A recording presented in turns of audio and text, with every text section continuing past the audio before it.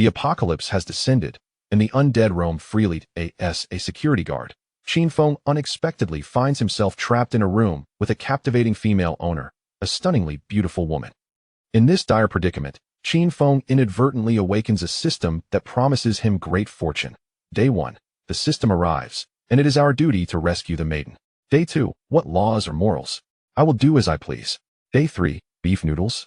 I do not partake in beef. From that moment forth, with the heavens above and the seas below, while others tremble in their rooms, Qin Feng gallantly traverses the city alongside the enchanting woman. Chapter 1. The apocalypse arrives. Breaking news: a mysterious virus has swept across the globe. Residents are advised to refrain from unnecessary outings. Qin Feng paid little heed to such news, merely glancing at it before scrolling to the next video. As the elevator ascended to the 3rd floor, it chimed softly, and the doors opened slowly. No, please don't. Wah. As the elevator doors parted, a cacophony of distressing sounds reached his ears. Is this how the wealthy indulge themselves? This was Qin Feng's initial reaction. After a brief moment of wild speculation, he dismissed those wicked thoughts. He was but a lowly security guard, and such unrealistic fantasies were destined to remain unfulfilled. He silently retracted his leg, preparing to step out, when suddenly he heard a woman's cry for help. Help! Is anyone there to save me? Upon hearing the voice, Qin Feng carefully drew his baton and stepped out of the elevator, only to be frozen in shock by the scene before him.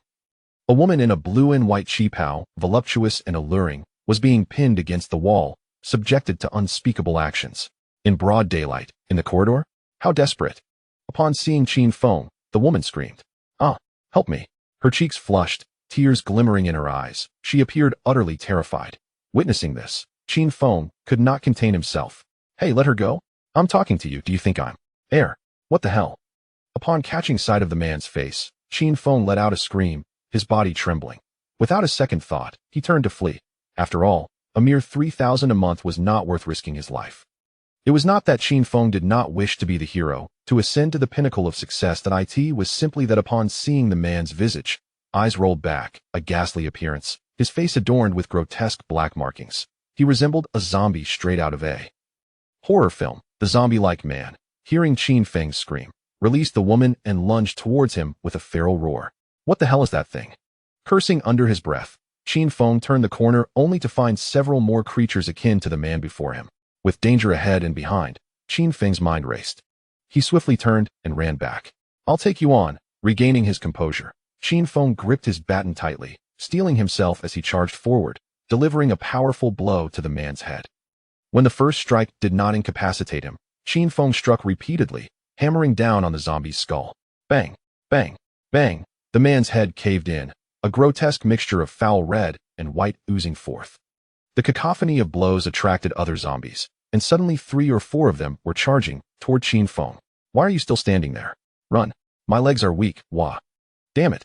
With quick reflexes, Qin Feng secured his baton in his belt, scooped up the woman, and dashed back into the room, slamming the door shut behind them. Roar! Outside, the zombies continued their relentless howls, while inside, Qin Feng and the beautiful woman collapsed onto the floor, gasping for breath. After a tense 15 minutes, the sounds of the undead gradually subsided. Qin Feng cautiously peered through the peephole, seeing 3 or 4 zombies clawing at the door. On one side of the wall lay hell, on the other, merely a delayed descent into it. Now, Qin Feng and the woman were utterly trapped, ensnared within this room. Damn it! Qin Feng couldn't help but curse. You, murderer! You killed my husband. The woman, with trembling fingers, pointed accusingly at Qin Feng. Are you out of your mind? Your husband was no longer human. If it weren't for me saving you, you would have been devoured by those monsters outside. You would have been dead long ago. The woman paled, her body shaking uncontrollably. Qin Feng cast a glance at the trembling woman but chose to ignore her for now. Instead, he gripped his baton and began searching the corners of the room, feeling a sense of unease. If a hidden zombie were to spring forth, he would not wish to engage in a spiritual encounter of the frightful kind. He recognized the woman in the living room. Her name was Li Man, who had recently moved in with her deceased husband. She was a prominent figure on the Yinlang platform, boasting millions of followers, among the elite of that realm. Once a mere ordinary student at Gangcheng University, Qin Feng had been expelled for unknown reasons. In search of a livelihood, he reluctantly took on the role of a beleaguered security guard in this community. Each time he saw Li Man during his shifts, he would greet her, but his attempts were met with her haughty indifference. In the living room, Li Man cautiously approached the door, peering through the peephole, when suddenly she spotted a pair of white eyes staring back at her, causing her to pale in fright. Just as she opened her mouth to scream, Qin Feng swiftly covered her mouth. Li Man struggled against Qin Feng's grip, the sensation of suffocation causing her to roll her eyes back. Don't you dare scream, or I'll make sure you join your dead husband. Li Man nodded fervently, and upon seeing her compliance, Qin Feng released his hold. If she insisted on crying out, he would not hesitate to send her to accompany her departed spouse. Once she had calmed down, Qin Feng began to scrutinize the woman before him. Her features were exquisite, her skin fair, and most importantly, her figure was exceptional. Can you call for help? My phone fell outside. Help? Qin Feng tore his gaze away from Li Man, retrieving his own phone from his pocket without hesitation and handing it to her. After obtaining the phone, Li Man immediately dialed the rescue team, but the line was perpetually busy, and her expression grew increasingly anxious. I suggest you abandon all hope. The situation outside is likely far worse than we imagine.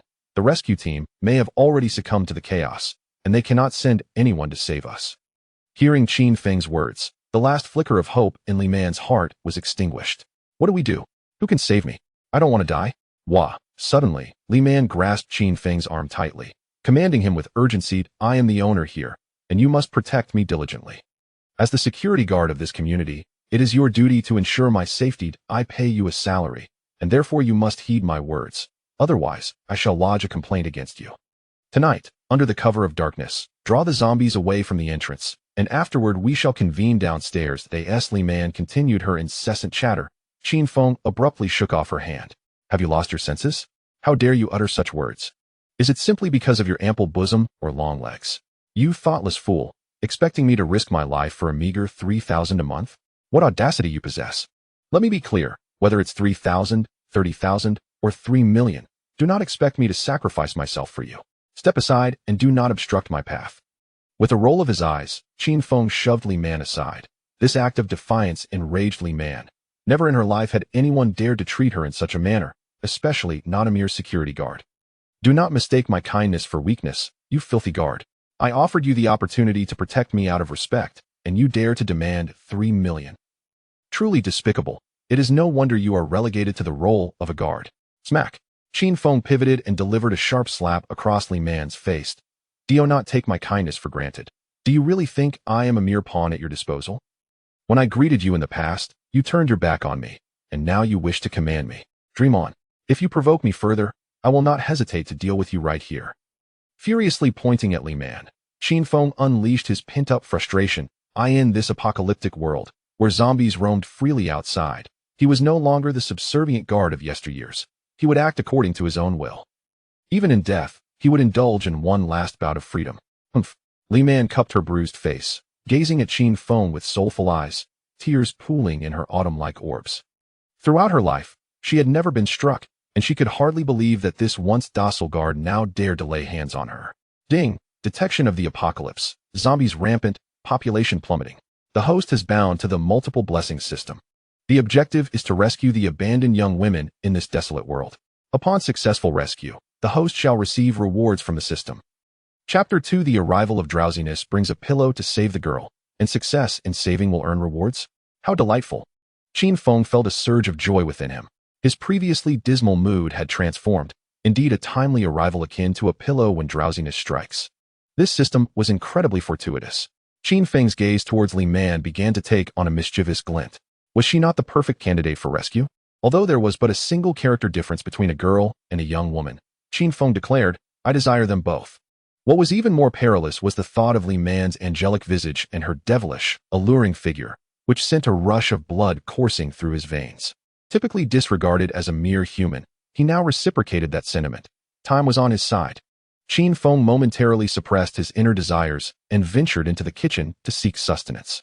In this apocalyptic world, food and clean water were paramount. Everything else could wait. Meanwhile, in the living room, Li Man had ceased her weeping, sighing as she accepted the grim reality of the apocalypse. Outside, terrifying zombies lurked, and inside, there was a lecherous man with intentions far from innocent. Yet, facing this lecher was no less daunting than confronting the horde of zombies outside. The earlier harrowing scene lingered in her mind, leaving her shaken. On the other hand, Qin Feng opened the refrigerator door, revealing 2 bottles of fresh milk, a bottle of red wine, and 4 slices of toast on the first shelf. The second shelf was completely bare.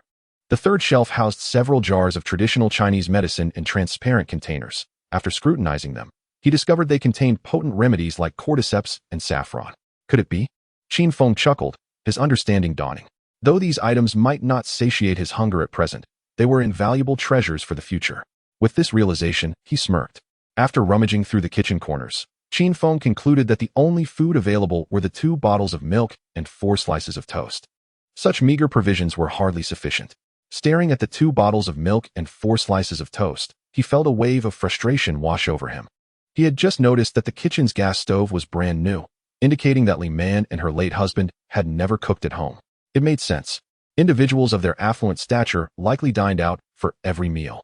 He would have to make do with this scant fare. Qin Feng poured himself half a glass of milk and grabbed a slice of toast, sitting down at the dining table in the living room to eat. Barely enough for 4 meals. You've consumed the food I bought. What will I eat? Li Man glared at Qin Feng, indignantly pointing at the bread and milk in his hands. After finishing the toast, Qin Feng wiped his mouth with his hand, a wicked smile playing on his lips. What am I eating? His gaze slowly drifted downward. Li Man felt a mix of shock and embarrassment. You are shameless and lewd. And what of it? Am I not entitled to be shameless? Qin Feng drained the last sip of milk from his glass, licking his lips before reclining comfortably on the leather sofa in the living room. All the food in the refrigerator belongs to me. If you dare touch it, I will dispose of you, he warned, observing Li Man as she approached the kitchen, about to open the refrigerator door. All of this is mine. How can it be yours? Li Man retorted angrily. What you bought is yours, but had I not saved you earlier, you would be dead by now, not standing before me alive and well. One must be grateful. If I catch you stealing my food again, I will throw you outside to feed the zombies. Qin Feng threatened. Li Man was terrified, retreating with a pale face. Could this ruthless man truly cast her out? The memory of his earlier attack sent chills down her spine. She believed that if he were truly angered, he would follow through on his threats and cast her out to face the zombies. How could she endure such humiliation? Not only had he seized her home, but he was also monopolizing her food. She felt both aggrieved and fearful, dreading the day when the man on the sofa might unleash his primal instincts. Before the apocalypse, she and her husband had been planning to dine at a newly opened private restaurant in Gangxing. Unexpectedly, while waiting for the elevator, her husband had transformed into a horrific creature, his eyes rolling back as he bared his fangs at her. Had she not reacted swiftly and evaded his attack, she would have become a zombie by now. Yet, she was now trapped within these walls, unable to escape. As she pondered how to endure the days ahead, she did not notice that Qin Feng had silently approached her from behind. Chapter 3, I will examine your body. What are you doing? Li Man startled as she turned around to find Qin Feng gazing at her with a peculiar expression, instantly chilling her heart. She understood all too well what that gaze signified. Do not come near. I am not the kind of woman you think I am. Being scrutinized by Qin Feng sent shivers down her spine. I implore you, do not be foolish. I am not the man you envision. Put away your filthy thoughts. Qin Feng smirked playfully. Upon hearing this, Li Man placed her hand over her heart, exhaling a sigh of relief. However, I recall that your husband attacked you in the hallway earlier. If you bear any wounds, it would be exceedingly dangerous for me to remain with you post-transformation. Thus, you must allow me to examine you. In an instant, Li Man's eyes widened in disbelief as she stared at Qin Feng. You are shameless. I am not injured. How could I possibly transform? It is not for you to decide whether you are wounded. What if the injury is in a concealed area? Thus, a thorough examination is imperative for my safety, he insisted, advancing towards her. Li Man's heart sank into despair. She realized she could not escape his clutches today. How could a single woman resist him? I present you with 2 choices. First, undress so I may check for any injuries, or second, I will throw you outside. There are several zombies lurking outside. Surely, you do not wish for your beautiful face to be marred? No, absolutely not. Li Man bit her lip, her eyelashes glistening with tears. Not an option? Then what do you propose? I must consider my safety as well. Qin Feng raised an eyebrow. Since you refuse, I will not force you. However, you must leave. Think carefully. Even if you evade the zombies outside, your beauty will attract unwanted attention from other men. The consequences may be unbearable. Before the apocalypse, your beauty was your asset. In this new world, it may very well become your liability, even a threat to your life. Qin Feng crossed his arms, watching Li Man intently, a triumphant smile creeping onto his lips. I will give you 1 minute. Will you choose option 1 or option 2? Li Man lowered her head in silence. tears streaming down her cheeks. She had never imagined she would submit to a security guard, yet his words rang true. Even if she were fortunate enough to survive the zombies outside, as a defenseless woman, what could she rely on to navigate this desolate world? The world outside had shed all semblance of law and morality. She understood that stepping through that door would lead to a tragic demise. 59, 58. 57. Can you not pressure me? I will give you money, a substantial amount. Li Man once again lifted her head and spoke in a pleading tone. The only response from Qin Feng was the cold countdown of numbers. 18, 17, 16, 15. Observing Li Man's pitiful demeanor stirred something within him. This woman was truly a rare gem, and he longed to hold her close and shower her with affection. 5, 4, 3, 2, 1. Time's up. Have you made your choice? Li Man trembled slightly as she stepped forward, entwining her arm with Qin Feng's. I choose to be your woman. Ah, how understanding you are. In that case, I shall thoroughly examine you for any injuries. If I find any, there will be consequences, Qin Feng said, lifting Li Man's chin gently with his finger. Do not be disheartened. Being my woman is not a disadvantage. In this apocalyptic world, as long as I have food, you shall have food as well. Ding. Congratulations, host. You have received a system reward. Reward. Combat ability, Inferno Havoc. Reward. Attribute enhancement. All basic attributes increased by 20%. Acquired biological ability, Tian Xinjin. Qin Feng was astounded to receive 3 incredible rewards at once. He quickly reviewed the usage instructions, never expecting the system to be so generous. 1. Inferno Havoc, a close-range attack ability, initially a level 1 ability, which allows the host to devour anything within a 10-meter radius. 2. Attribute enhancement. The host's attributes will be strengthened by 20%, and personal attributes can be viewed through the attribute panel. 3. Tian Xinjin. The system will significantly enhance the host's reproductive capabilities, currently limited to the same species. Is it truly that powerful? Wait. What does it mean that the Tian Xinjin is currently limited to the same species? Could it mean interspecies possibilities in the future? The thought sent shivers down Qin Feng's spine as he recalled his third brother and sister-in-law.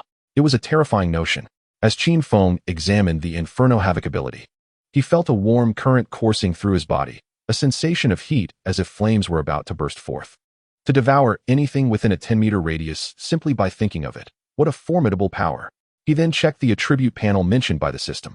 Name, Qin Feng. Age, 22. Height, 183 centimeters. Weight, 80 kilograms. Agility, 28 stamina, 30 spirit, 26 speed, 30 enhancement points. 0 can be obtained by defeating zombies. Ability, Inferno Havoc, level 1. Tian Xinjin. The enhancement points should be used to strengthen various attributes, so I must first increase my attack speed and max out my stamina and speed. My original attributes were already excellent, and with the 20% increase, ordinary individuals should have attributes around 15. I estimate I could handle 1 against 3 with ease. Coupled with Inferno Havoc, I should be able to confront most threats unless faced with a horde of zombies. In the bathroom, warm steam enveloped the space, rendering Li Man's delicate skin a rosy hue, making her appear even more enchanting. Droplets of water clung to her eyelashes, and a blush adorned her cheeks. Something feels off. Do you still? Qin Feng furrowed his brow at the sight of her vibrant blush, puzzled. Li Man bit her red lips and shyly nodded. What a waste. Qin Feng muttered under his breath. Time passed minute by minute. Chapter 4. Astonished Li Man. After the enhancement, Qin Feng felt a warm flow through his body, an immensely pleasurable sensation that dissipated his previous fatigue. Li Man's blush had not yet faded. Husband, can we truly survive in this apocalypse? Li Man bit her pristine lip, tears shimmering in her eyes, even addressing Qin Feng as husband. He placed his hand on her head, gently stroking her silky hair. Yes, I assure you, we will survive. The next day, Qin Feng rose from bed and gently tapped Li Man to wake her. To his surprise, she curled herself tighter. No, I want to sleep a little longer, Li Man murmured in her sleep, having hardly rested the previous night. Before the apocalypse, Qin Feng could never have dreamed of being with a woman like Li Man. In the world before, one needed a car, a house, and savings to be worthy of even an ordinary woman. Without these, it was a foolish fantasy, akin to a toad wishing to eat swan meat. Even if one saved enough for a house and car, they would still have to endure the mundane trials of married life, a truly dismal thought. But now, everything was different. This was an apocalypse. With sufficient strength, he could command the world. He could do as he wished without the constraints of morality or law. And the very thought thrilled him. Qin Feng swiftly dressed and prepared to test the power of his abilities. Yesterday, He had pondered how to leave the house quietly without attracting the attention of zombies, and now, fortune had smiled upon him. Just as he was about to step outside with his baton to clear out the zombies, he felt Li Man wrap her arms around his waist from behind. Her face pressed against his back. "Where are you going? Take me with you." Qin Feng noticed how tightly she held on to him. Realizing she must have woken up and panicked when she found him missing, fearing he had abandoned her. "I'm going to clear out the zombies in the vicinity and gather some supplies. Don't worry, I'm not the kind of man you think I am. I will keep my promise and never abandon you." "Husband, you're going to clear out the zombies?" Li Man exclaimed, startled. "I want to allow you to go. It's too dangerous out there. What if something happens to you? Do you want me to be a widow? If I don't go out, what will we eat? You don't want to starve every day, do you? Trust me, if I sense any danger, I will return. Besides, your husband is now quite formidable. You know that." Qin Feng said half-jokingly. "First, drink that bottle of milk on the table to soothe your throat. It seems a bit hoarse." Li Man obediently nodded and drank the milk eagerly. Qin Feng felt pleased with Li Man's attitude. They truly resembled a married couple now. Tonight, they would enjoy the saffron and cordyceps he had found in the fridge yesterday. As Li Man finished her milk, she noticed Qin Feng had opened the door. Outside, a few wandering zombies caught the scent of a living person and began to screech excitedly, lunging towards Qin Feng. "Husband." Before Li Man could finish warning him to be careful, the nearest zombie was already less than a meter away from him. Despair washed over her as she closed her eyes. "Die!" Qin Feng shouted, pressing his palm downward, and in an instant, the zombie before him was reduced to ashes. "See? Invincible." Qin Feng was astonished. Was this the true power of his ability? To incinerate them to dust in an instant? However, it can only be used 5 times within an hour, and to utilize it again, one must wait for the cooldown period to expire. This extraordinary ability is currently only at level 1, and should it continue to upgrade, one can only imagine the terrifying power it may attain. In the living room, Li Man, filled with trepidation, cautiously opened her eyes once more, only to behold Qin Feng standing unharmed at the doorway, while the zombies that had just attacked him had vanished without a trace. "Darling, you scare me to death.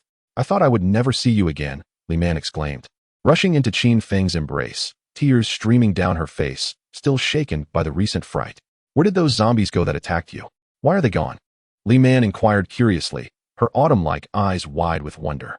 "They are right here. The piles of ash on the ground are the zombies that just attacked me. But I have reduced them to ashes." Qin Feng pointed to the remnants scattered on the floor.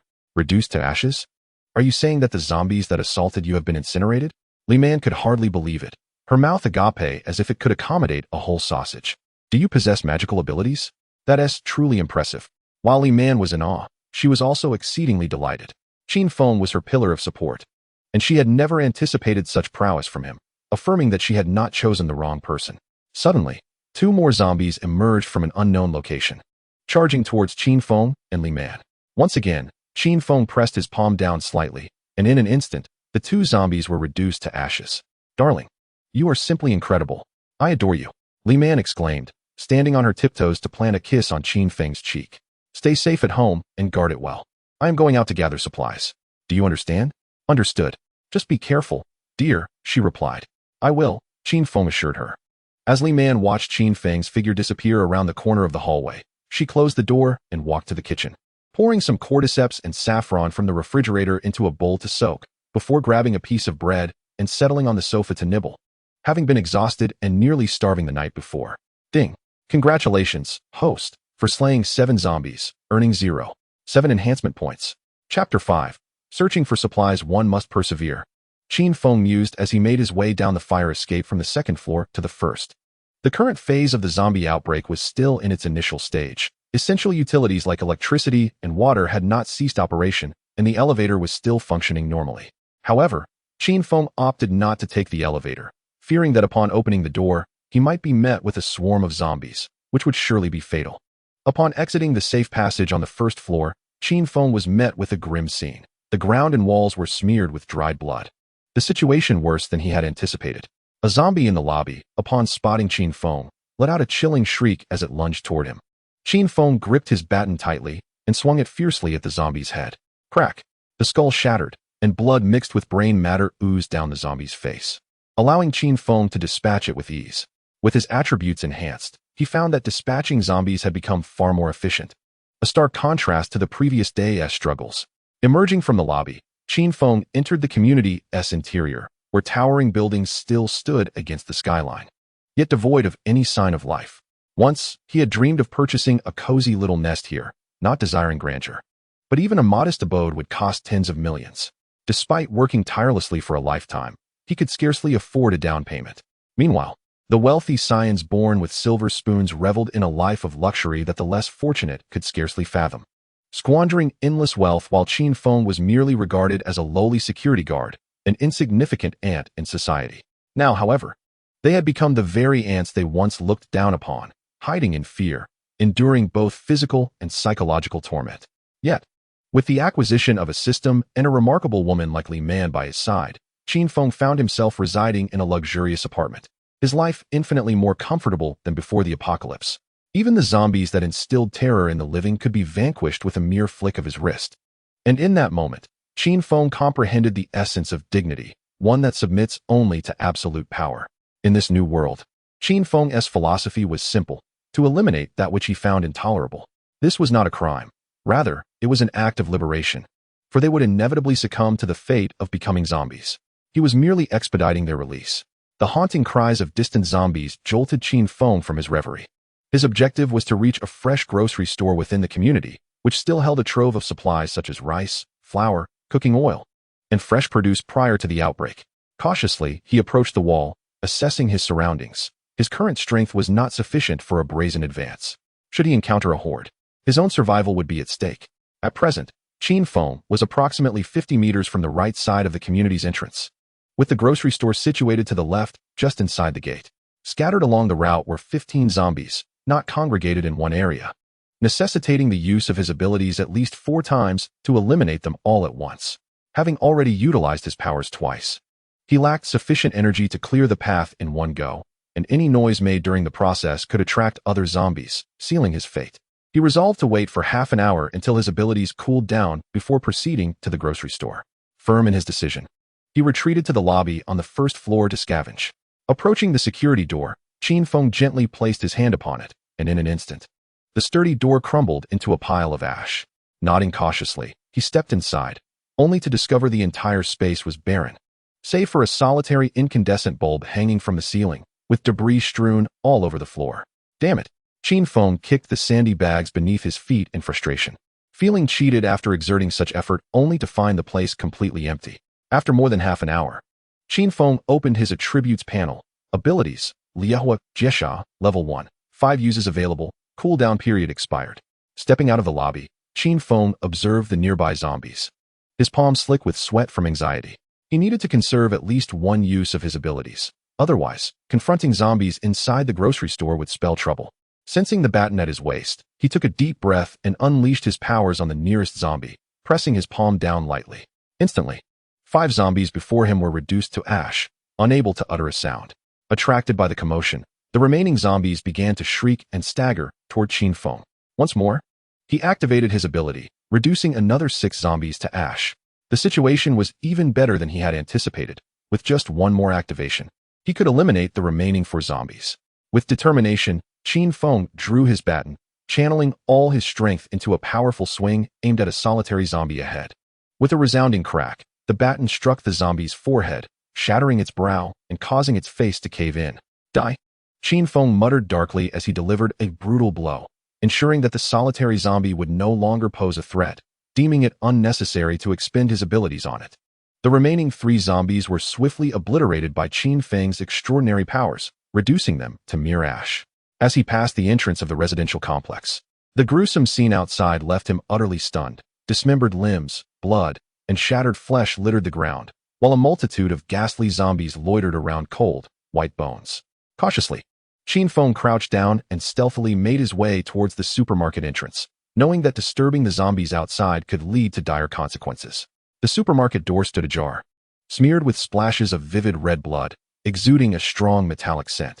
Upon entering, Qin Feng immediately unleashed his powers, eradicating all the zombies within, and promptly secured the glass door behind him. A notification chimed. Congratulations, host. You have slain 15 zombies and earned 15 enhancement points. At that moment, Qin Feng received another message from the system, indicating that he had accumulated a total of 22 enhancement points, which he promptly allocated to his stamina.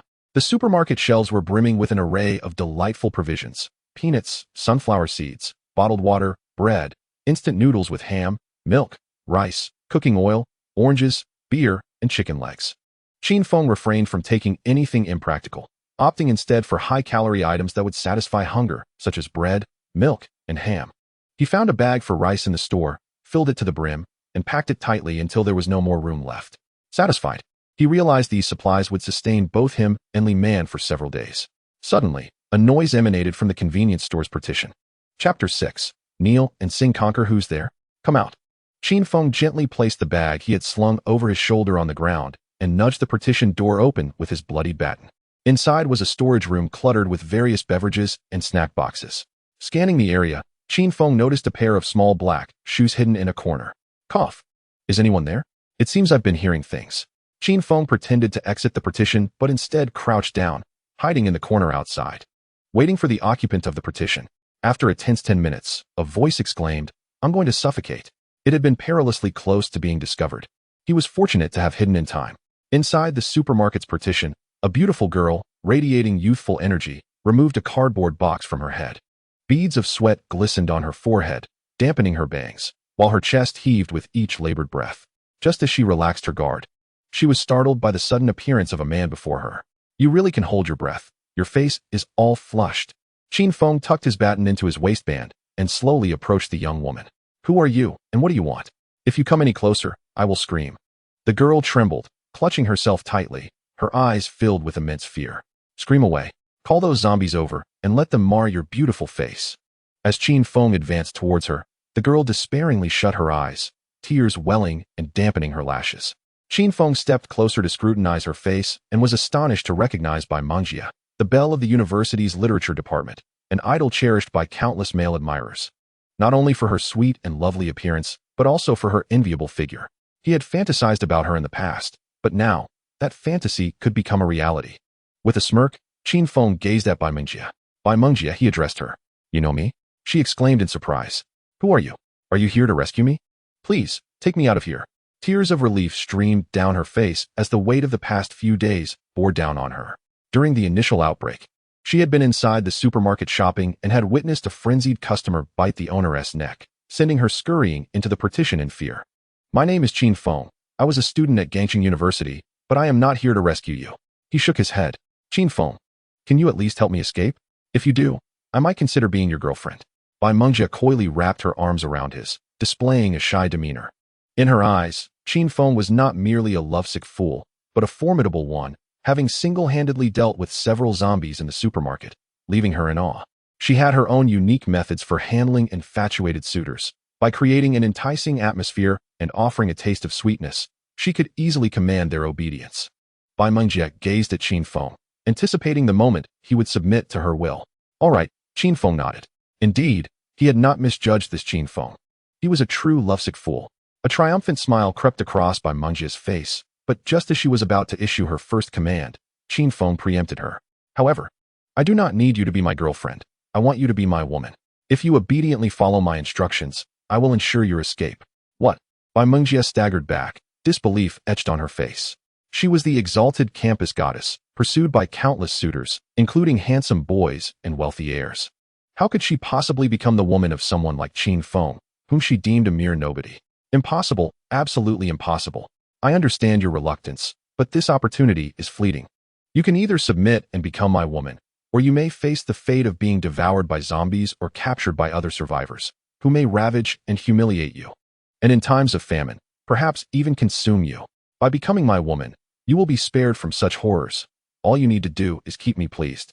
I will not only ensure your safety, but also provide you with ample food. You have 3 minutes to decide. Qin Feng regarded Bai Mengjie with a playful glint in his eyes. To him, the lofty campus goddess and the adored idol were nothing more than trifles in this apocalypse. As long as one possessed means and strength, any noble or beautiful woman could be claimed. As for taking advantage of the vulnerable, he saw it differently. He merely sought to save the helpless girl. What fault was there in that? Time ticked away, second by second. You have 1 minute left. Qin Feng lifted his eyelids, growing impatient. I will agree to be your girlfriend right now. Please don't pressure me. Bai Mengjie, flustered, pressed her hands to her chest. Her tear-filled, doe-like eyes pleading with Qin Feng, appearing utterly pitiful. "Ha! Do you truly think I am one of your lovesick fools? That a little sweetness will make me obey? Think again. You have 30 seconds left."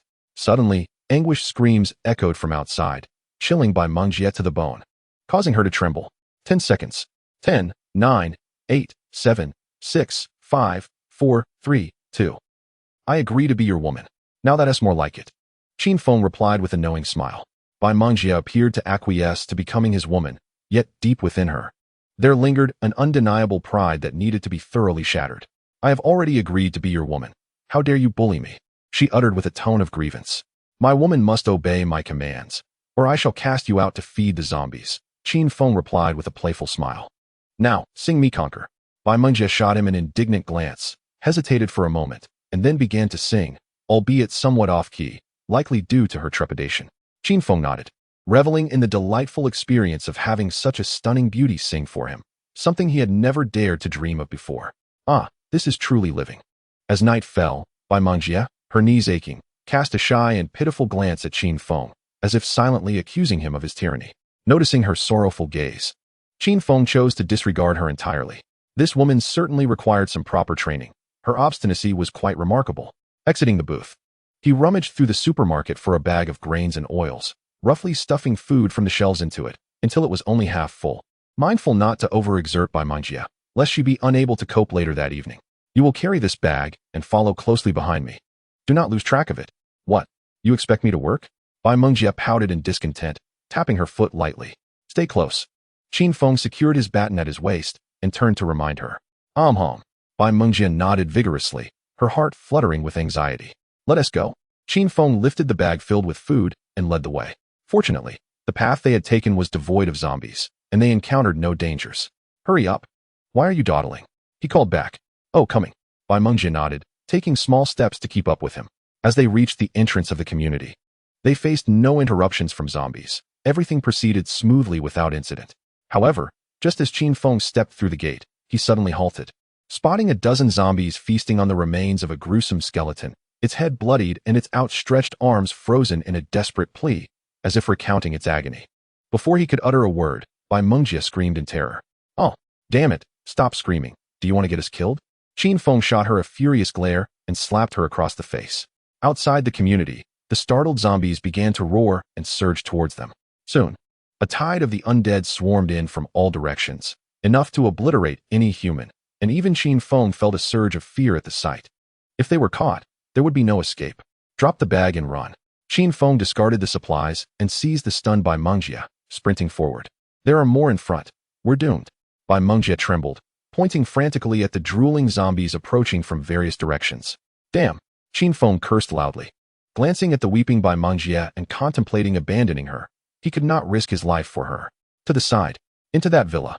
He quickly pulled Bai Mengjie towards a villa on the left, with hundreds of zombies rampaging behind them, flailing their limbs and howling with bloodied fangs.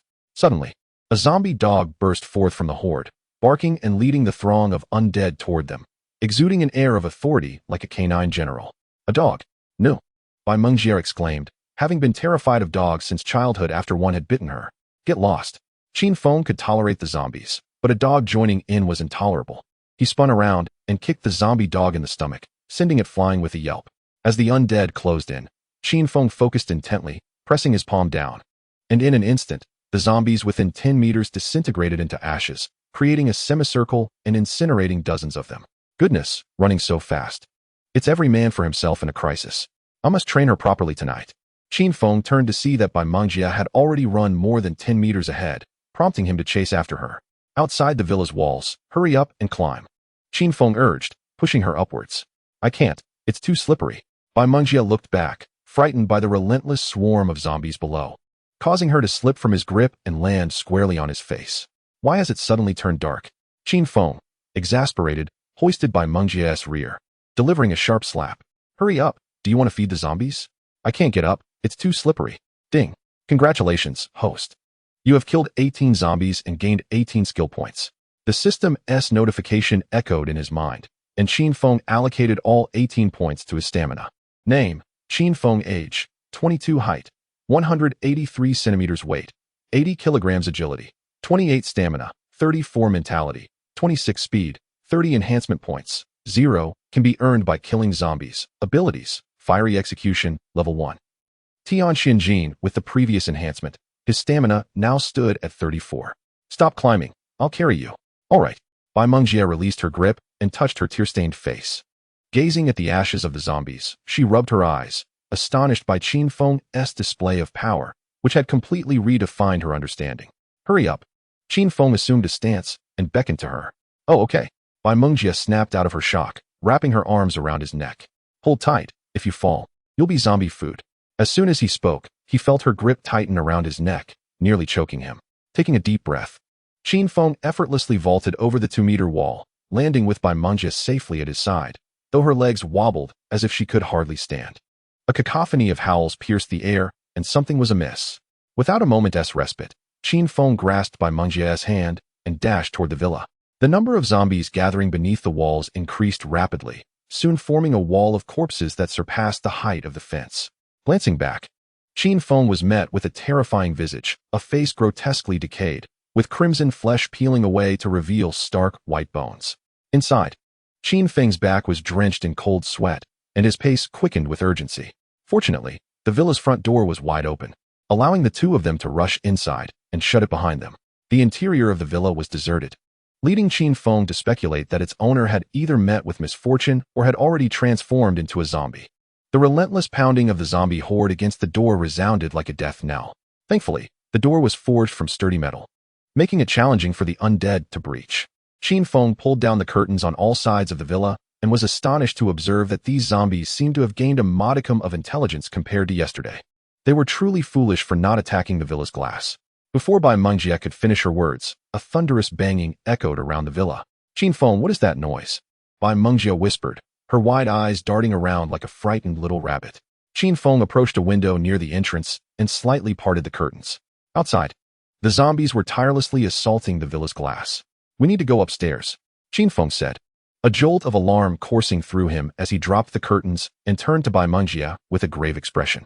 Okay, she nodded, but as she attempted to move, her legs felt as if they were weighed down with lead, rendering her immobile. I can't move, Bai Mengjie lamented, clutching the hem of Qin Feng's shirt, her eyes brimming with tears. Sighing, Qin Feng shook his head, feeling helpless. He could not blame her. Anyone would instinctively react in fear upon witnessing such a horrific scene. He bent down and lifted Bai Mengjie into his arms, ascending the staircase to the second floor. Each thud of the zombies against the villa serving as a relentless reminder of their impending doom. Bai Mengjie nestled her head against Qin Feng's chest, the warmth providing her with a sense of security, and her discomfort began to fade. As he gazed upon Bai Mengjie, curled up like a kitten in his embrace, an idea for their escape crossed his mind. This was a decisive moment. The villa's glass should hold out for a while longer. He silently prayed for an extraordinary ability to manifest soon. Ding. Congratulations, the host has successfully killed 20 zombies, earning 2 enhancement points. Ding. Congratulations. The host has received a system reward. Reward, Space Ability, Water Cube. Reward, Fire Catastrophe, Level 2. What a stroke of luck. Qin Feng sat up, allocating all enhancement points to his stamina, a comforting warmth coursing through him, leaving him feeling pleasantly tingly. The cacophony of banging from outside showed no signs of abating. Rising, he approached the window and drew back the curtains to peer below. A dense throng of zombies had gathered outside. Remarkably, the glass remained unbroken. Could it be tempered glass reinforced by enhancements? This villa was evidently modified, far sturdier than he had anticipated, and its location was exceptionally advantageous. It could serve as an excellent future stronghold. Qin Feng couldn't help but smile, and he began to examine the rewards he had just received. 1. Space Ability, Water Cube, initially at level 1, grants the host a storage capacity of 10,010. This is impressive. With this ability, he would no longer fear running out of space for supplies, and as it evolved, it would spawn various capabilities, rendering him nearly invincible. 2. Fire Catastrophe, level 2, expands its range, capable of incinerating everything within a 20-meter radius. Damage increased, usable 10 times with a 1-hour cooldown. The damage boost and doubled range were fantastic. If only the cooldown could be shortened further. With these thoughts in mind, Qin Feng stood by the window, raised his hand, and his gaze turned steely as he surveyed the zombies below. Die. With a swift motion of his palm, hundreds of zombies surrounding the villa were obliterated, dissipating into dust. Ding. Congratulations, the host has killed 280 zombies, earning 28 enhancement points. What a thrill. Qin Feng allocated all his enhancement points to stamina and speed. He needed to maximize his attack speed, for the increasing demands of movement would soon become overwhelming. Name: Qin Feng. Age: 22. Height: 183 centimeters. Weight: 80 kilograms. Agility: 28 stamina, 48 spirit, 26 speed, 44 enhancement points, 0 points awarded for killing zombies. Abilities: Fire Catastrophe, Level 2. Tian Xinjin, Water Cube, Level 1. After boosting his stamina and speed, Qin Feng felt a surge of heat radiate from his lower abdomen. 10. I want to take on 10. Bai Mengjie, sitting up behind him, looked at Qin Feng with a hint of lingering resentment and fear in her eyes. What are you thinking? You aren't contemplating something lewd, are you? Qin Feng could tell from her expression that her thoughts were straying into questionable territory. No, Bai Mengjie replied, her face flushing as she lowered her head, feeling exposed. Can you get up? I want to check around the villa. If you can't, just rest for a while. You want to go out? But there are so many zombies outside. I've taken care of them, Qin Feng said nonchalantly. Taken care of them? Bai Mengjie, disregarding her aching body, hobbled to the window. The previously densely packed zombies had vanished entirely. They're really gone. I thought I was going to die today, she exclaimed joyfully, rushing into Qin Feng's arms. The softness of her embrace ignited a fire within him, yet he stifled his desires. We'll stay here from now on. You rest. I'll head downstairs to investigate. Qin Feng playfully pinched Bai Mengjie's soft cheek. All right, she nodded eagerly, feeling that being with Qin Feng was the wisest decision she could ever make. The villa boasted 5 levels, 3 above ground and 2 below, with an infinity pool atop. In the main bedroom on the 3rd floor, Qin Feng discovered an array of uniforms, bikinis, nun outfits, maid costumes, and nurse attire. These were indeed essential items. It seemed the villa's former male owner had indulged in a rather extravagant lifestyle. Nonetheless, this suited Qin Feng's needs perfectly. Chapter 9. The understanding Li Man. Thinking of Li Man stirred something in Qin Feng's heart. Leaving the villa, he resolved to gather supplies from the supermarket. However, halfway there, he noticed that the 2 bags of grain he had discarded had mysteriously vanished. Had someone taken them? As he walked, he speculated that someone had shown greater audacity than he had anticipated, venturing out to scavenge for supplies merely 2 days into the apocalypse. It seemed likely that someone nearby had witnessed the entire episode and seized the opportunity while the zombies were distracted. But it mattered not. Qin Feng would eventually scour the entire neighborhood and was confident he would find this individual. Near the supermarket, a few zombies had once again gathered together. To deal with these creatures, Qin Feng did not even bother to blink. He simply raised his hand and reduced them to ashes. After enduring numerous twists and turns, Qin Feng finally returned to the supermarket. Thoughts of potato chips, cookies, peanuts, sunflower seeds, grains, and essential condiments filled his mind. In an instant, all the food on the shelves was drawn into his storage space. Mineral water, candies, chocolates, dried plums, vegetables, fruits, toothbrushes, towels, and sanitary napkins were all collected. In less than half a minute, Qin Feng had gathered all the supplies from the supermarket, leaving not a single grain of rice for others. This was the principle he adhered to. As he surveyed the now empty supermarket, with only the shelves remaining, Qin Feng felt a profound sense of accomplishment. The supplies in his storage, if used solely by him, could last an entire year. However, in the future, the base would only assist an increasing number of lonely girls, and these supplies would be far from sufficient. Fortunately, a large supermarket was just a few hundred meters outside the community, and a storage base of Werwo was 2 kilometers away. If he could clear the resources from these places, it would be a lifetime supply. Having collected all the supplies, Qin Feng set off to find Li Man, effortlessly dispatching a few scraggly zombies along the way. He knocked firmly on the door of the house, feeling an overwhelming sense of strength. Even if the zombies were attracted to him, it mattered not. With a mere wave of his hand, he could extinguish them. Those that others found terrifying were merely experience points in his eyes, perfect for upgrading his attributes. Who is it? It's me, Qin Feng. Darling. Li Man exclaimed joyfully as she hurriedly opened the door. You're back. I was so worried while you were gone, she said, wrapping her arms around him. Qin Feng felt Li Man's warmth and embraced her tightly. Wasn't I just out to gather supplies? Besides, those scraggly zombies pose no threat to me now. After a moment of holding each other, Qin Feng said, Li Man, please tidy up. We will be moving to another place shortly. Okay, darling. Where are we moving to? Li Man did not question or inquire further, believing that Qin Feng's decisions were undoubtedly for her benefit. There's a villa within the community. Hurry and pack your things. We must leave soon. All right. The villa was already quite well furnished. So Qin Feng only asked Lai Man to pack a few sets of clothes and to store the cordyceps and saffron from the refrigerator into his space. I'm ready, Lai Man said after taking a shower, standing before Qin Feng with her hair tucked behind her ear, her lips pursed, exuding charm. Let us go. Qin Feng, brimming with enthusiasm, took Lai Man's hand and returned to the villa.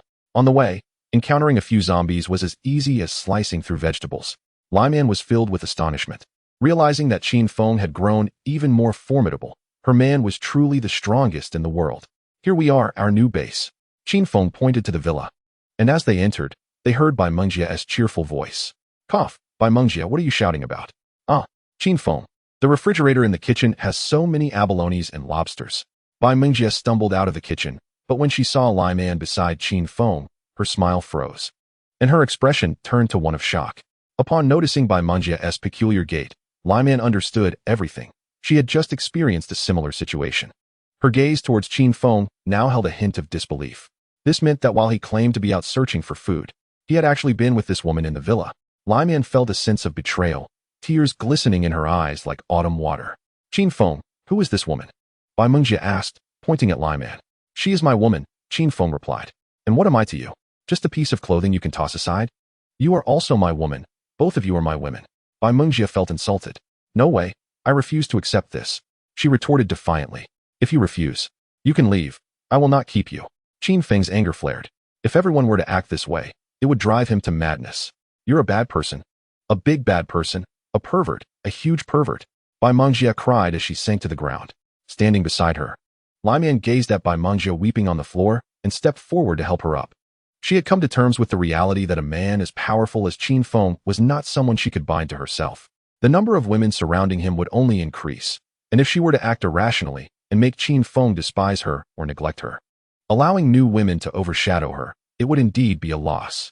It was better to let go and become the unique woman who understood Qin Feng the most. After Lai Man comforted her, Bai Mengjia nodded and quickly ceased her weeping. Darling, are you hungry? Should I cook? Oh, you can cook? Qin Feng was pleasantly surprised to learn Lai Man could prepare meals, and he readily agreed. Chapter 10. Cries in the night. Qin Feng retrieved 2 bags of rice along with some vegetables and eggs from his storage. The supermarket lacked fresh meat, which would have been ideal. However, Bai Mengjia had just mentioned that the refrigerator in the kitchen held abalones and lobsters, which could be prepared for a feast. So much food. Bai Mengjia and Lai Man were astonished as they watched Qin Feng produce the food as if by magic, excitedly stamping their feet. Right, I almost forgot. Ignoring their admiring gazes, Qin Feng pulled out some snacks and fruits. If you get hungry later, you can snack on these. You just assist Lai Man. I'm going upstairs for a nap. I'm quite tired today. Qin Feng gestured towards Bai Mengjia. Why should you do nothing and just sleep? Bai Mengjia countered, crossing her neck defiantly. Because all this food is provided by me.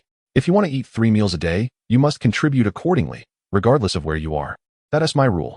Humph. Bai Mengjia shot him a resentful glance, clearly dissatisfied.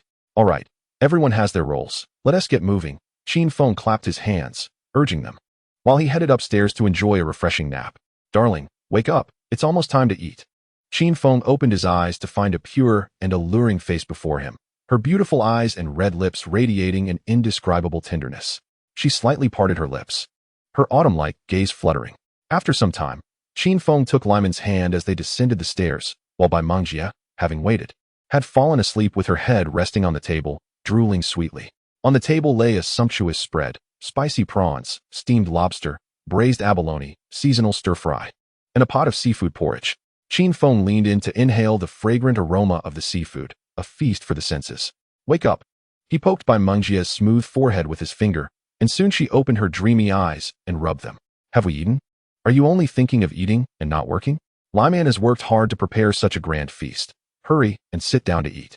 You must be exhausted.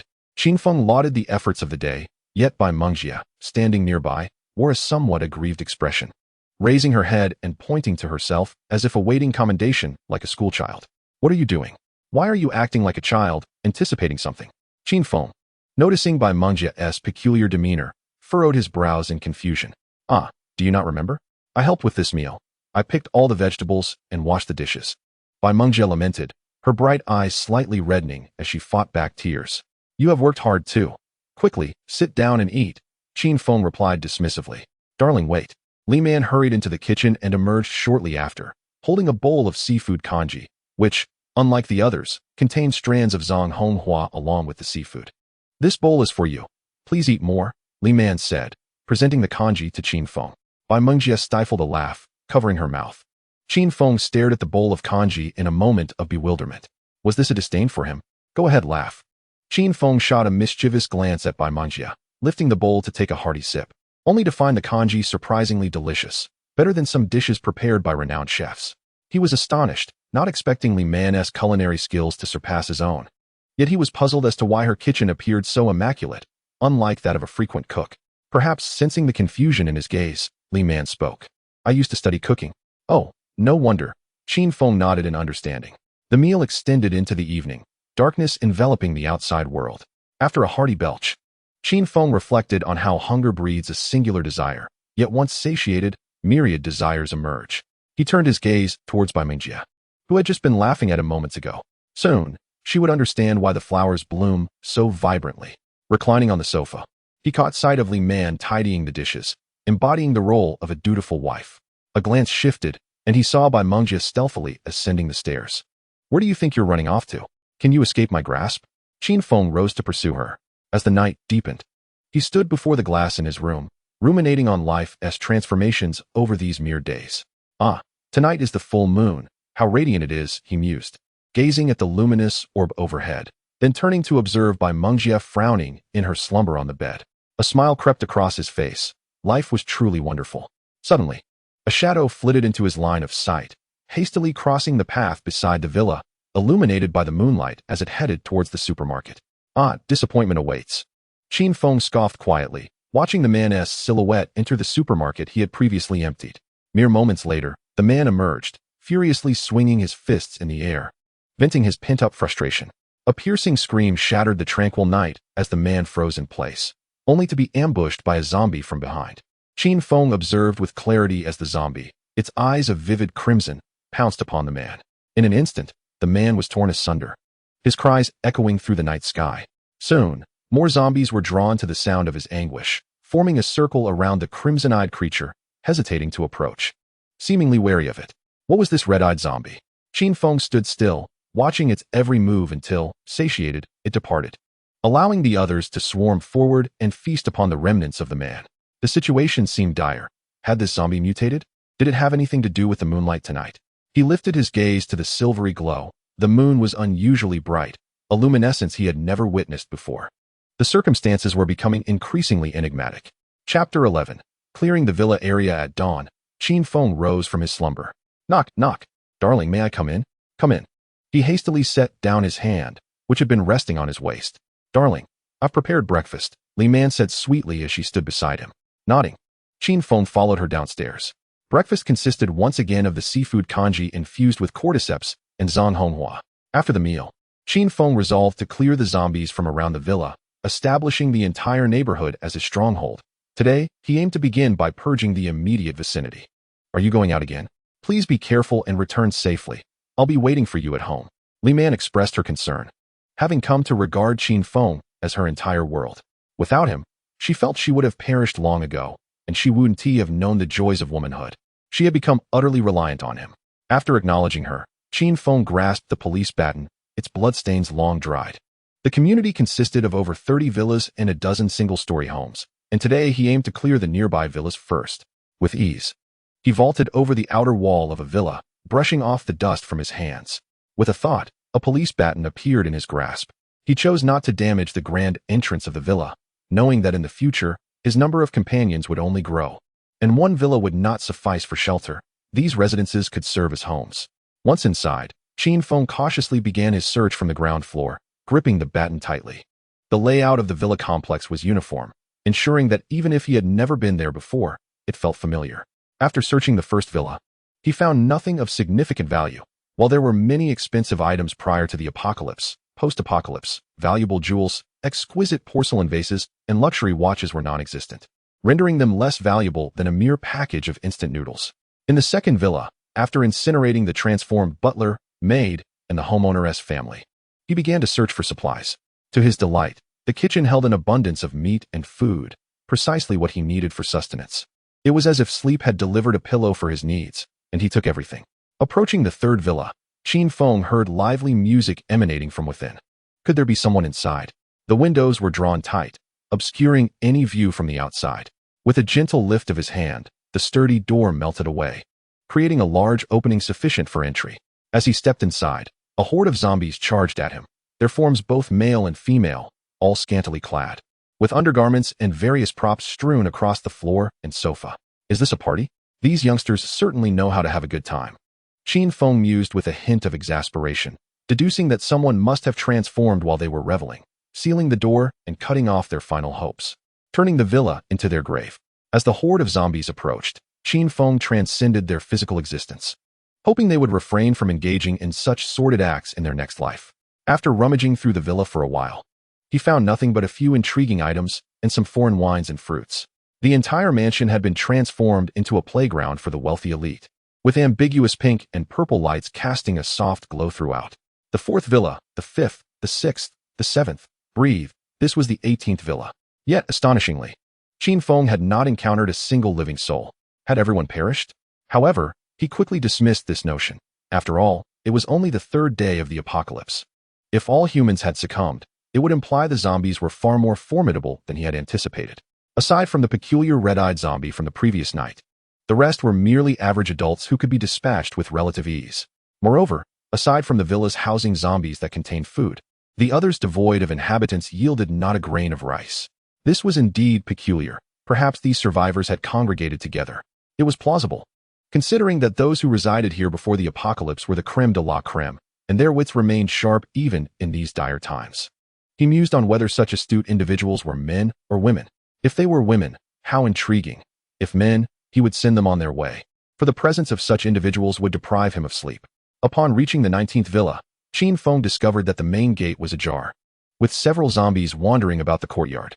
As he stepped inside, the zombies lunged at him with guttural roars, and he swiftly dispatched them. With a contemplative expression, he regarded this peculiar villa. The gate stood open, yet the zombies lingered nearby, suggesting that someone must indeed be inside to keep them close. After cautiously circling the villa, he approached the entrance. Inside, a stunning woman radiating an aura of frost had heard the commotion outside.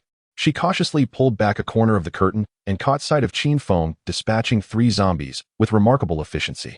Chapter 12. The tenacious Lung Qingqiu. A sudden heaviness enveloped Lung Qingqiu's heart, a fleeting panic flickering across her exquisite face, quickly replaced by composure. Perhaps this man could assist me, she murmured. She descended the stairs and retrieved a fruit peeler from the kitchen cabinet. She had resolved that if this man could aid her in seeking vengeance, she would offer everything she possessed. Conversely, if he sought only her body, she would choose self-termination, ensuring that he would bear the consequences of her demise. Taking a deep breath to steady her emotions, she donned a coat and concealed the fruit knife within it. With weighted steps, she approached the door and opened it. "Come in," she beckoned, glancing at Qin Feng and stepping aside slightly, her cold voice reaching his ears. This left Qin Feng momentarily bewildered. He had never encountered such an assertive woman. Was she truly so desperate? Regaining his composure, he began to scrutinize the woman before him. Her delicate features resembled those of an ice fairy, exuding an aura that discouraged approach. Her physique was nothing short of perfect, from Qin Feng's perspective. Every inch of her was flawless, devoid of excess. "Please, enter," she said, lightly clearing her throat, her tone softening from its earlier chill. Was this woman unhinged? Had she truly invited him in so readily? In a world where order had long since collapsed, did she not fear violence? Or had he lost his memory? And this woman was a debt from his past? Might it be a trap? In mere seconds, various thoughts raced through Qin Feng's mind. Exercising caution, he inquired, "Beautiful lady, I am Qin Feng. Do you know me?" "I do not," she replied simply, shaking her head gently. "Understood," Qin Feng responded. This woman was indeed peculiar. Even before the apocalypse, a woman would typically exhibit wariness towards an unfamiliar man. Yet, in this new world, she had invited him into her home without hesitation. How bewildering. "Why do you wish for me to enter?" he queried once more, taking a cautious step back. Should he enter only to be met with a barrage of bullets? His fate would be sealed. Despite his formidable attributes, he was not immune to the threat of gunfire. A bullet could just as easily spell his end. "I require your assistance," she stated. "Assistance? Pray tell, what do you seek?" "I am not a philanthropist. I expect something in return for my aid," Qin Feng replied, maintaining his calm demeanor, unaffected by her beauty. "I want you to help me eliminate someone." As she uttered this, a tempest of hatred flickered in her eyes. her body trembling as her chest rose and fell, seemingly struggling to contain her fury. Why not take matters into your own hands? Qin Feng asked again. I have a gun. Otherwise, I would have dispatched him myself. Lung Qingqiu's fists clenched tightly, her nails digging into her flesh. Very well, but what will you offer me in return? Qin Feng pressed, this being his primary concern. Possessing a gun didn't guarantee his safety. I can offer you everything, even myself. She replied, her gaze locked onto Qin Feng, the words seeming to summon every ounce of courage within her. Tears glimmered in her deep-set eyes. Agreed. I shall assist you in eliminating him, but in return, you will become my woman, Qin Feng declared solemnly, his desire for conquest ignited by this icy beauty. What is your name? He inquired. Lung Qingqiu. You are called Lung Qingqiu. Qin Feng exclaimed in astonishment. Lung Qingqiu was the epitome of a strong woman from Gangcheng. Having ventured alone to the United States to attain dual master's degrees in finance and business administration, by the age of 24, she had founded a pharmaceutical company, emerging as a distinguished young entrepreneur. Following the tragic loss of her parents in an accident, she had shouldered immense pressure to elevate the biopharmaceutical company they left behind, propelling its market value to over 10 billion. Even Qin Feng had heard of her, albeit only in passing. Lung Qingqiu rarely made public appearances, and out of curiosity, he had once searched for her photographs online, only to find images that seemed fabricated. Upon encountering her in person, he finally grasped the truth. The online world was a mere illusion, with a beauty that could rival that of divine beings. The images circulating online were nothing more than imposters, daring to misrepresent her. Do you know of me? Lung Qingqiu gazed at Qin Feng, her tone somewhat softened yet still imbued with an icy demeanor, truly deserving of her title as the ice goddess. Qin Feng, recalling his previous knowledge of her, responded, Very well, let us discuss the matter at hand. First, who is the person you wish for me to eliminate? Where does he reside? Second, what is your motive for wanting him dead? Third, how many firearms does he possess? He posed these inquiries with utmost clarity, as they were imperative to ascertain. Should cold Qingqiu be unaware of her enemy's whereabouts, Qin Feng would have to regretfully decline to assist her. For the number of zombies outside far surpassed those within the community. Even his current self venturing out would be tantamount to courting death. His second question stemmed purely from curiosity, while the third was of paramount importance. If their adversary wielded overwhelming firepower, preparations must be made. As the old adage goes, no matter how skilled one may be, a kitchen knife can still pose a threat. If the opponent possessed a sniper rifle, a single shot from 100 meters away could spell disaster, given that Qin Feng's ability had a mere range of 20 meters. Thus, caution was essential. Even a 99 certainty was no different from courting doom. Lung Qingqiu's deep, dark eyes blinked as she nodded. His name is Huang Tianhao, and he resides within the community. The revelation of Huang Tianhao's identity left Qin Feng astounded, for he was his classmate and a scion of wealth. The animosity Qin Feng harbored toward him rivaled that of cold Qingqiu, as it was this very individual who had orchestrated Qin Feng's expulsion from school, leaving him to languish in a security job subjected to bullying. Chapter 13. The reason for expulsion that fateful night. As Qin Feng exited the library and traversed the small grove on campus, he heard a woman's sobs intertwined with a man's furious shouts. Upon investigating, he discovered Huang Tianhao tormenting a female classmate. In a fit of rage, he disregarded all caution, discarded his backpack, and charged at Huang Tianhao, delivering a swift kick that sent him sprawling, followed by a beating. The next day, Qin Feng found himself summoned to the counselor's office, where he encountered Huang Tianhao, lounging casually in a chair, flanked by the counselor and the very same female classmate. Qin Feng, who gave you the audacity to assault a fellow student? The counselor inquired, his tone shifting from neutral to enraged in an instant. Ask her. Qin Feng gestured toward the girl he had rescued the previous evening. Very well. You shall recount what you witnessed last night, without embellishment or deceit. The counselor's gaze bore into the girl, the threat palpable. After a fleeting glance at Qin Feng, the girl lowered her head and recounted the events. As I passed through the small grove on the western side of the school, I heard him say something about killing you if he saw you. When I approached, I saw him pinning down classmate Huang Tianhao. Before she could finish, the counselor interjected. Qin Feng, what do you have to say for yourself? You are openly defying authority by assaulting a classmate.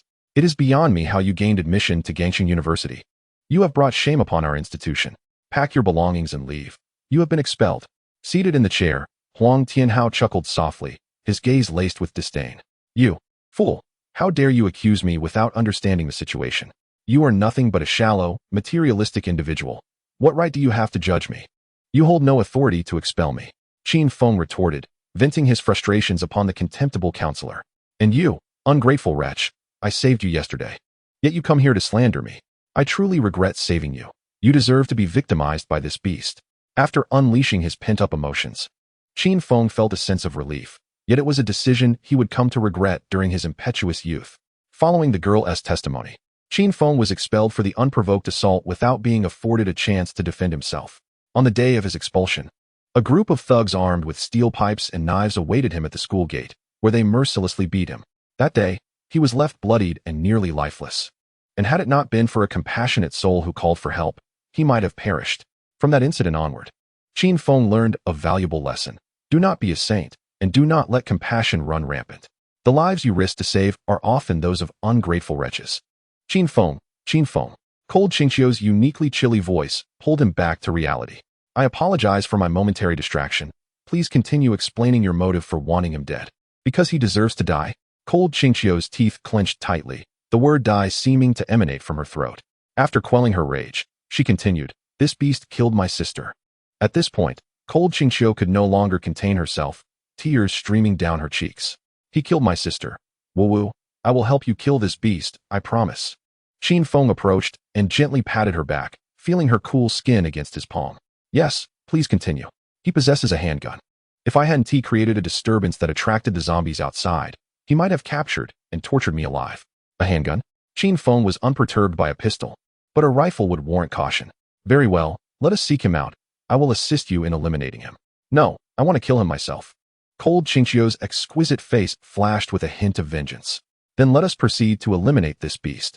At that moment, in a villa within the community, the anguished cries of a woman and the lewd laughter of men echoed through the halls.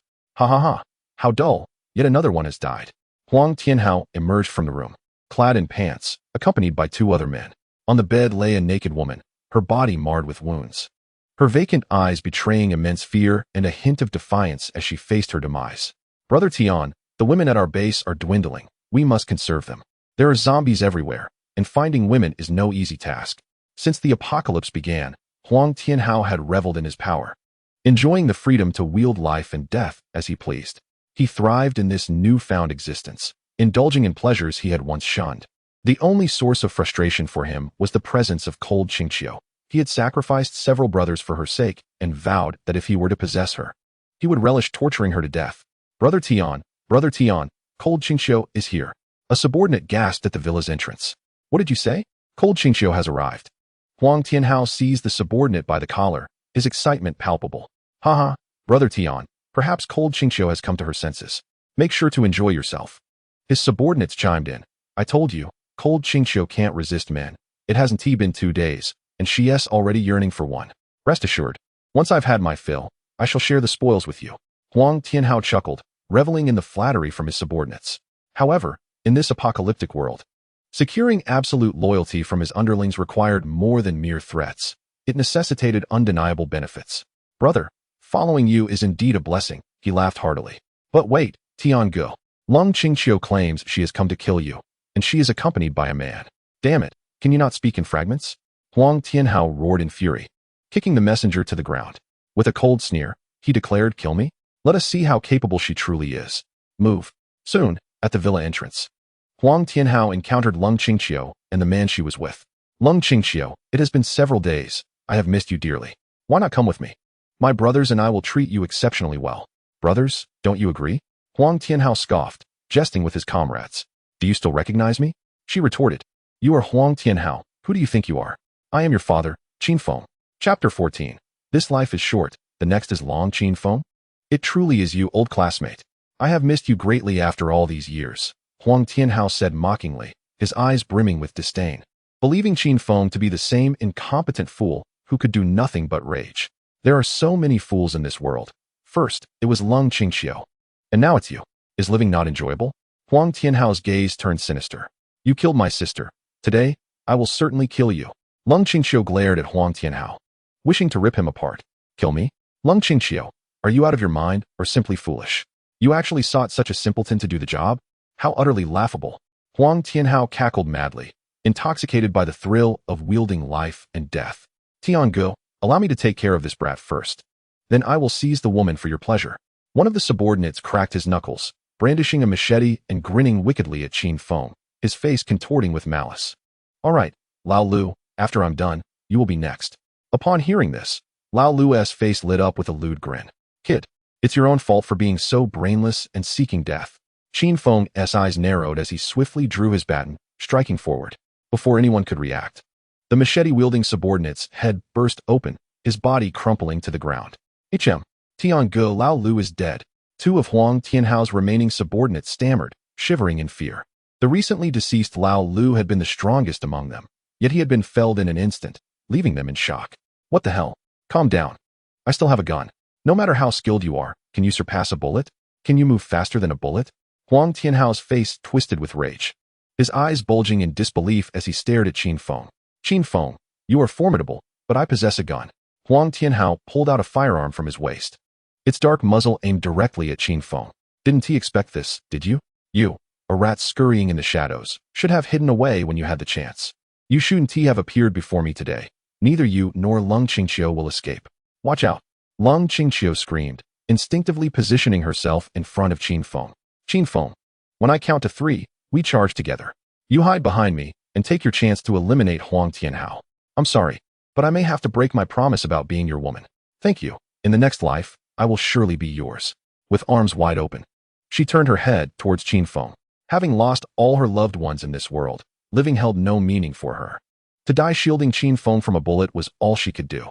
This life is too short. I want you to be mine in this life.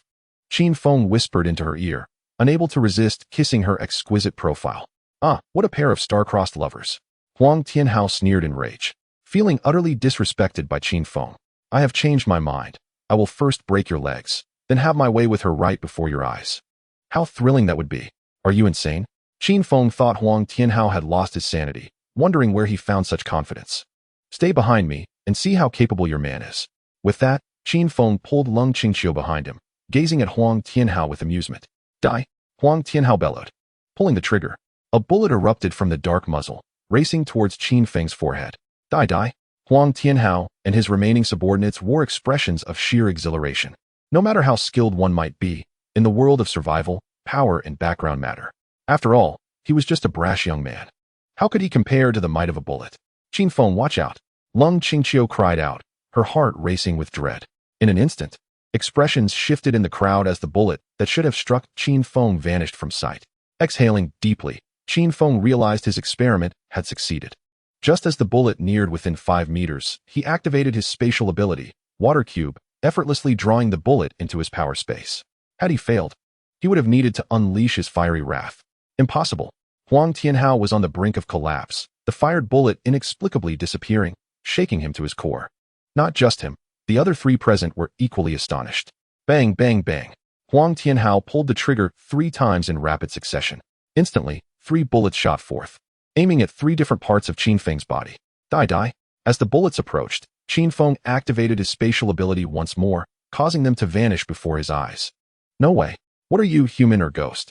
Huang Tianhao trembled, retreating while urging his 2 subordinates. You too. Hurry up and kill him. But when he turned back, he found his subordinates had already fled. Trying to leave without my consent? Qin Feng thought, and with a flick of his mind, 2 icy bullets pierced through his subordinate's thighs. Ah, my leg. Ah, it hurts. The 2 howled in agony as they collapsed, clutching their wounds. Huang Tianhao swallowed hard, his throat dry.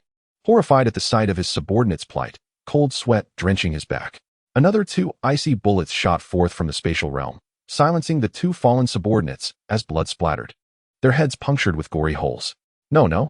As Qin Feng approached, exuding an aura of a god of war, Huang Tianhao's legs buckled, forcing him to his knees. Qin Feng, Master Qin, spare me. We are classmates. Huang Tianhao pleaded desperately, his fear reaching its zenith. Spare you? If I were the one kneeling today, would you have spared me? Qin Feng raised his foot and stomped fiercely on Huang Tianhao's nape, questioning whether he believed he would let him go. Huang Tianhao, in desperation, pleaded for his life, begging for death instead. In Chapter 15, XS Biopharmaceutical Company, Huang Tianhao gripped his gun tightly, poised to pull the trigger to end Qin Feng's life, when he suddenly realized that his entire right arm was gone. Ah!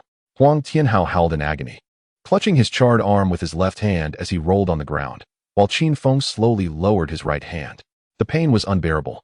Huang Tianhao was drenched in sweat, and just as he was on the brink of losing consciousness from the torment, his entire left hand was likewise burned away, leaving him in utter despair. Another round of anguished cries escaped his lips. "Please don't kill me." He wept, his face smeared with tears and snot, as he shamefully realized he had lost control of his bladder. "Your 2 hands are merely the price for 3 years ago. I promise to spare you," Qin Feng remarked mockingly, observing Huang Tianhao, who resembled a dying dog. "Thank you, Master Qin, for not killing me.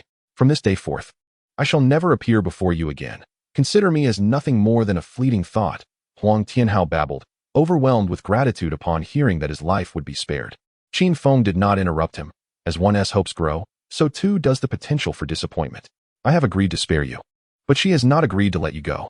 Qin Feng's gaze shifted to Lung Qingqiu, whose face betrayed no emotion as she approached him step by step. "Miss Lung, please spare me. If you kill me, you will never find your sister." Huang Tianhao squirmed backward like a worm, the icy gaze of Lung Qingqiu weighing heavily on his heart. "What did you say? My sister is still alive?"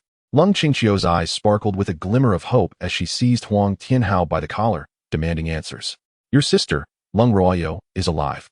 But to learn of her whereabouts, you must first agree to free me." Qin Feng frowned slightly and stepped forward, striking Huang Tianhao's knee with force. "My leg."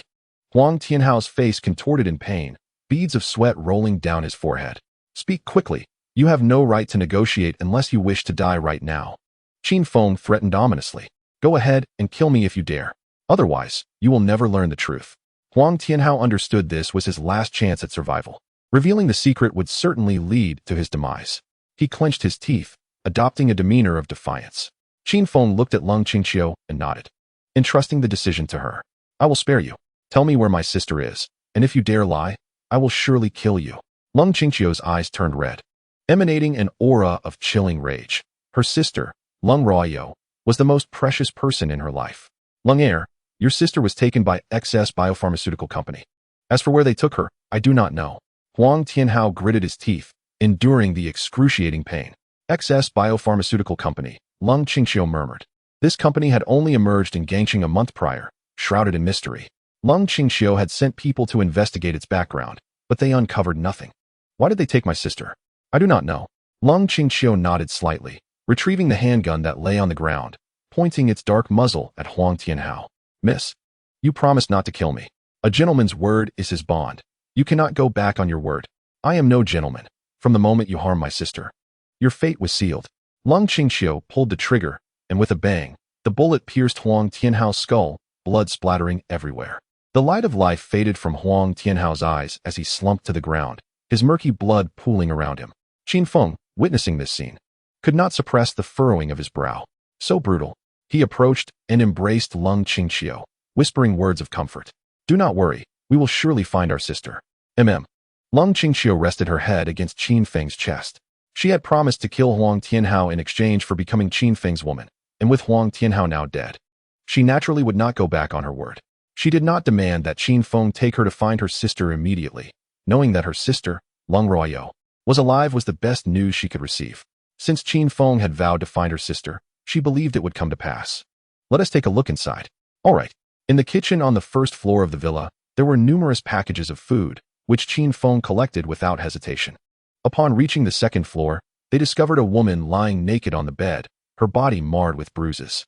"Brother Feng," Lung Qingqiu gasped, covering her mouth as tears welled in her deep-set eyes.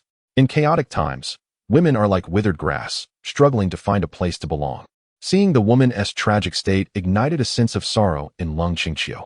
She felt fortunate to have met Qin Feng. She could only imagine that had she not encountered him, she might have met a similarly tragic fate, or perhaps even worse.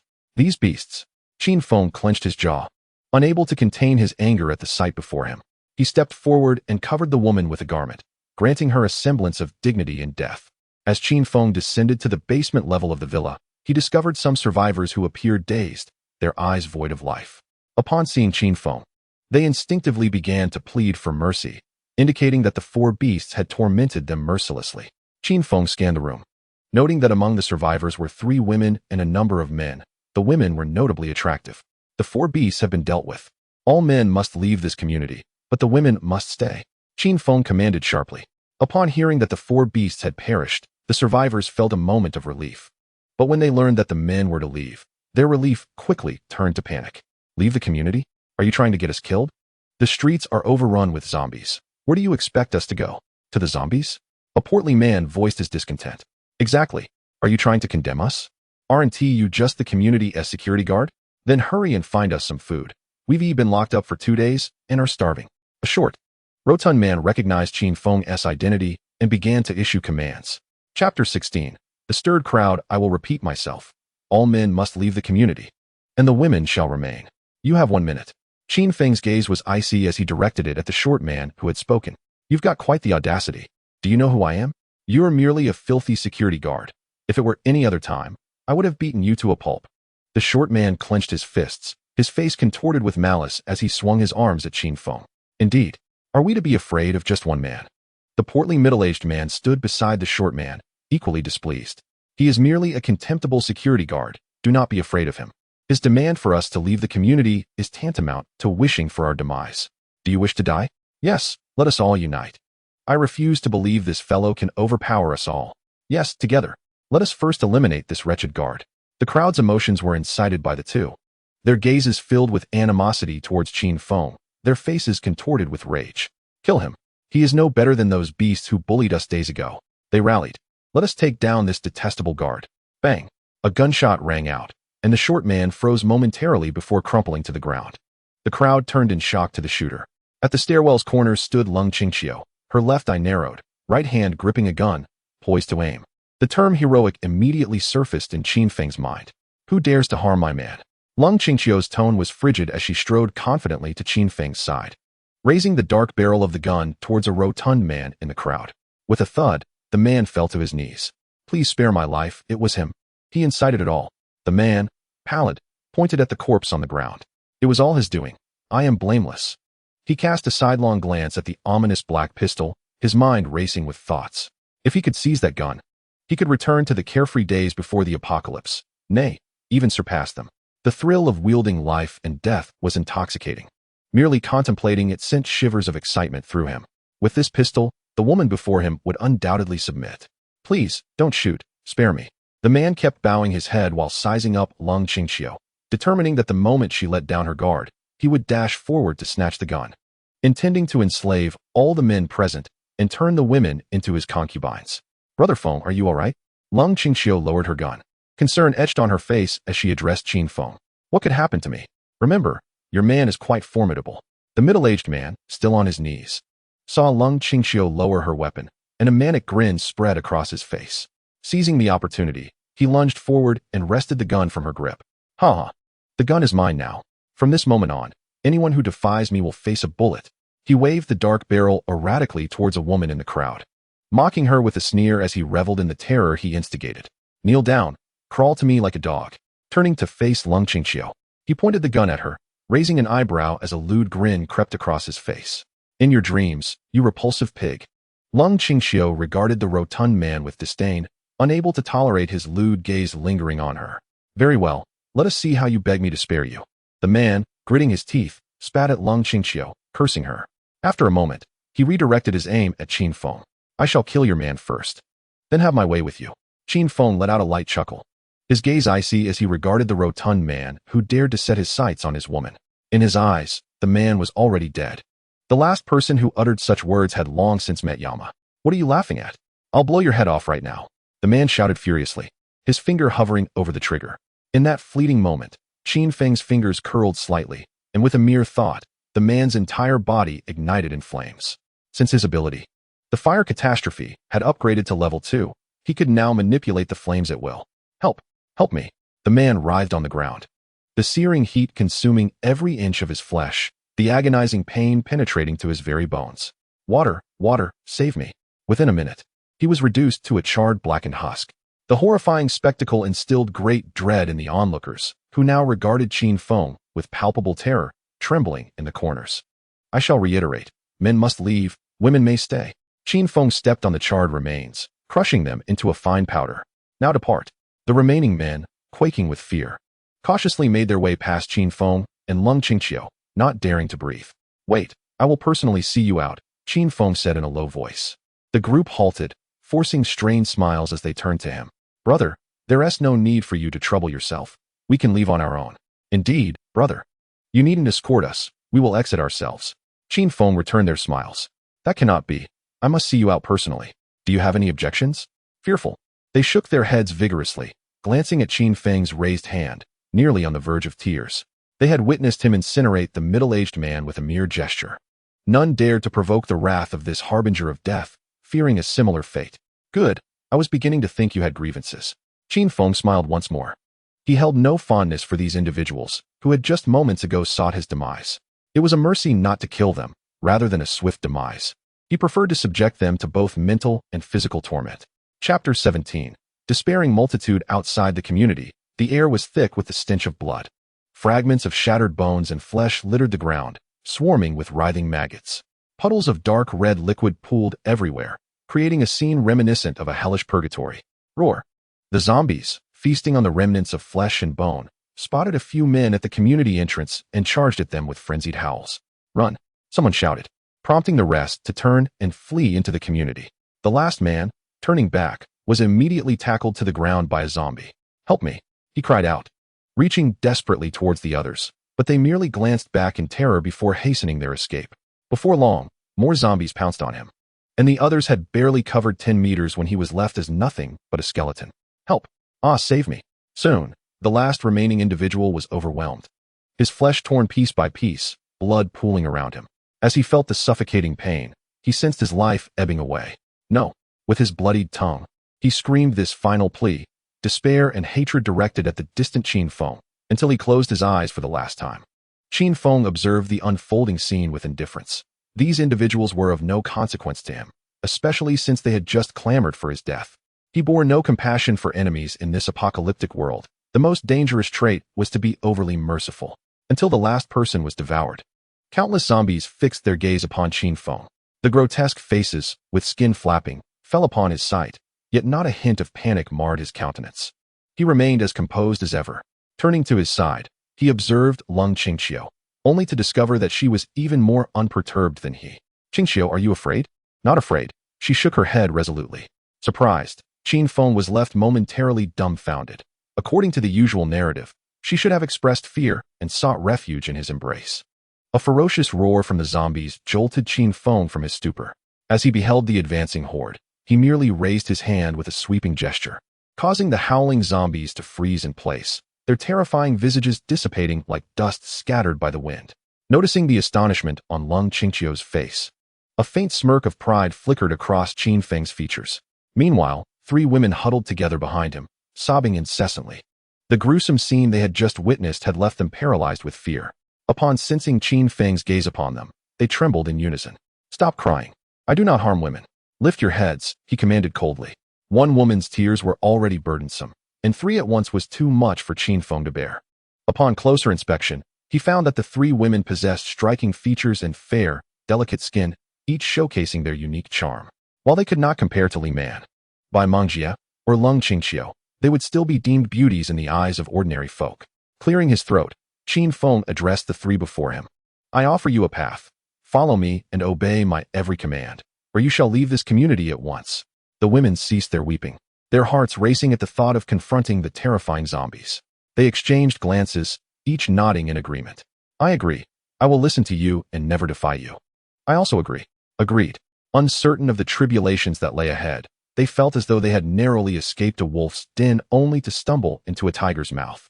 As they trailed behind Qin Feng, they lamented their plight, their earlier declarations echoing their innermost thoughts. Qin Feng led them back to his villa.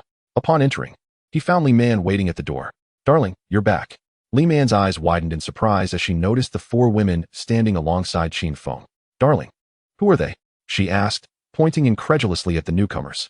Qin Feng chuckled, wrapping his arm around Li Man's slender waist, her apron and dark jeans accentuating her exquisite figure. Let me introduce you to Lung Qingqiu. He raised an eyebrow at her, adopting a playful demeanor, while Lung Qingqiu noted the intimate gesture and Li Man's affectionate address of Qin Feng as darling. Lung Qingqiu, she extended her hand towards Li Man, offering a friendly smile, readily accepting the reality of Qin Feng's multiple relationships. It was customary for a powerful man to have several confidants. Having navigated the business world for years, she was accustomed to such dynamics. Lung Qingqiu, Li Man gasped, her expression shifting to one of greater astonishment. Stepping forward, she took Lung Qingqiu's hand in welcome. She had heard of the renowned talent from Gangsheng, a business prodigy, and was taken aback to find her so willingly involved with Qin Feng. At that moment, Bai Mengjie descended the staircase. Upon seeing the four newcomers, she let out an irritated huff, stomping her foot in frustration. Though she refrained from vocalizing her complaints, she muttered them silently, having come to terms with her position. Grabbing some snacks, she retreated upstairs in a huff. Is dinner ready? Qin Feng inquired of Li Man. It will take a little longer. Why don't you rest for a while, darling? She replied, winking at him with an understanding glimmer in her eyes. Let us add a few more dishes tonight. Also, feel free to have these three assist you in the kitchen. Qin Feng turned to Li Man, retrieving fresh meat, rice, vegetables, fruit, and snacks from his spatial ability. Li Man had grown accustomed to these displays of his powers, but the other women stood agape, eyes wide in disbelief. Lung Qingqiu observed Qin Feng deeply, realizing that he was even more formidable than she had imagined. Becoming his woman might be the wisest decision of her life. She hoped to reunite with her sister soon. After following Qin Feng upstairs to rest, time passed slowly. Chapter 18. The ability of Blue Fox Extreme Lightning Ding.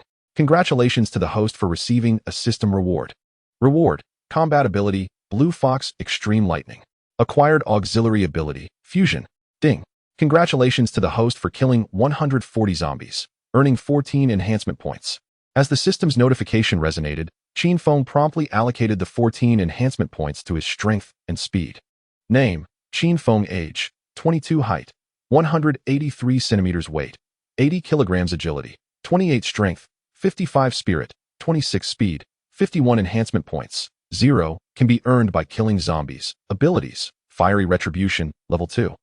Heavenly Gene, Water Cube, Level 1. Blue Fox Extreme Lightning, Level 1. Fusion, one-time use. After enhancing his strength and speed, Qin Feng eagerly examined his newly acquired ability. Blue Fox Extreme Lightning, Level 1. A close-range attack ability that allows the host to summon 10 powerful blue lightning strikes within a 5-meter radius. Cooldown: 1 hour. Fusion, one-time use. Upon activation, the host can merge 2 attack abilities to obtain a spirit entity. What on earth is a spirit entity? Qin Feng pondered just as a knocking sound echoed from outside. Knock, knock. Darling, may I come in? Come in. Along with Li Man, the 3 women entered. Standing side by side, an intriguing sight. Quite nice, Qin Feng nodded appreciatively. Darling, these are Xiao Su, Xiao Ning, and Xiao Shui. Let them take care of you from now on. Seeing you work so hard makes me feel for you, Li Man said, her breath warm against Qin Feng's ear.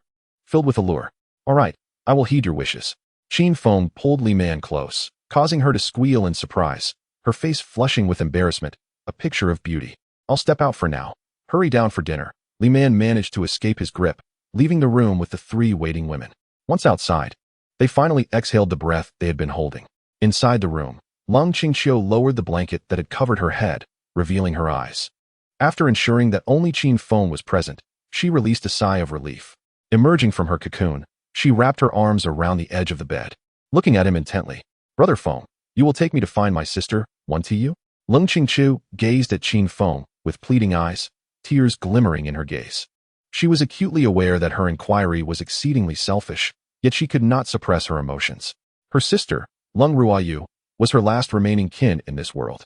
Before their parents passed away, they entrusted her with the solemn promise to care for her sister, a vow she felt she had betrayed.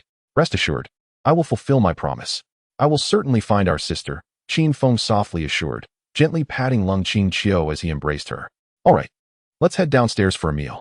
Change your clothes, Qin Feng reminded her, noting that Lung Qingqiu had exhausted herself to the point of fainting. Still clad in her previous attire. You've worked hard, master.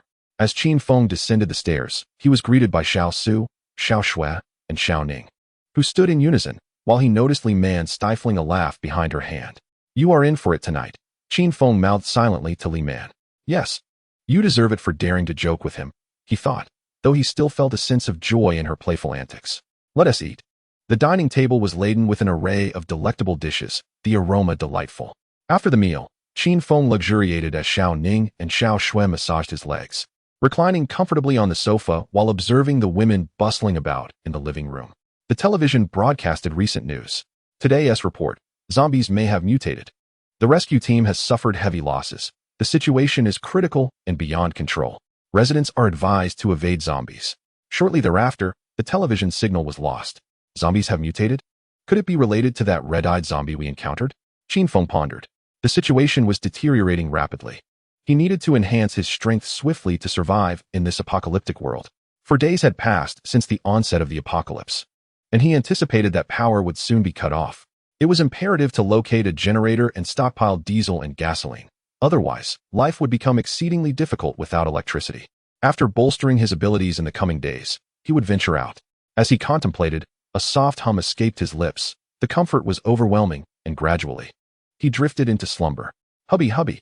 Qin Feng awoke to find Li Man beside him, the absence of Xiao Shui and Xiao Ning palpable. Li Man gently leaned against him, droplets cascading from her hair, a fresh fragrance wafting into Qin Feng's nostrils, utterly delightful. The night felt long, yet with a beautiful companion, it was far from lonely. The following morning, Li Man roused Qin Feng, breakfast already prepared. After enjoying his meal, he instructed the others to look after the villa before stepping outside. Just before leaving, Bai Mengjie, the young girl, expressed her desire to accompany him, and he agreed, recognizing that having company would alleviate the monotony of the journey. With his current strength, he felt unafraid of ordinary zombies, though the capabilities of the mutated red-eyed zombie remained uncertain. Qin Feng was still unaware of the abilities conferred by this newfound power. The spiritual entity seemed formidable. He believed he could handle the red-eyed zombie if they crossed paths. Qin Feng resolved to clear out the remaining villas in the area, suspecting that the survivor gathering point lay hidden within these structures. Upon entering the 25th villa, a wave of decayed air greeted him. Stay close and be cautious, he whispered to Bai Mengjie, who followed closely behind. Okay, she responded. Chapter 19. Fusion of the spiritual entity, lustful spirit fox. Qin Feng had anticipated finding some food in the kitchen refrigerator. However, upon opening the door with Bai Mengjie, both gasped at the sight of stacks of cash neatly arranged inside. This scene, this place, is all too familiar, he thought, overwhelmed by the abundance of money. There's so much money. Bai Mengjie chuckled, reaching for the bills. What are you doing? Qin Feng interjected, looking at her as if she were foolish. Of course, I'm taking the money, Bai Mengjie replied, bewildered by his reaction. Why would you take money? It's all worthless now. Just pieces of paper with no value, less practical than a pack of instant noodles. She withdrew her hand, reflecting on how the past few days had been more comfortable than her life before the apocalypse. She had food and drink, albeit with some occasional chaos, thanks to Qin Feng. This comfortable existence had allowed her to forget the harsh reality of their circumstances. Even possessing vast wealth was meaningless now, merely a burden. The memory of their harrowing encounter with zombies sent a shiver through her. Let us move on and continue searching, Bai Mengjie said. And Qin Feng nodded in agreement. They scoured the villa thoroughly, discovering not just cash in the refrigerator, but also bundles hidden beneath beds and wardrobes, and even inside the toilet tank. Moreover, in the basement, they stumbled upon a room filled with precious jewels, ancient paintings, porcelain, and a wall constructed from gleaming gold bricks, an extravagant display of wealth. The pungent scent of decay was undoubtedly emanating from the money. After exiting the villa, Qin Feng felt he had found nothing of value, save for the endless cash. Suddenly, several zombies lurking near the villa spotted Qin Feng and Bai Mengjie, their guttural howls echoing as they charged toward the two. Bai Mengjie yelped in fright, retreating behind Qin Feng, peeking out from the safety of his back. Qin Feng raised his hand lightly, activating his ability, Blue Fox Thunder. With a crackle, arcs of brilliant blue lightning descended upon the zombies, striking them down. The intense current coursed through their bodies, emitting plumes of black smoke and sparks.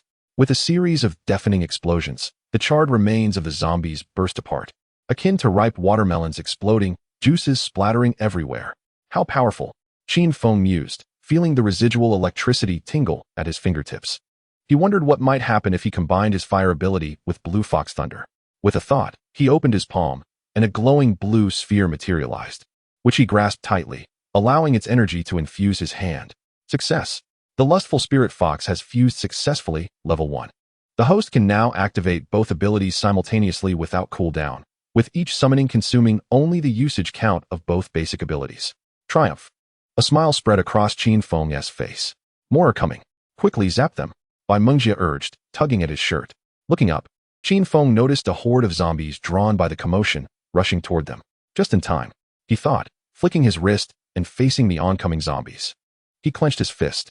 A lustful spirit fox emerged from thin air, soaring into the sky, its body ablaze with flames intermingled with blue lightning. its cold azure eyes surveying the approaching zombies. Congratulations to the host for the successful fusion. You can summon the level 1 Lustful Spirit Fox, which can unleash the Blue Thunder Extreme Kill attack within a 5-meter radius. The Yurawa Linghu let out another roar and charged into the horde of zombies. With its nimble form, it darted left and right, leaving a trail of blazing flames and crackling lightning in its wake. To Qin Feng's astonishment, he discovered that the blue fox would change in accordance with his thoughts. When he beckoned it to return, it obediently scampered back to him like a well-trained pet. Albeit in a semi-transparent state, its radiance diminished compared to its initial brilliance. Each time the Yurawa Linghu unleashed its blue lightning strike, its glow would fade a little more, until it eventually vanished altogether. The system's alert chimed once more, indicating that as long as the blue fox refrained from using its powers, it would persist indefinitely. Qin Feng quickly contemplated other potential uses for the Yurawa Linghu, envisioning it as a guardian for his home. After all, should he venture far from home and encounter zombies or other survivors with ill intentions, the loss would be catastrophic. What is this fox? It seems so powerful. Bai Mengjie blinked. Her curiosity piqued as she gazed at the blue fox beneath her. Its deep-set eyes glimmered with a bluish hue, adorned with 3 intertwining lines of red and blue extending from its head to its tail, while its body, except for its back and tail, remained semi-transparent. A watchdog. A watchdog?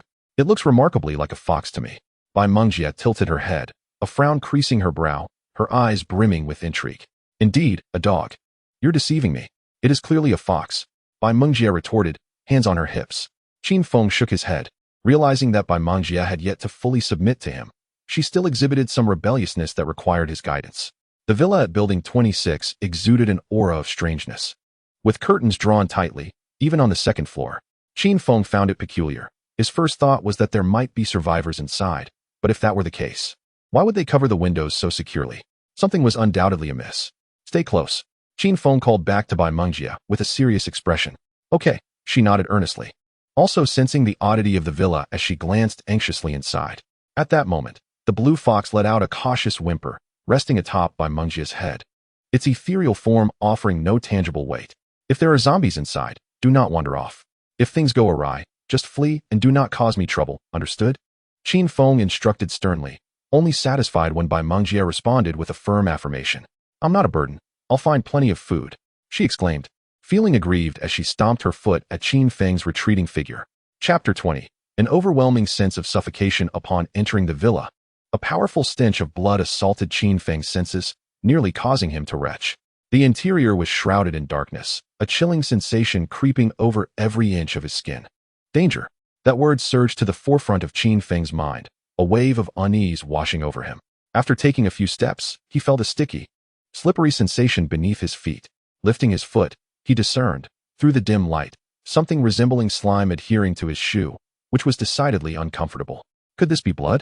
A sense of foreboding flooded Qin Feng's thoughts as he retrieved a flashlight he had found in the supermarket, carefully switching it on.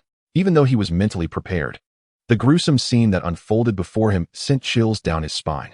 The floor was littered with bloody, severed limbs and rotting flesh, and a head still attached to a spine lay less than a meter from his toes, while the sticky substance beneath him was coagulated blood, dark red and long-dried. Gasping for breath, Qin Feng glanced back at Bai Mengjie, who was crouched on the floor, her face pale, hands tightly covering her mouth, eyes wide with terror. Fortunately, she had not screamed. Otherwise, it would have attracted the zombies lurking within the house, which would have been disastrous. Qin Feng's mind immediately recalled the eerie red-eyed zombie. Unless there was a substantial horde, it was improbable that a few zombies could breach this villa. The scene inside was overwhelmingly gruesome. We need to leave. This place feels wrong. I can't move. Bai Mengjie stammered, pointing to her legs. Whenever she encountered something terrifying, her legs would weaken. A residual effect from a childhood incident involving a dog bite. Sighing deeply, Qin Feng bent down to pick her up when she suddenly shouted in horror, "Behind you. Be careful." Instinctively, Qin Feng swung his fist backward. A chilling growl echoed, reminiscent of a human's. His hand ached from the impact. The zombie's skin felt as hard as iron. Despite Qin Feng's physique being 3 times that of an ordinary person, with strength and speed 4 times greater, this zombie's physical prowess surpassed even his own. This is dire. He shone the flashlight in the direction of the sound, revealing a zombie with blood-red eyes, baring its teeth in a menacing snarl. It vanished into the surrounding darkness with a swift motion. Damn it! Qin Feng felt a wave of goosebumps rise on his back. unable to suppress a curse. The zombie deliberately made rustling noises to disrupt Qin Feng's thoughts. To his dismay, he realized that he had already exhausted 2 of the basic abilities and would have to wait half an hour for them to recharge. Otherwise, he could have incinerated the zombie with a single strike using his powers. This was truly a miscalculation. Yurhua Linghu, Qin Feng called out. With a yelp, the fox leaped down from Bai Mengjia's head and charged toward the location where the red-eyed zombie had disappeared. It darted throughout the villa, flames entwined with lightning enveloping its form as it surged through the rooms. Boom. In the span of a mere minute, the Yurhua Linghu unleashed its blue lightning strike multiple times. Yet all its attempts were in vain, and its radiance continued to dim. This zombie's speed was terrifying. Could it have developed abilities of its own? Return, Qin Feng commanded, and the Yurhua Linghu leaped back from the sofa, presumably where the zombie had been hiding. As long as that zombie remained, Qin Feng would be haunted by unease. The thought of a creature with such uncanny speed and intelligence lurking around the villa would rob him of restful sleep. With a thought, he summoned the Linghu to circle around him as he gently lifted Bai Mengjia and cautiously exited the villa. The closer they drew to the entrance, the brighter the light became. Suddenly, the red-eyed zombie emitted a chilling scream from within. Something was not right. As Qin Feng's thoughts surged, the Desire Fire Spirit Fox unleashed its skill, Blue Thunder Extreme Kill, towards the back of Qin Feng. A piercing shriek echoed behind him, and his mind felt as if it might explode, his body plummeting into an icy abyss. He noticed that Bai Mengjia in his arms trembled even more violently. With a resounding bang, the door of the villa was slammed shut by the zombie lurking behind Qin Feng, plunging the interior into darkness and an oppressive silence. This truly was a catastrophe lurking in the shadows. Qin Feng's mind raced as he devised a strategy, only to be astonished by the revelation that there were 2 zombies within the villa. A profound sense of suffocation enveloped him, and he dared not turn back, fearing he might confront a ghastly visage with flesh torn and bloodied fangs. Were it not for the Desire Fire Spirit Fox encircling him, he and Bai Mengjia might have already met their demise. For now, defense was their best course of action. The injured zombie behind him also hesitated to stir, and thus, the 3 parties found themselves in a standoff of deathly silence. Qin Feng slowly maneuvered toward the corner, cradling Bai Mengjia. The slick, foul-smelling blood on the ground nearly caused him to slip and fall. The other zombie incessantly disrupted Qin Feng's movements, impeding his actions. With no better options, he retreated into the corner, adopting a defensive stance, emboldened by the presence of the Desire Fire Spirit Fox, which deterred the 2 zombies from advancing recklessly. He merely needed to wait for the cooldown of his abilities, and then the 2 zombies would meet their end. Qin Feng silently prayed for time to hasten its passage. Are we going to die here, Qin Feng? Bai Mengjia trembled, nestled within his embrace, her vigilant gaze scanning the surroundings, the oppressive darkness unsettling her. As long as I'm here, you will not perish, Qin Feng reassured her, surveying the surroundings where the Desire Fire Spirit Fox moved with fiery grace, its body crackling with electricity. The static sound of currents emanated from it. It struck Qin Feng as peculiar that every time he was with Bai Mengjia, unforeseen events transpired. Was she inherently a harbinger of misfortune? The 2 hidden zombies in the darkness continued their growls and howls, but with the Desire Fire Spirit Fox present, they dared not approach, resorting instead to frustrated barks. Time trickled by, each second laden with tension. Qin Feng remained vigilant, aware that any misstep could cost him his life. The villa had grown eerily quiet, with only the sizzling sounds of electricity from the Desire Fire Spirit Fox to break the stillness. The 2 zombies were motionless, their crimson eyes glowing ominously in the shadows. After 10 minutes of waiting, fatigue began to weigh heavily on Qin Feng, his mind clouding over and his eyelids drooping. The silence enveloped him, as if he were trapped in a dream. Qin Feng, Qin Feng.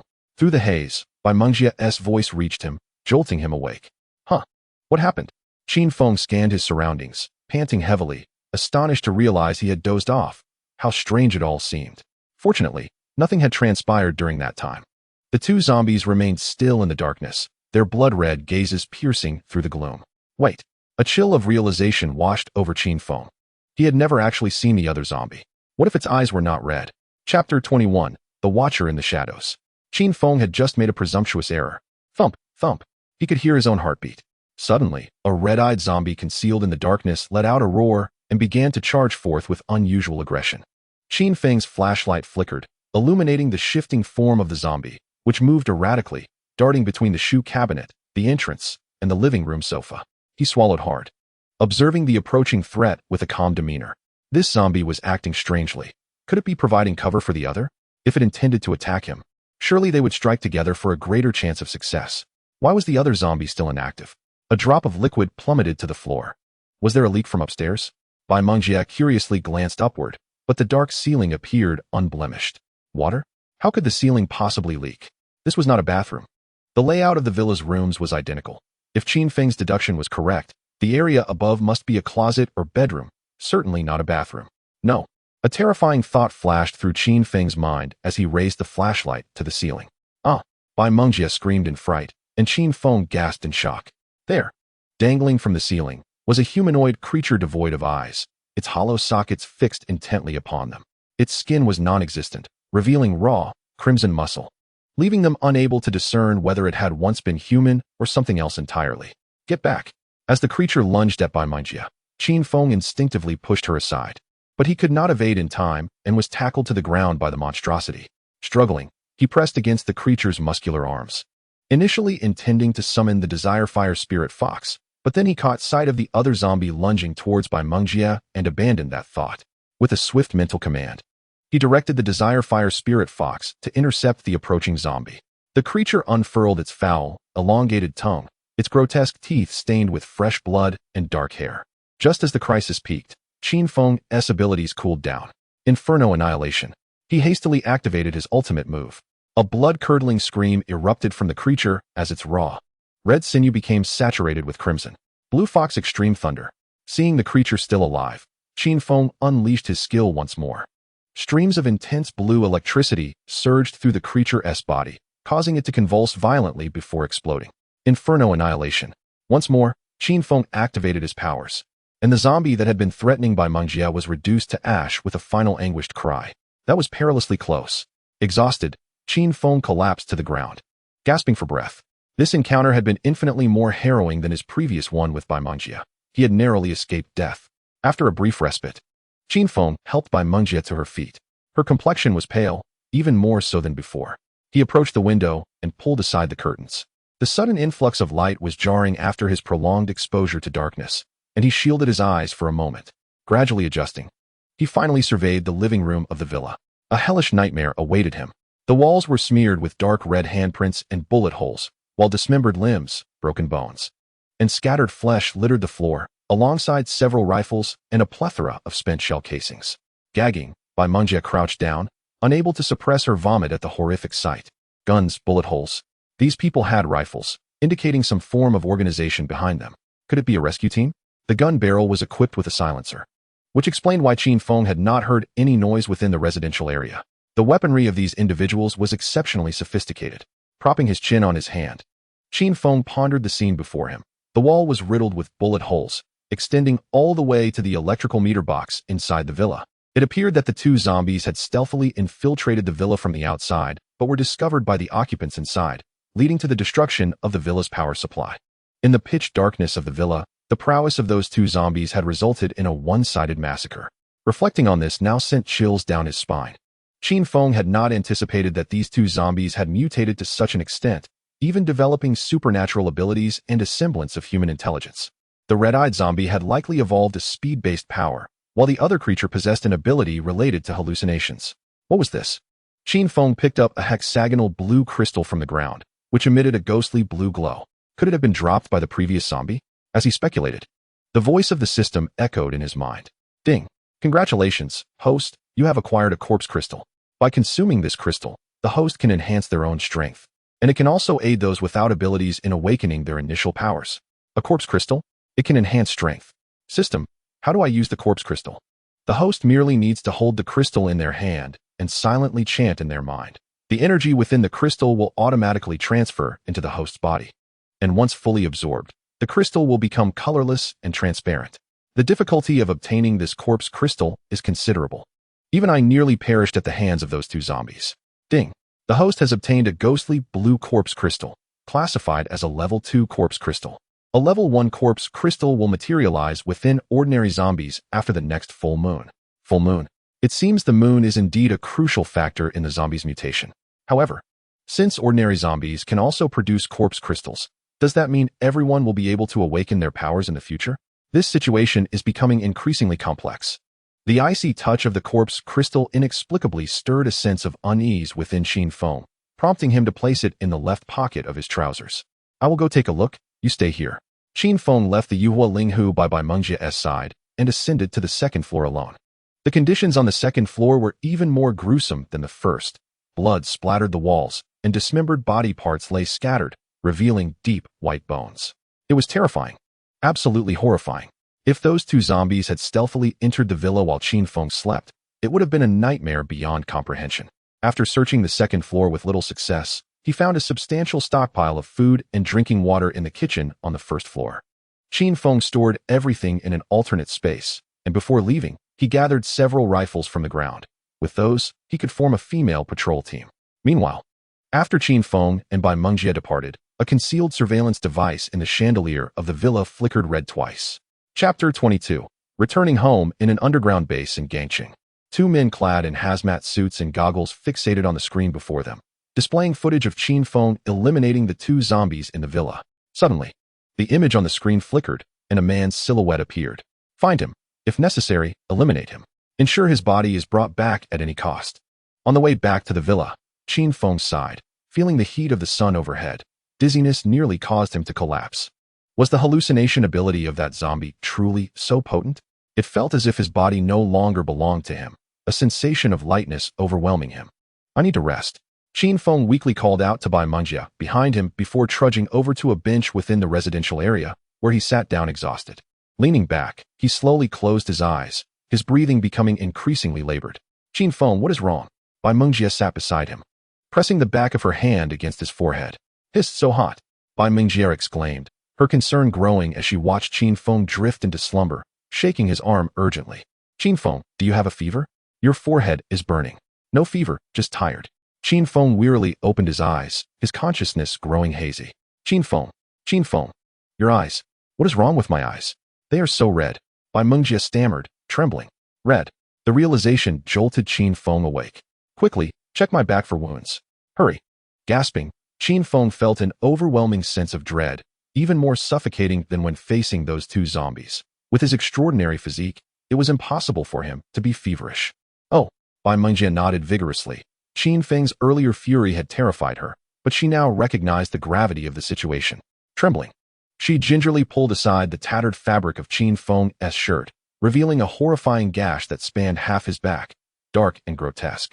Bai Mengjie tightly embraced Qin Feng, softly sobbing as she struggled to suppress her sorrow. Why are you crying? Hearing her weep, Qin Feng sighed deeply. Though reluctant to accept it, the truth was undeniable. He had been infected by the zombie virus. Desperately, he called out to the system in his mind, but received no response. Raising his hand, he discovered that his powers had vanished. Was this truly the end? Lying back on the bench, Qin Feng wearily opened his eyes to the sky above, feeling as though death was imminent. As warm tears fell upon him, he summoned his remaining strength to hold Bai Mengjie close, whispering words of comfort. It's all right. Everything will be fine. As he spoke, a relieved smile crept onto his lips. In these brief days, he had experienced so much and had not lived in vain. He just regretted that he could no longer protect Li Man, Bai Mengjie, Lung Qingxiu, and countless others waiting for his guardianship, strangers yet to meet. No, it's all because of me. If it weren't for me, you wouldn't have been hurt.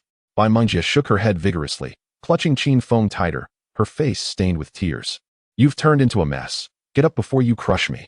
Qin Feng teased, though he did not push Bai Mengjie away, holding her close instead. He couldn't bear the thought of becoming one of those grotesque zombies. Yet, he understood that time was fleeting, perhaps in the next moment. He would transform into a zombie. Mengjie, listen to me. You must return home quickly. It's not far from here. This blue fox will follow you. Don't be afraid. Once you get home, tell Li Man to lock the door. Additionally, I may not be able to return with you. No, we are going home. Bai Mengjie's face set in determination. Her tears flowed freely as she cried out, laboriously placing Qin Feng's left hand on her right shoulder, her petite frame struggling to support him. All right, we are going home. Qin Feng knew this might be their last chance to see Li Man and the others. He was reluctant, truly reluctant. A single tear slipped from the corner of his eye. With each laborious step, Bai Mengjie's delicate face flushed crimson, her breath coming in heavy gasps, and her calves trembled. Just leave me here. Be obedient and return quickly. No, let us go home together. Bai Mengjie bit her lip so tightly that blood began to seep from it. The two figures, limping, slowly made their way towards home, while behind them, a blue fox tilted its head, its azure eyes gazing quizzically at the duo. "Open the door, please." Bai Mengjie summoned her last ounce of strength to knock on the villa's door. Before she could finish her plea, she and Qin Feng collapsed onto the ground. "Husband, Mengjie, what on earth happened to you?" Li Man exclaimed anxiously as she opened the door and found Bai Mengjie and Qin Feng sprawled on the floor. The others inside the villa quickly rushed over upon hearing her cry. Xiao Xue, Xiaoning, and Xiao Bai worked together to carry Qin Feng upstairs to the bedroom, while Li Man helped Bai Mengjie into a guest room on the first floor to rest for a moment. Qin Feng, no? Bai Mengjie suddenly sat upright in bed, her complexion pale and her chest rising and falling violently. "Where's Qin Feng? Where is he?" She desperately grasped Li Man's hand, her voice tinged with urgency, tears brimming in her innocent eyes. "He.s. resting upstairs, Mengjie. Quickly tell me what happened after you two went out." Li Man felt a pang of anxiety, her wrist reddening under Bai Mengjie's grip, yet she felt no pain. The usually carefree girl's distress signaled to her that something grave had occurred, something concerning Qin Feng. "He was bitten by a zombie while trying to protect me." Sob. Bai Mengjie hesitated, unable to voice the thought of what might happen if Qin Feng turned into a zombie. "You say my husband was bitten by a zombie?" Li Man sprang to her feet in shock, shaking her head in disbelief. "Nonsense. How could he be bitten by a zombie? He is so capable. You must be lying. I'll go see for myself." Li Man could not accept this dreadful reality and stumbled out of the room, her mind spinning. In recent times, she had already accepted Qin Feng as her own, considering him her man. In this chaotic world, he had provided her with a sanctuary, shielding her from the fears that plagued other women in the apocalypse. But this terrible news nearly shattered her. She could potentially lose Qin Feng forever. In the villa's upstairs bedroom, Lung Qingxiu gently applied a damp towel to Qin Feng's forehead, oblivious to the tumult outside. A sound akin to a dog's whimper pierced the air as the Yu Hualing who entered through the door. It circled the bed before leaping onto it. "Where did this dog come from? I've never seen this breed before. Is it a mutt?" she said gently. "Little pup, please get down." She reached out her finger to poke the Yu Hualing who, only to find her finger passing straight through its body. Stunned, she rubbed her eyes, convinced she must be imagining things due to a lack of sleep. "I need to wash my face," she muttered to herself as she exited the room, shutting the door behind her. The Yu Hualing who whimpered and jumped onto Qin Feng's chest, observing his face, which was ashen and lifeless like that of a zombie, and took a few steps back in disdain. Suddenly, the ethereal blue light emanating from it converged above, gradually forming a small orb radiating purple light. The orb began small as a soybean, expanding rapidly to the size of an egg, while the light from the Yu Hualing who dimmed and faded away. "Little pup, please stop causing trouble, go away." Lung Qingxiu returned to find the mischievous little dog and waved her hand again, only to pass through the blue fox once more, leaving her utterly bewildered. The egg-sized purple orb gradually merged into Qin Feng's brow. He stirred awake, his furrowed brow slowly relaxing. He coughed lightly and lifted his eyelids, witnessing the Yu Hualing who dissipate into countless particles of light. As the purple glow fully integrated into his body, he felt the scorching sensation dissipate, and his fatigue began to lift, strength returning to his limbs. Could it be that the Yu Hualing who saved me? As Qin Feng pondered this, he heard Li Man's cries from outside. "Husband! Husband! Woo-woo!" Li Man burst through the door, tightly embracing the lying Qin Feng, warm tears falling onto his face. "Husband, Mengjie said you were bitten by a zombie. She must be lying, right? Tell me she's lying." Li Man's overflowing affection nearly suffocated Qin Feng. "What? You say Feng Ge was bitten by a zombie?" Lung Qingxiu gasped in disbelief, the cold towel slipping from her hand unnoticed. "Woo-woo." Upon hearing Lung Qingxiu's words, Li Man's sobs intensified as she clutched Qin Feng even tighter. Qin Feng struggled against Li Man's embrace, but the more he fought, the tighter she held on. "Husband, even if you become a zombie, I will be with you. I'll let you bite me, just you. Husband, I'm afraid of the pain. Please be gentle when you bite me, and then we will never part." Li Man wiped away her tears and kissed Qin Feng's forehead, her eyes sparkling with a sense of fulfillment and happiness. "Husband, I'll be with you for life," she whispered in his ear, her delicate fingers caressing his face. "Husband, husband." Li Man softly called Qin Feng's name, wishing fervently that this was all just a dream. Her husband was so formidable. How could he possibly be infected by the zombie virus? Woo-woo. On the floor, Lung Qingxiu sat despondently, burying her head between her legs and weeping silently. She still couldn't believe it. Raising her head, her exquisite face was streaked with tears, her deep eyes filled with despair. Suddenly, an idea struck her. She stumbled to her feet and shouted towards Qin Feng. "Fenggu, you promised to help me find my sister. You promised. You wouldn't go back on your word, would you? Answer me, Fenggu, say yes." Bai Mangjia, supported by Xiao Xue, ascended the stairs, her complexion pallid as she gazed at the unconscious Qin Feng. Tears flowed unbidden from her swollen eyes. Listening to their conversation, Qin Feng felt a swell of emotion, nearly moved to tears. But he suppressed the sorrow within him and mustered the strength to sit up. Although the zombie virus within him had been purged by the Yu Hualing Hu, he still felt a lingering weakness, as if he had just recovered from a grave illness. Qin Feng mused that had it not been for his extraordinary physical constitution, he might have already succumbed to zombification. Indeed, possessing a robust physique has its advantages, he reflected. I'm not dead yet. Why does everyone look like they're mourning? Husband, are you about to turn into a corpse? If you wish to bite me, then do so. I fear not the pain, Li Man said with a slight sob. Her voice tinged with a hint of desperation. Qin Feng gazed at Li Man, who had tilted her head back to reveal her fair neck. And he felt a profound emotion stir within him. How could I bear to bite you? I will never become a corpse, not in this lifetime. Husband, are you truly all right? You scared me to death, Li Man exclaimed, tears of joy spilling forth as she suddenly threw Qin Feng onto the bed. Brother Feng, are you okay? Lung Qingqiu stepped forward to assist Qin Feng, propping him up with a pillow at his back. He is lying. There is a long wound on his back. Bai Mangjia pointed at Qin Feng's palm, illustrating the length of the scar, her cries growing more sorrowful. Husband, you Brother Feng? Qin Feng felt as though his head might explode. One woman crying was already troublesome enough, but now there were three. He found it unbearable. I truly am fine. I swear I am not lying, Qin Feng declared, meeting the scrutinizing gazes of the three women, raising 3 fingers to the ceiling in an oath. I, Qin Feng, hereby swear that if I deceive Li Man, Bai Mangjia, or Lung Qingqiu, I shall never touch you again from this day forth. Quick, husband, spit to nullify the oath. Otherwise, it will hold, Li Man urged anxiously, hastily lowering Qin Feng's fingers. Brother Feng, turn your back so we can see. With a worried expression, Lung Qingqiu implored him. Her delicate and flawless face now tinged with fatigue. All right, take a good look.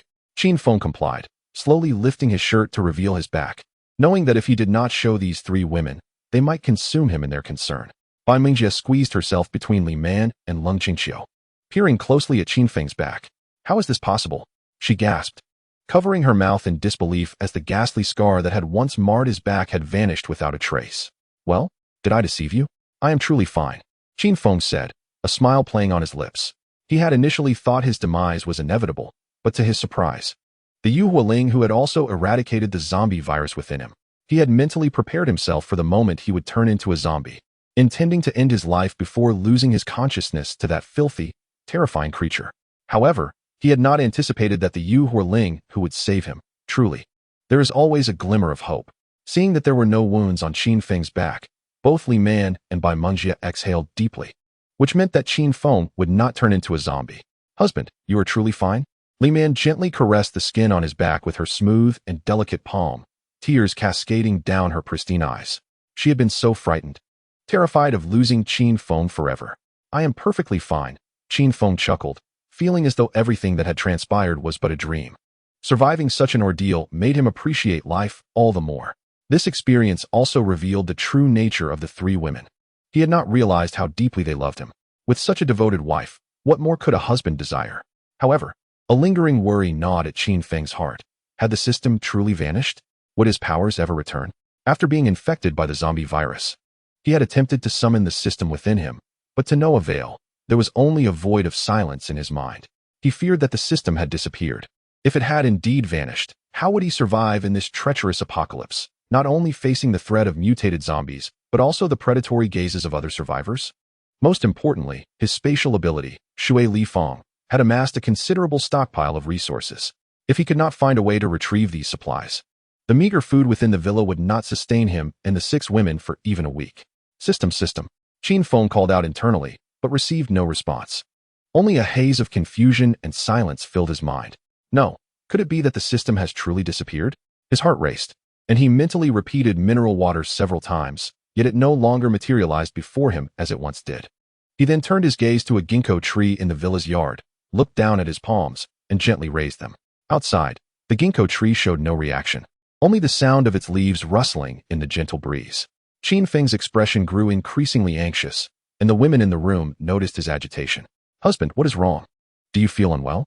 Li Man asked with concern, her eyes filled with worry. "You all should leave for now. I feel a bit fatigued and need to rest," Qin Feng said with an awkward smile, attempting to appear normal as he turned away from them and waved his hand. "Just go. I will be fine after some rest." A sense of bitterness welled up within Qin Feng as his worries intensified. "I should just rest for a bit. Yes, I should rest. Then we shall take our leave." "Husband, take care of yourself," they said as they exited, the door closing with a soft thud. "What is wrong with him?" I noticed something was off in his eyes. Could it be that everything he said was a lie, and he is not truly well? Bai Mengjie speculated. That cannot be. Do not jump to conclusions. He is probably just tired and needs a moment to recuperate, Li Man reassured her, although she too felt a knot of concern tightening in her chest. Alas, it is all my fault. Had I not insisted on following him, he would not have ended up like this. Bai Mengjie began to sob again, regretting her decision to accompany Qin Feng. Meanwhile, within the confines of the room, Qin Feng sat upright. He gazed at the ceiling and suddenly recalled the piece of Yulan corpse crystal he had brought back. He retrieved the radiant blue hexagonal crystal from his pocket. Grateful that he had sensed something amiss with his body and had not yet stored the crystal in his spatial realm. If the system truly vanished, this crystal would be his last hope for survival in the apocalypse. However, he must be cautious and avoid wastefulness. He needed to develop steadily. Resolutely, he resolved to absorb the crystal and observe the effects. Qin Feng held the crystal in his hand, mentally focusing on it. The crystal gradually melded into his being. At the moment it integrated with his body, a warm flow radiated from his palm, coursing through his arm and eventually spreading throughout him. In under a minute, the warmth surged, transforming into an intense heat. Ding! Congratulations to the host for consuming Yulan corpse crystal. All fundamental attributes have been enhanced by 1%. As he heard the system's notification echo in his mind, Qin Feng's body trembled, and he abruptly opened his eyes. "Damn it," he exclaimed internally, cursing the system profusely. It seemed to be toying with him, deriving pleasure from his frustration. Had it not been for the system's support, Qin Feng would have knelt in submission. He was exhilarated, his hands shaking with joy. Mineral water, hem sausages. He watched in awe as each item appeared before him, nearly moved to tears. He quickly proceeded to examine his attributes. Name, Qin Feng. Age, 22. Height, 183 centimeters. Weight, 80 kilograms. Agility, 29 stamina, 56 spirit, 27 speed, 52 enhancement points. 0 can be obtained after killing zombies. Abilities: Liehua Jisha, level 2. Tianshuan Jin, Shui Li Feng, level 1. Lan Hu Ji Lei, level 1. He shook off his despondency and stepped out of the room. "Darling, why have you come down? Aren't you going to rest a little longer?" Li Man, holding a bowl of porridge, stood at the corner of the staircase on the second floor, her bright and smooth eyes tinged with an indescribable sorrow. Qin Feng remained silent, quietly taking the bowl of porridge from her hands and finishing it. Wiping his mouth, he leaned closer to her ear and whispered softly, "Darling." Li Man exhaled gently, her eyes sparkling, and she blinked playfully. Chapter 25, The Conspirators. After a while, when Qin Feng and Li Man finally rose from their slumber, Xiao Shui, Xiao Ning, and Xiao Su had already prepared the meal. "It's time to eat." The three of them bent at the waist, standing at the bottom of the stairs, their movements perfectly synchronized. Looking at the table laden with delicacies. Qin Feng nodded repeatedly. After Ling Qingqiu emerged from her room, she walked to Li Man's side and greeted Xiao Shui before linking arms with Li Man. "Is Feng Gu all right?" "All good." Li Man blinked her beautiful eyes, giving her a knowing glance. Ling Qingqiu immediately understood, nodding in acknowledgement, while Bai Mengjie, behind them, had her head peeking in, listening intently. "Dinner is served," Qin Feng called out, and the women obediently took their seats at the dining table. Several exquisite dishes were presented, though they could not compare to Li Man's cooking, at least in Qin Feng's opinion. After dinner, while the other women in the villa busied themselves, Qin Feng cleverly used the pretext of fetching water to coax Ling Qingqiu into the room. A night devoid of slumber. The next morning, Qin Feng sat up in bed, realizing that as his physical attributes improved, his need for sleep diminished, his energy surging. Today, he intended to clear out the remaining villas in the community, hastening his search for surviving young women. Otherwise, the prospect of leaving the community with his current strength was far from optimistic. The next full moon would soon arrive, at which point ordinary zombies would awaken with level 1 corpse crystals. This secret would eventually be uncovered by other survivors, and at that juncture, dominance over the world would hinge solely on one's own capabilities. At that moment, in a room within the basement of the last villa, the raucous laughter of several men echoed. Are you saying you will drug Jiang Xueqing's meal and let us brothers have a go? The leader, a scruffy man clad in a security uniform, questioned with a hint of skepticism in his lustful gaze. His name was Feng Chong, the captain of the security team. Unlike Qin Feng, who was merely a junior guard. I see you have a decent relationship with her. If you're deceiving me, those bodyguards around Jiang Xueqing would surely deal with us, and she herself is trained in self-defense. Decent relationship? Huh. The woman speaking burst into laughter, as if she had heard a joke. After her laughter subsided, she hiked up her back to reveal a series of grotesque and shocking scars to the three men. Gasping for breath, she continued, had it not been for her hypocritical kindness, had she not abandoned me, I would not have been defiled by those men. The woman let out a deep breath, lowering her head to stare at her toes, her nails digging into her flesh.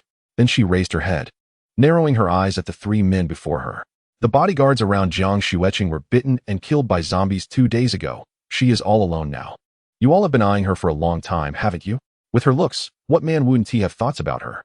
Feng Chong chuckled lewdly, and the others exchanged glances, nodding in agreement. The woman's words had completely dispelled their doubts. Since Jiang Xueqing's bodyguards were dead, there was nothing to fear. To be honest, we've wanted to have her for a long time. Now that it's the apocalypse, this world belongs to us, yet we are still subjected to her demands. And we can't even touch other women. We can't endure this any longer. Exactly. We can't take it anymore, the other two chimed in. All right, in that case, you all can head to Jiang Xueqing's room in half an hour. Do whatever you want, even to the point of killing her. I want her to experience the feeling of being ravaged by others. The woman cursed through gritted teeth. Understood, the three responded eagerly. Once the woman left, the three men began to whisper among themselves. Was what that woman said true? If we can really have Jiang Xueqing, it would be worth it. A stocky but short man inquired. Who cares if it's true? If that woman dares to deceive me, I'll deal with her too. How tough can Jiang Xueqing be? I'll just drug her, tie her up, and even the most obstinate woman will have to obey, Feng Chong declared, rummaging through a cabinet by the bedside, producing a bottle of transparent liquid. Brother Chong, what do you have there? Another man asked. Oh, this is a good thing. You two don't need to worry about it. Just know it will make Jiang Xueqing obedient, Feng Chong replied with a grin, stroking the bottle as if it were a precious treasure. Anyone who inhales this will have their desires uncontrollable. I can't count how many times I've succeeded with this. By the time I take good care of Jiang Xueqing, she will become one of our women. With her connections, who knows? I might become a figure of power in the future, Feng Chong said excitedly, and the other two were equally thrilled. Not only at the prospect of tasting such a rare woman, but also at the chance to rise from mere security personnel to positions of authority. Brother Chong, do you know where Jiang Xueqing's room is on the second floor? A lanky man asked. Feng Chong pointed to the ceiling. Right above us, heh? Brother Chong, you're amazing, the tall man said, bending over in flattery and giving Feng Chong a thumbs up. What do we do now? The shorter man asked. Fool, just wait half an hour. Feng Go, there's only one villa left, right? Ling Qingqiu followed closely behind Qin Feng, commenting that they had made significant gains from the villas, acquiring not only fresh meat, but also some unopened frozen food. Yes, Qin Feng nodded, feeling a bit puzzled. He had almost searched the entire villa area, but had not seen a single living soul. Could it be that all those people had turned into zombies? Impossible. The majority of zombies now are still just ordinary ones. They could not have wiped out all the living. Qin Feng quickly dismissed that thought. Chapter 26. Jiang Xueqing in crisis at the villa's second-floor study. A woman with flowing white hair and skin as pale as snow stood on the balcony, her gaze fixed upon the entrance of the community. A subtle sorrow tinted her bright eyes. Knock, knock. The sound of a knock echoed from outside the study door. Come in, Jiang Xueqing said, rubbing her temples, overwhelmed by the immense pressure that had been suffocating her for days.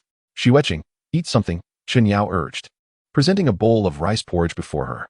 Just place it on the table. I have no appetite at the moment. I'll eat later, Jiang Xueqing replied.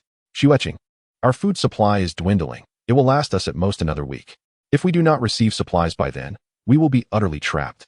Chen Yao stood her ground, her gaze lingering on Jiang Xueqing's silhouette, resentment flickering in her deep-set eyes. In the days following the apocalypse, Jiang Xueqing had gathered some survivors around her, hoping that the rescue teams would swiftly eliminate the mutated zombies.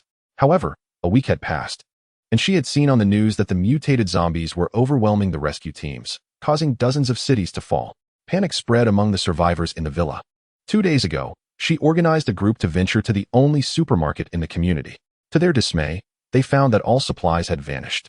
and several bodyguards who had accompanied her for years fell victim while searching for food. These bodyguards, veterans of the rescue special forces, were seasoned fighters. Yet, what unnerved her was the encounter with a swift, bizarre red-eyed zombie during their return. That zombie stood out amongst the others, and with a mere strike, it pierced through one bodyguard's body.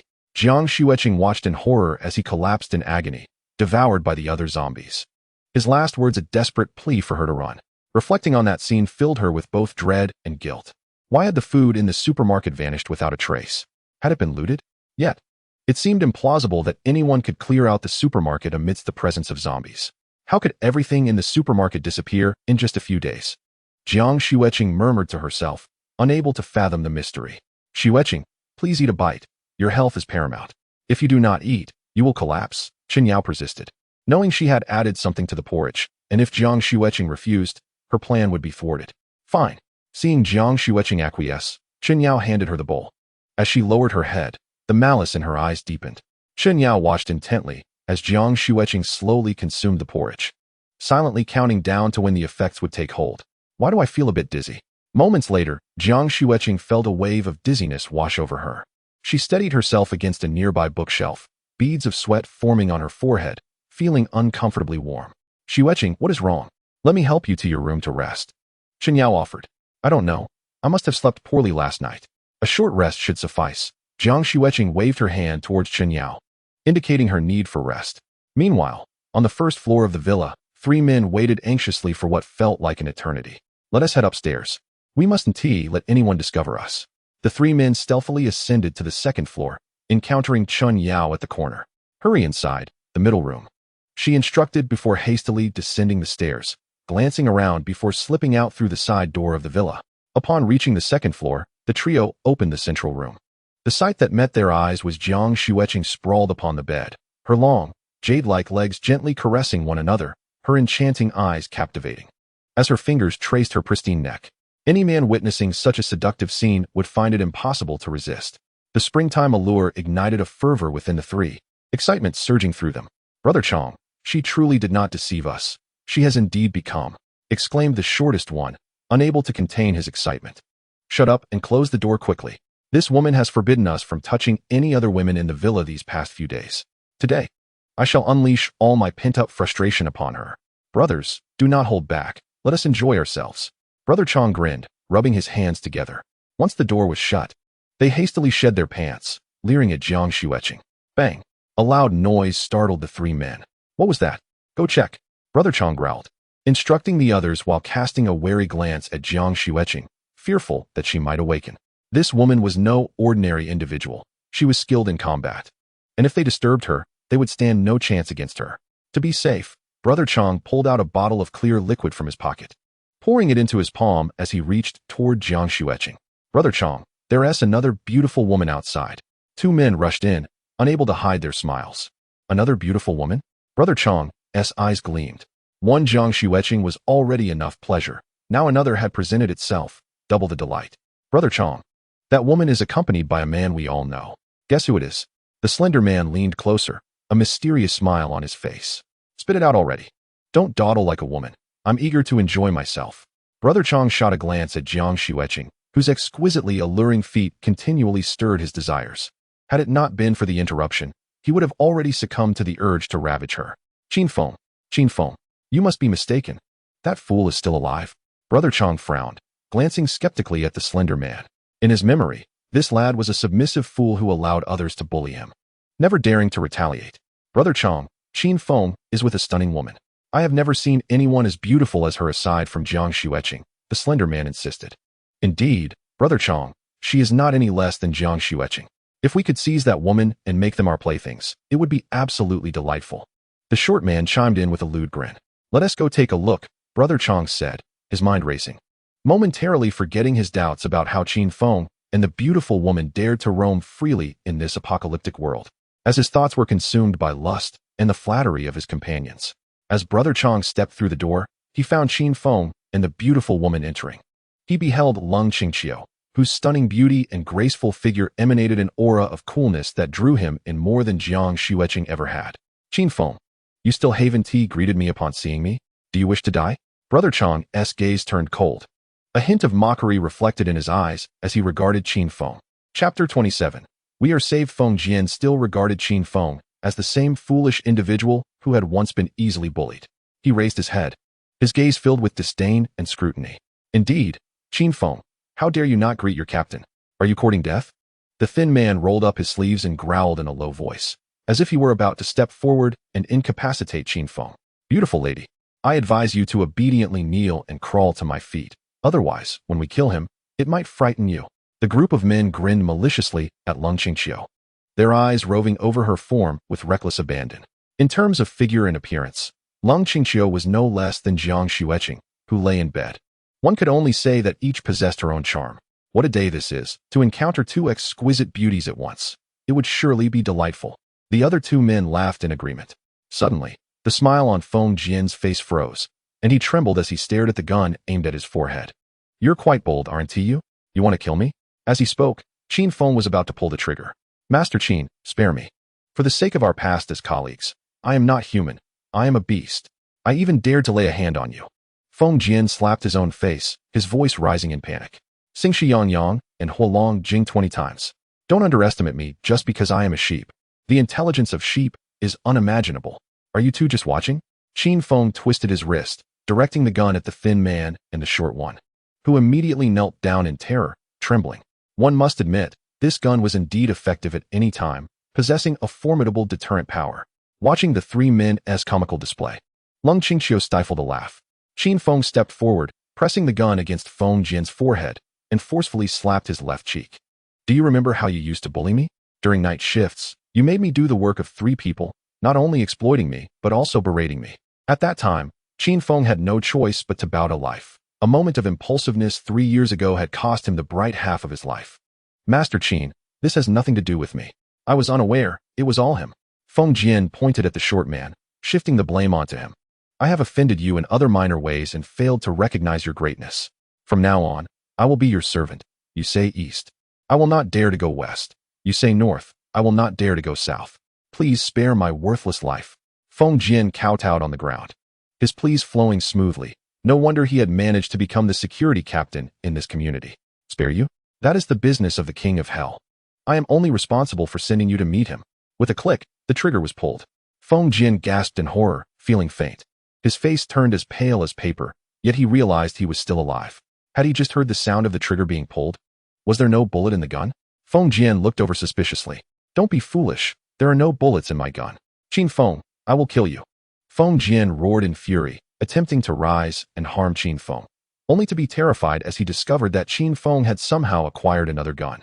A silenced rifle stained with blood. Care to guess if there are bullets in this one? Qin Feng said with a smile, but to Feng Jian. The smile on Qin Feng's face appeared exceedingly sinister, sending a chill down his spine. He had no idea where Qin Feng had procured the gun, nor dared he gamble on whether it contained bullets or if it was a real weapon. Losing that bet could cost him his life. Forced by circumstances, Feng Jian knelt down once more. Qin Feng, you foolish creature, you've brought another fake gun to frighten us. I'll make sure to destroy you. The short man cursed angrily, rising to throw a punch at Qin Feng. Suddenly, a burst of bullets pierced through the short man's abdomen. He trembled violently before collapsing, his eyes wide and lifeless, blood spurting from the gaping holes in his body like a small fountain. Feng Jian and the thin man, kneeling beside him, were utterly stunned. The gun was real. As their eyes met the lifeless gaze of the short man, a profound terror arose within them. Their only thought now was to survive. Woo-woo. Master Qin, spare me. I am not human. I am a beast. I will never appear before you again. I am but an ant you can crush at will. Please, just lift your foot and let me go. Feng Jian crawled to Qin Feng's feet, pleading softly. Qin Feng smiled faintly, not even lifting his eyelids. In this apocalyptic world, he had long lost his reverence for life. All that remained was numbness and indifference. I will send you to meet the king of hell. With that, Qin Feng unleashed another volley of bullets upon the two men, reducing them to a heap of bloody remains. For such trash, using supernatural abilities to kill them would only be a waste. The gun's deterrent effect was far superior. Lung Qingqiu stood quietly to the side, observing Qin Feng. This bloody scene did not evoke any discomfort within her. Her mindset had already shifted. In the midst of the apocalypse, if one could not stand alone, one must adapt to the laws of this world, the survival of the fittest. Had she and Qin Feng been the ones kneeling, they would likely have met a far more tragic fate. For her, countless tortures and humiliations awaited, and even death would be a luxury. To survive, one must be more ruthless and wicked than others. Qingqiu, were you frightened? Qin Feng stored the rifle and turned to look at Lung Qingqiu. I'm fine, Feng Ge. Lung Qingqiu shook her head, her deep eyes blinking, gradually narrowing into crescent moons. Here, take this gun. Be careful. You know how to use it, right? Qin Feng retrieved a pistol from his space and handed it to Lung Qingqiu. The gun emanated a chilling aura, feeling icy to the touch. This weapon had been discovered from a relatively intact corpse in the villa. Qin Feng had noticed that Lung Qingqiu seemed to possess a unique talent for firearms. Yes, I know how to use it. Lung Qingqiu grasped the gun, squinting her left eye, and with a graceful turn, she fired twice at a tree trunk 50 meters away. Qin Feng marveled inwardly. With such calmness and precision, Lung Qingqiu was truly a born sharpshooter. In the basement of the villa, a group of survivors huddled together. Panicking upon hearing the gunshots, they began to speculate. Where did that gunfire come from? Could it be the rescue team has come to save us? Upon hearing this, the remaining survivors erupted in excitement. Wonderful. The rescue team has killed all those damn zombies. We have finally endured to this moment. Woo, it has been so hard. I can barely hold on any longer. Thankfully, the rescue team has arrived. We are saved. Some individuals clasped their heads, weeping with joy. Damn it, what a wretched place. I want to eat abalone and shark fin. My mouth is parched. This rescue team is nothing but useless. It's just a few zombies. And they've taken so long. A disheveled man in a dirty suit straightened up, puffed out his chest, and strode out of the basement, prompting the others to follow suit. In recent days, I have felt utterly stifled. I wonder about the fate of my beloved goddaughters. I must venture out and seek them, perhaps bringing back 10 or 8. Everyone here is consumed by fantasies of the splendid life that awaits them outside. In the past, all of us were either wealthy or noble, indulging in pleasures beyond the imagination of ordinary folk. Yet, the arrival of the apocalypse has brought them to their knees. Chapter 28, The Blood Moon Calamity. This group of individuals joyfully rushed out of the basement, only to find not the lavish feast they anticipated, nor the tender embraces they longed for, but rather the cold steel of a gun in Qin Feng's hand. Who are you? Are you with the rescue team? Why are you alone? The man in the suit cast a haughty glance at Qin Feng, scrutinizing him from head to toe. His eyes soon fell upon the striking Ling Qingqiu, and his expression brightened instantly. Quickly send me to a safe place, and let her escort me.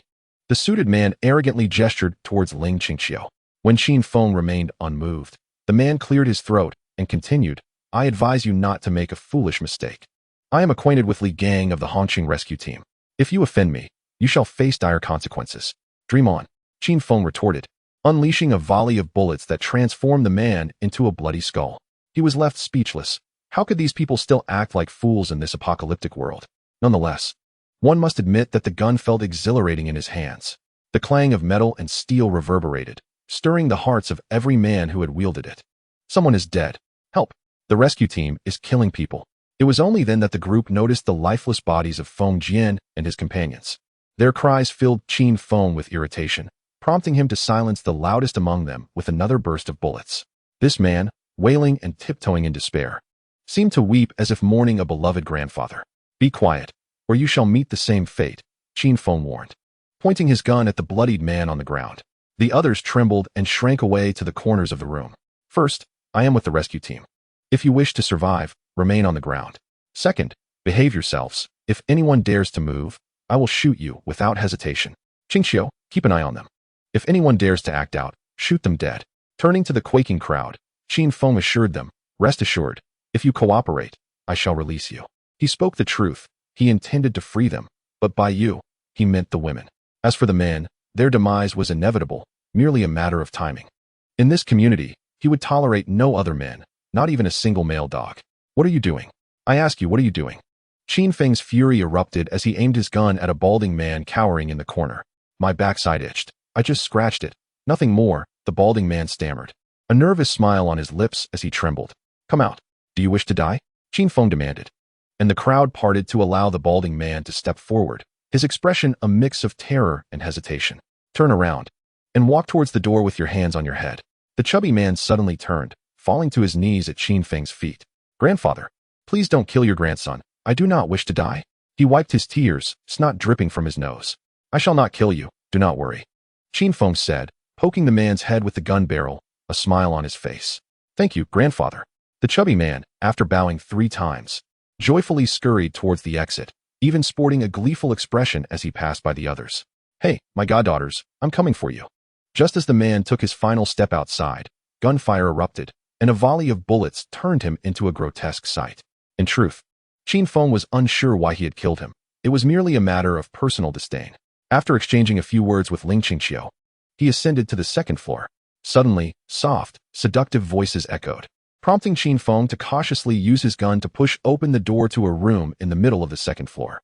There, a woman with skin as pale as snow caressed her flawless complexion, biting her red lips, her enchanting gaze filled with temptation. Let us test the fortitude of these officials. Which of them can withstand such a trial? Ding.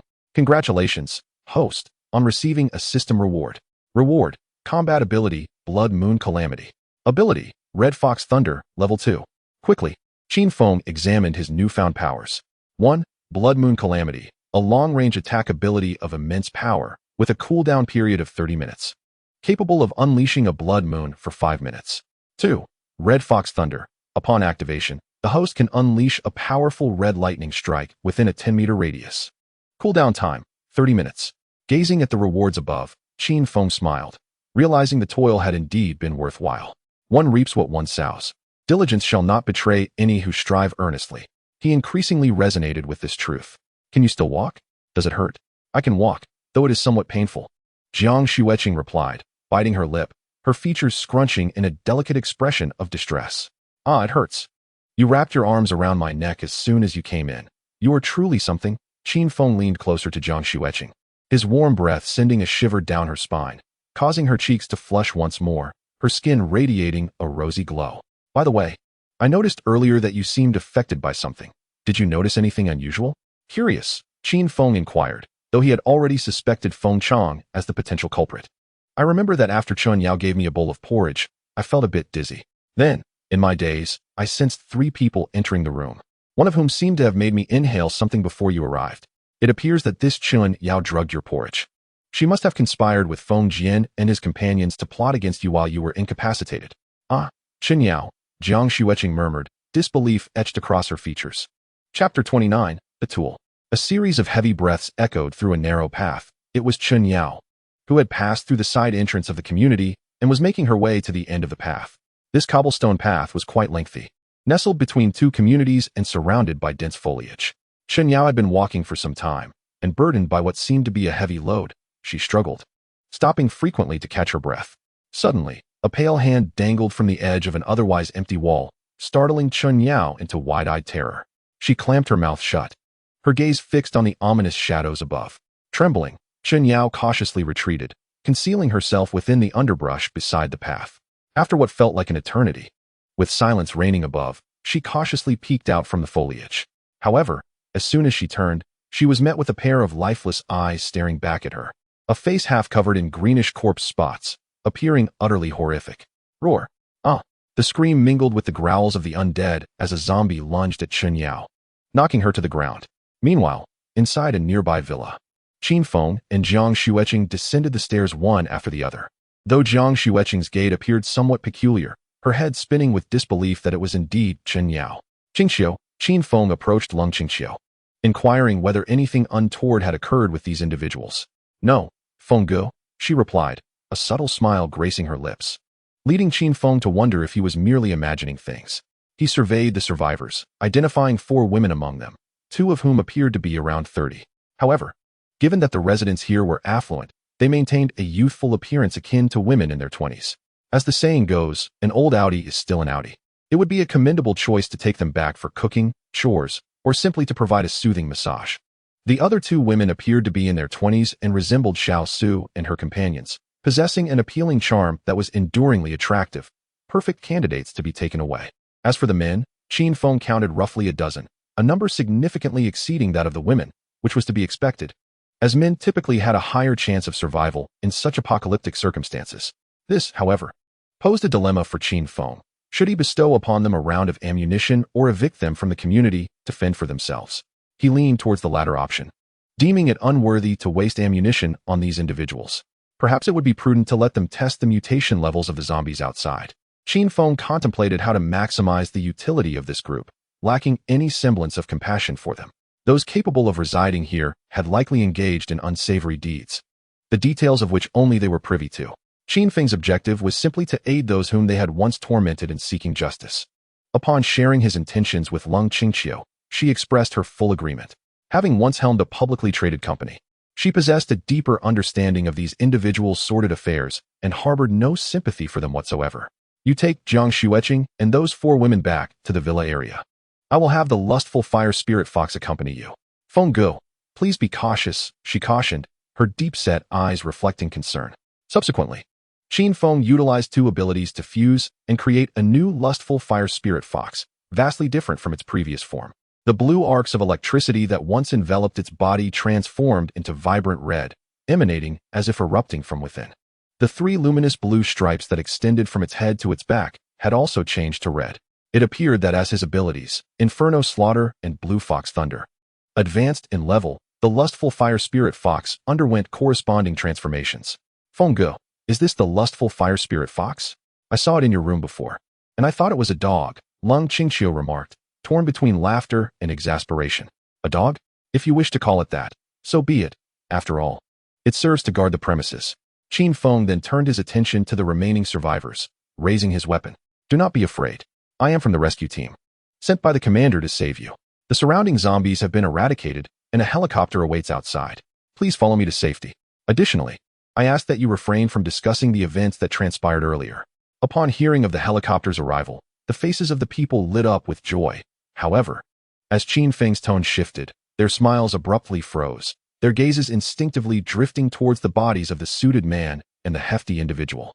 Commander, rest assured we will not speak of this, one declared, with others echoing the sentiment, their lives resting precariously in Qin Feng's hands, leaving them no choice but to acquiesce. Very well, you lead the way, and I will escort you, Qin Feng instructed, casting a glance at Lung Qingqiu before positioning himself behind the last man in line. Noticing the leader's sluggish pace, Qin Feng's voice turned stern. To the entrance of the community, move swiftly. If the helicopter departs without you, you may as well await your demise.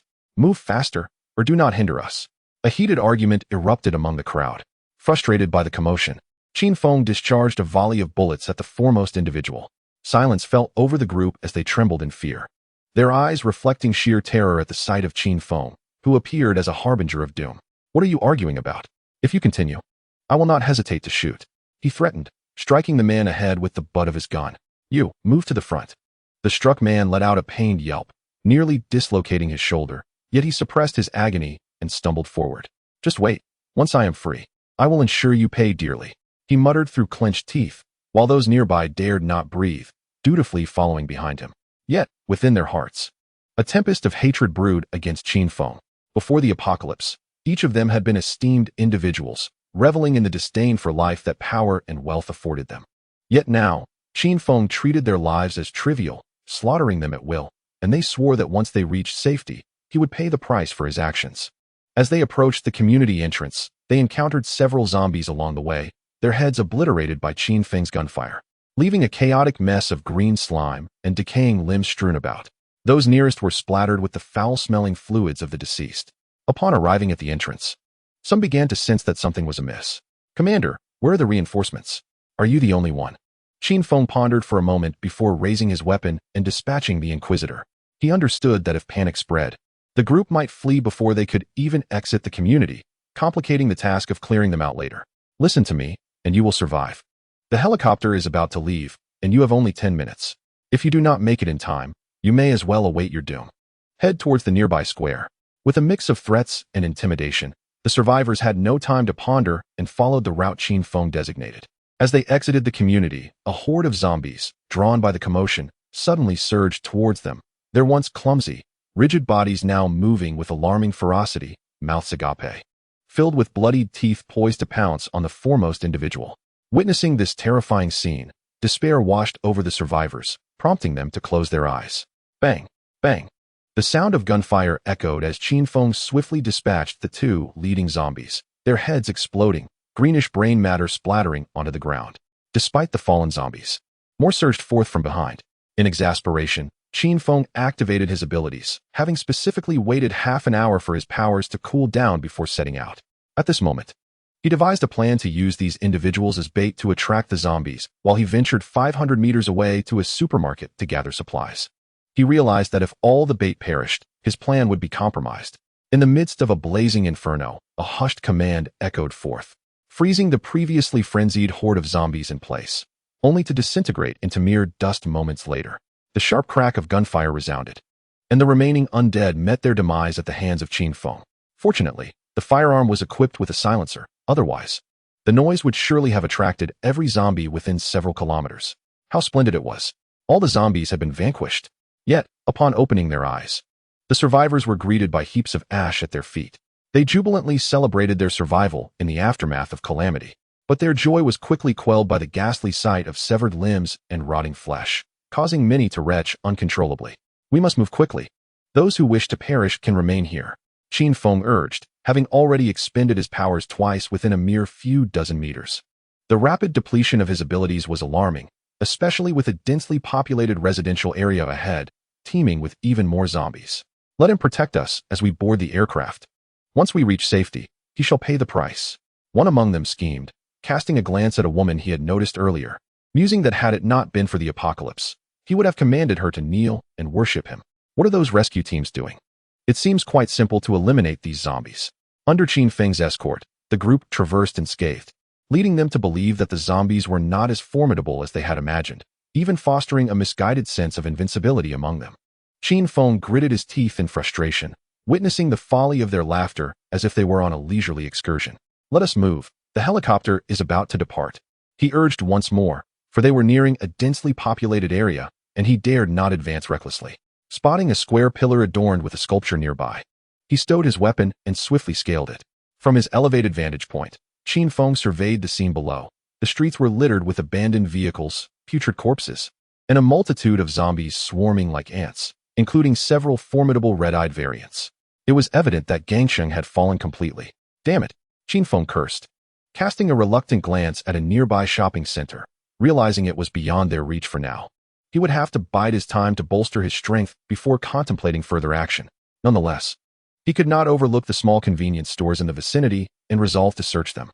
After descending from his perch, he observed the group moving ahead and smirked, silently retreating. If he lingered any longer, he would become the bait instead of the fisherman. He dashed towards the nearest convenience store, while at the same moment, the group's view was obstructed by a truck toppled on the roadside. Everyone wait. The person following us has disappeared, a voice exclaimed from the back. One of them had glanced back, astonished to find Qin Feng missing. Curse it. He hasn't abandoned us, has he? The group began to speculate anxiously, turning their heads in search of any sign of him, but found nothing. Are we still heading to that place he mentioned?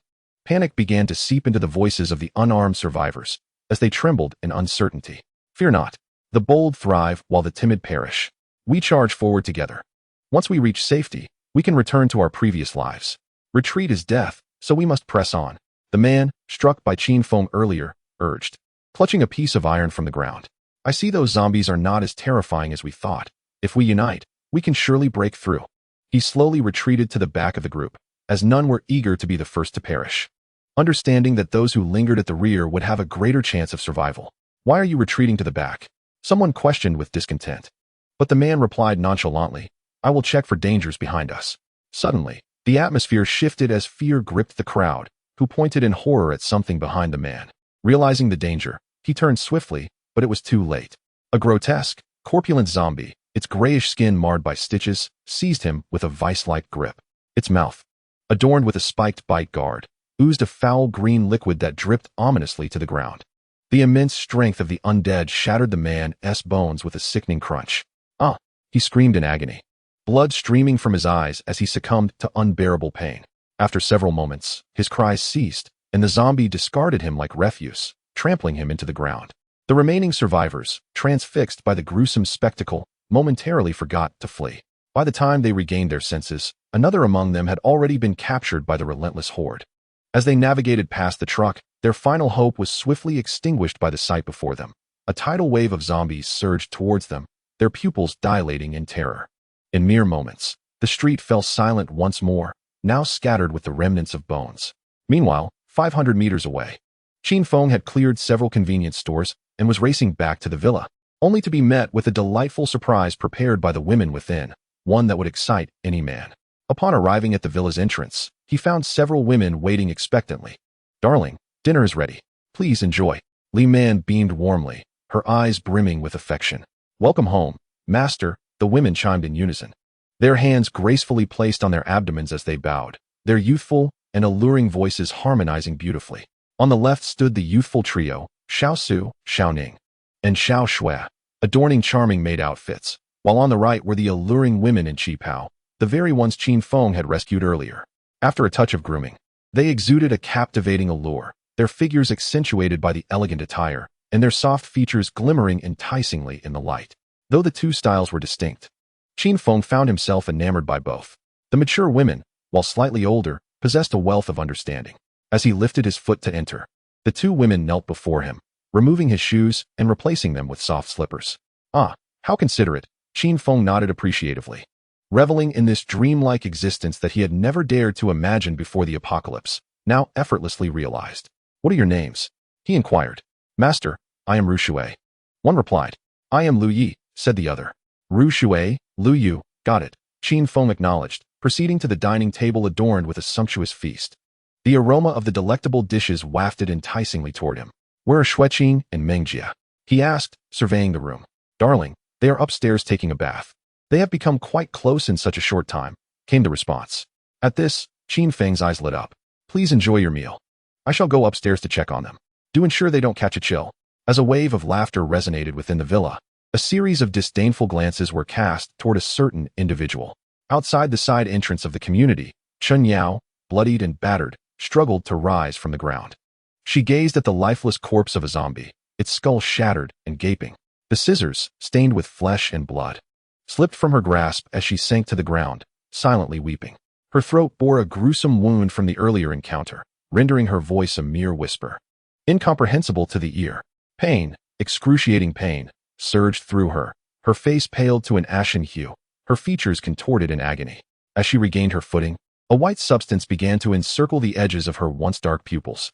Sujia, she called out, her voice tinged with longing for the fiancé she had once cherished. Suddenly, a smile broke across her face, and she bent down to retrieve a fallen supply bag. Limping toward the end of the path. "Knock, knock. Who is it?" A voice from within the house called out, fear evident in its tone. Sujia, initially intent on peering through the door's crack to assess the situation outside, breathed a sigh of relief upon recognizing Chen Yao's voice. Outside, she pressed herself against the door, peering in through the peephole with her ashen left eye. Creaking, the door opened, revealing Su Jia, who was overjoyed at the sight of the bag brimming with food. He entered without casting a glance at Chen Yao, who stood nearby, her mouth twisted into a disquieting grin. "Excellent. This will last me 2 more days," Su Jia remarked. His back turned to her as he surveyed the bounty. If rationed carefully, the provisions could sustain an ordinary person for 2 weeks.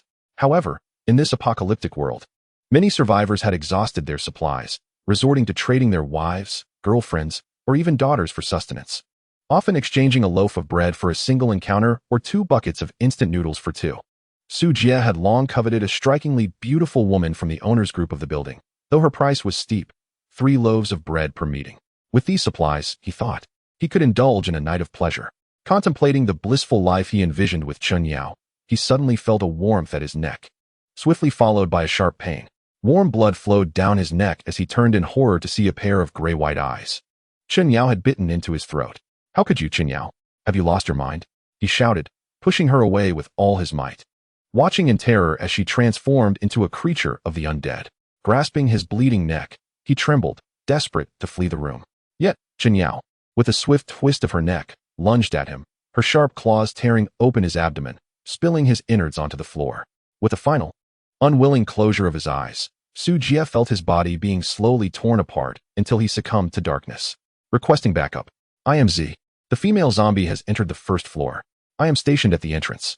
This autonomous mutated zombie likely possesses unique abilities. My team cannot advance recklessly. Z. This is X. The plan has changed. Your team must hold the entrance. Mine will arrive within 5 minutes. We cannot let this zombie escape. Understood?" At the entrance of the 1st floor, several fully armed combat personnel were strategically positioned around the building, their black masks concealing their mouths and noses, leaving only their serious eyes visible. After 5 minutes, another team of well-equipped, trained personnel arrived, their gear superior to that of the first team. What is the current situation? Inquired a tall man with an imposing presence, his cold gaze fixed on Z, the leader of the previous team. Z responded with utmost respect, Lord X. The zombie remains inside. It has not emerged. The man nodded, gesturing forward. At his command, the team cautiously advanced, weapons raised, searching every corner of the first-floor rooms. They inspected one unit, finding it empty, before redirecting their aim toward the next. Upon entering, they discovered a disfigured corpse slumped on the sofa. A roar erupted, and the foremost team member was instantly bitten in the neck by the hidden Chen Yao, collapsing in agony as the others, horrified, shot him down. Seeing the zombie charge towards them, the remaining team members raised their guns and fired. A barrage of bullets rained upon Chen Yao, but with uncanny agility, she evaded them, shattering the furniture, television, and glass windows within the room. Seizing the moment when they reloaded, she swiftly dispatched another team member. The zombie has awakened speed-related abilities. A team member exclaimed through the radio. X glanced at Z, cracking his neck. A bunch of useless fools. I must take matters into my own hands. X made a halting gesture, commanding the remaining team to cease fire. Let us see just how formidable you are. Is your speed greater than mine? He unsheathed a razor-sharp Nepalese knife from his leg, his piercing gaze fixed upon the concealed Chen Yao behind the sofa. Die. X propelled himself forward with great speed. His knife aimed at the zombie, the force of his movement creating a gust of wind in his wake. A feral growl escaped Chen Yao as her gray-white eyes darkened, her sharp claws lunging toward the oncoming X. Within mere seconds, X was left in disbelief, his body marred by deep cuts, before he fell to the ground, his body disintegrating into a mass of flesh. His round head rolled to the side, obstructed by a corpse beneath the sofa, revealing a pair of unyielding, lifeless eyes. Is he dead? The remaining team members exchanged shocked glances, all astounded by the scene before them. Requesting backup, requesting backup. The radio crackled with panic before devolving into anguished screams. The team stationed outside, tasked with preventing Chen Yao's escape, exchanged fearful looks, turning their gaze toward their leader, Z. Sensing their apprehensive stares, Z swallowed nervously, aware that if they failed to confront the zombie that even X could not handle, they would be doomed. Yet, retreating was not an option. The higher-ups in the XS organization would not spare him, and escape would be futile. Perhaps, this is the only way I can survive. Z murmured. Advance for support. Upon hearing Z's command, the team members felt an intense reluctance within, yet dared not rebel, raising their weapons and entering the room, with Z trailing behind the last member. After all the team members had entered, Z promptly shut the door, leaving the unprepared member betrayed by the captain with no chance of escape. In a state of panic, Z ran forward until he reached a deserted place. Leaning against the wall, he drew a sharp knife from his waist and gazed at his left arm, tearing a piece of cloth from his body and biting down hard on it. Without hesitation, he raised the knife and struck his left arm. As he watched his severed limb fall to the ground, Z knelt in anguish, his body trembling in pain, beads of sweat cascading down his forehead. After a brief twitch, the severed arm grew still. Requesting assistance, he declared, I am Z. The target zombie has escaped capture, X is deceased, and I am gravely injured. Please send help quickly. After speaking, Z staggered toward the scene of the incident, soon collapsing from blood loss. When he awoke, he saw a towering figure before him, marked by the emblem of G. You have become a cripple. Thus, you are no longer of any use. G's first words plunged Z into despair.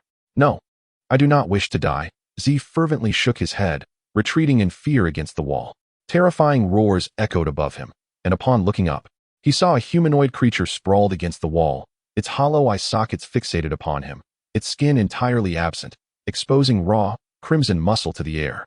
Then, several monsters emerged from all directions, slowly crawling towards Z. Stay away. I do not wish to die. Go away. Z wildly swung the knife in his hand, having completely lost his composure. Feast. With that command, several zombies lunged forward, tearing apart every inch of Z's flesh and crushing every bone. Alert! A commanding shout ensued. As a well-equipped squad armed with rifles surrounded G. G nodded to the leaders of the various teams. All personnel, stand down and maintain vigilance. Subsequently, the team leaders followed G to the building where X had met his demise.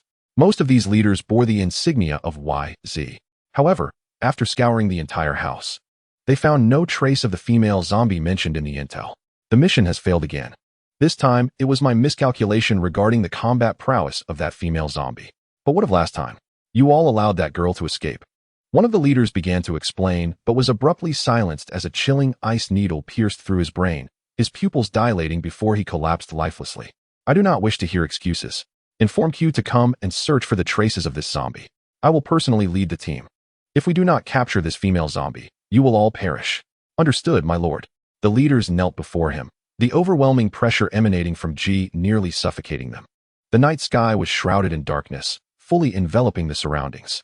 Meanwhile, in a room on the second floor of a small villa, ding. Congratulations, host. You have received a system reward. Ding. Congratulations, host. You have received a system reward. All attributes increased by 2%. The ability Water Cube has successfully advanced to level 2. Ding. Congratulations, host. You have killed a total of 200 zombies, earning 20 enhancement points. Qin Feng allocated the enhancement points to agility and spirit. A tingling current surged through every nerve in his body, flowing from his limbs to his brain.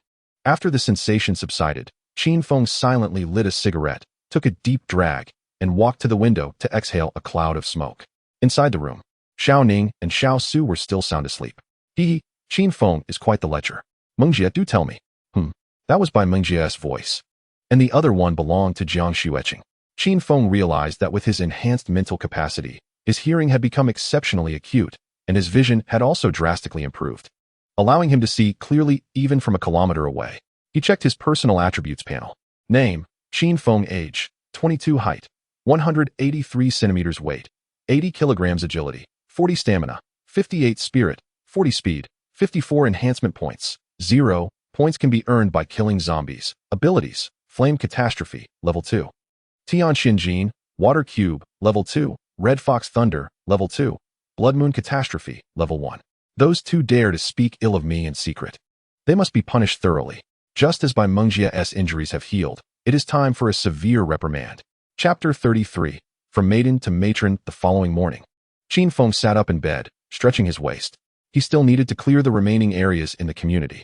As he descended the stairs, he caught the enticing aroma of food wafting through the air. This scent momentarily transported him back in time, reminding him of days long past when he had to rise before dawn and toil until dusk, suffering the disdain of others and the bullying of colleagues. Living a life worse than that of a dog. Qin Feng lazily stretched. Good morning, dear. You must have been exhausted yesterday.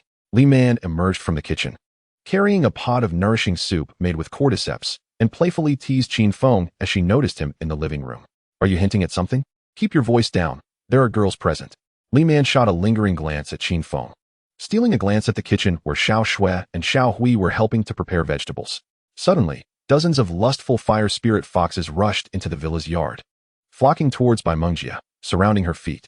These were all conjured by Qin Feng during his moments of leisure, functioning as watchdogs. More the merrier. Perhaps one day, he could form a legion of watchdogs. However, Qin Feng noticed that he could not summon more than 10 lustful fire spirit foxes at once. He wondered if he could summon more after upgrading his abilities. Commanding thousands of them would surely allow him to dominate the world. Why do these spirit foxes take such a liking to you? Li Man observed as the foxes clambered atop Bai Mengjie's head, stacking like a tower. Fortunately, they were ethereal beings and bore no actual weight. I have no idea, Bai Mengjie replied, shaking her head in confusion, almost dislodging the fox perched atop her. The topmost fox let out a few disgruntled whimpers. Perhaps at first, we all regarded the spirit foxes as dogs, while only Bai Mengjie recognized them as foxes. Qin Feng remarked with a smile. Indeed, initially, I thought they were stray dogs, but upon closer inspection, they truly resemble foxes, Li Man acknowledged with a knowing expression. What are you two talking about? You seem so amused. At that moment, Lung Qingxiu descended from upstairs, her previously cold demeanor gradually fading, replaced by a mature charm. Mengjie, why do you have so many dogs on your head? Lung Qingxiu asked, eyeing the 2-meter-high stack of foxes with a look of intrigue. Ha! See, I told you. Qin Feng smiled, and soon the others joined in laughter, leaving only Lung Qingxiu in bewilderment, unsure of what was amusing them. Once the last dish was served, Li Man turned to Bai Mengjie and inquired, Mengjie, is Xueqing still asleep? Bai Mengjie cast a wistful glance at Qin Feng and replied, let her sleep a bit longer. I will have Xiao Shui bring her a bowl of soup later. Meanwhile, on another front, Lord Ji, I have sensed the presence of that female zombie. Hugh exclaimed excitedly, looking at Ji, who stood before him. Hugh's awakened ability was perception, and these abilities had been triggered by the consumption of corpse crystals. Lead the way. Ji responded slowly, opening his eyes. All personnel stand by. All personnel stand by.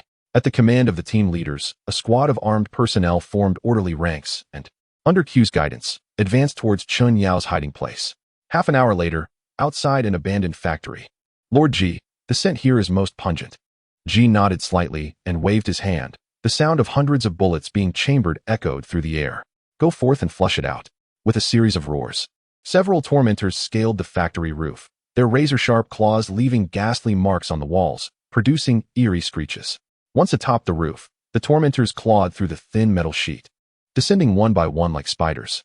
Inside the factory, several zombies in work uniforms, their bodies stained with blood, roamed aimlessly. With a hiss, the tormentors swiftly descended from the walls and launched an attack on the zombies within, baring their jagged teeth and lunging towards the heads of the undead.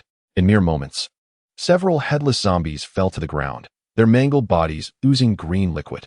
Suddenly, a grotesque, swift, and oddly shaped zombie lunged at one of the tormentors. With a sickening sound, the tormentor was struck, its flesh torn from neck to thigh, blood spraying forth. The scent of blood enraged the tormentors, who began to howl in fury, their hollow eyes fixated on the zombie Chun Yao, whose head and torso were contorted at an unnatural angle.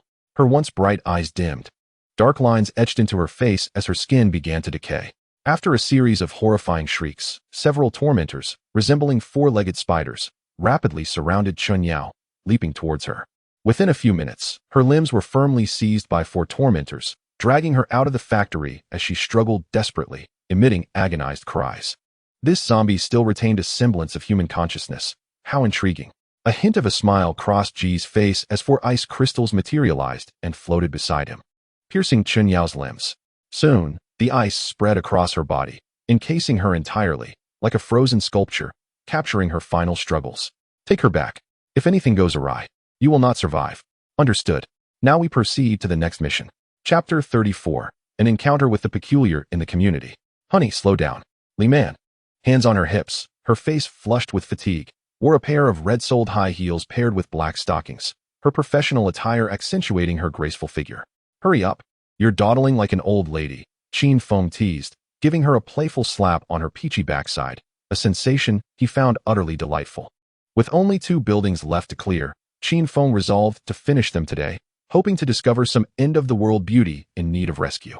His decision to bring Li Man along stemmed from a desire to relive a classic moment, a request she had made earlier that morning. As they entered the lobby on the first floor, Qin Feng planned to search methodically from one level to the next, the building's layout making the task relatively straightforward. However, upon reaching the corner of the first-floor fire escape, a nauseating stench invaded his nostrils, the odor striking directly at his senses. It wasn't until he reached the second floor that he discovered the source of the foul smell. The corridor was littered with bag after bag of black garbage, with noxious liquid seeping out. How disgusting. Li Man leaned against the wall, rolling her eyes, nearly retching. Is someone feeding pigs in there? Qin Feng forcefully broke open the main door, revealing a more than 200-pound little fairy sprawled on a couch. Their eyes met, both taken aback. Who are you? A chillingly high-pitched voice emanated from the little fairy, sending a wave of discomfort through Qin Feng. He furrowed his brow, glancing at the door number before looking back at Li Man. Do you know her? No. Li Man shook her head, equally puzzled as to why such a person resided in her home. Understood. Qin Feng nodded, then turned his cold gaze towards the little fairy. Who am I? I should be asking you who you are. This is my house. How did you get in? Qin Feng said this without a hint of embarrassment, for the house was indeed his. It was astonishing to him that, even in the midst of an apocalypse, this individual had not lost an ounce of weight. Only when he spotted the bags of food hidden among the trash did he realize that the supplies he had discarded with by Mengjie during a zombie attack had been scavenged by her. This is your house. It is clearly mine. I advise you to leave immediately, or I will expose you online. I have 5,000 followers. Beware. I could have them tear you apart. The little fairy bolted upright, her overlapping flesh resembling a Michelin man, exuding a repugnant odor that made Qin Feng gag. She had audaciously claimed his home as her own and even threatened to report him for trespassing, absurdly claiming she would expose him online. Did she not realize it was the apocalypse? Was her mind truly unhinged, or did it contain nothing but folly? Honey, this person smells terrible. I might vomit. Li Man said, pinching her nose and taking a step back, her expression exaggerated. The little fairy's defenses crumbled at this, and she began to screech, You stink. You filthy wretch. The online heartthrobs say I smell like milk. Qin Feng's lips twitched in disbelief as he gazed at the little fairy. Milk scent? Is she a severe case of curiosity or a pig-riding warrior? Truly, there are peculiarities every year, but this year seems particularly abundant. Leave my home at once, or I shall promptly contact the rescue team to report your trespassing. And you must compensate for that door. The little fairy, hands on her hips, glared fiercely at Qin Feng and Li Man, relishing their silence, convinced they were intimidated. What kind of compensation do you seek? Qin Feng asked, a semblance of apology gracing his lips, though it was tinged with a chilling undertone. The moment this impudent creature insulted Li Man, she sealed her fate. Only he had the right to chastise his woman, others were unworthy. Humph, you must pay me 15 boxes. The little fairy's eyes darted towards Qin Feng and, seeing his unyielding smile, hastily amended her demand. 50 boxes of snacks. If you fail to comply, I will expose you and this shameless woman online, tarnishing your reputations. I will also report your trespass to the rescue team. Consider the consequences of angering me. They are beyond your capacity to bear. Is 50 boxes sufficient? Perhaps I should offer 500 instead? Qin Feng replied cheerfully, and Li Man recognized the glint in his eyes, understanding he was toying with this audacious girl. Darling, you're so wicked. I adore it. Li Man whispered into Qin Feng's ear, her warm breath tickling him. Please, beg her for forgiveness. I don't wish to be exposed online, and I certainly don't want to end up in jail, she feigned, wrapping her arm around his, displaying a fearful countenance. Her eyes glistening with unshed tears. Now you're afraid? Where was your fear before? I'll tell you now, 500 boxes are insufficient. I want 1,000. The little fairy once again inflated her demands, doubling her previous request. Qin Feng, hearing her outrageous claim, was taken aback, realizing her greed knew no bounds. Did she not comprehend the significance of 1,000 boxes of food in this apocalyptic world? It could purchase her 10,000 lives. The little fairy continued to fantasize about an abundance of food, oblivious to the fact that Qin Feng had quietly drawn his weapon.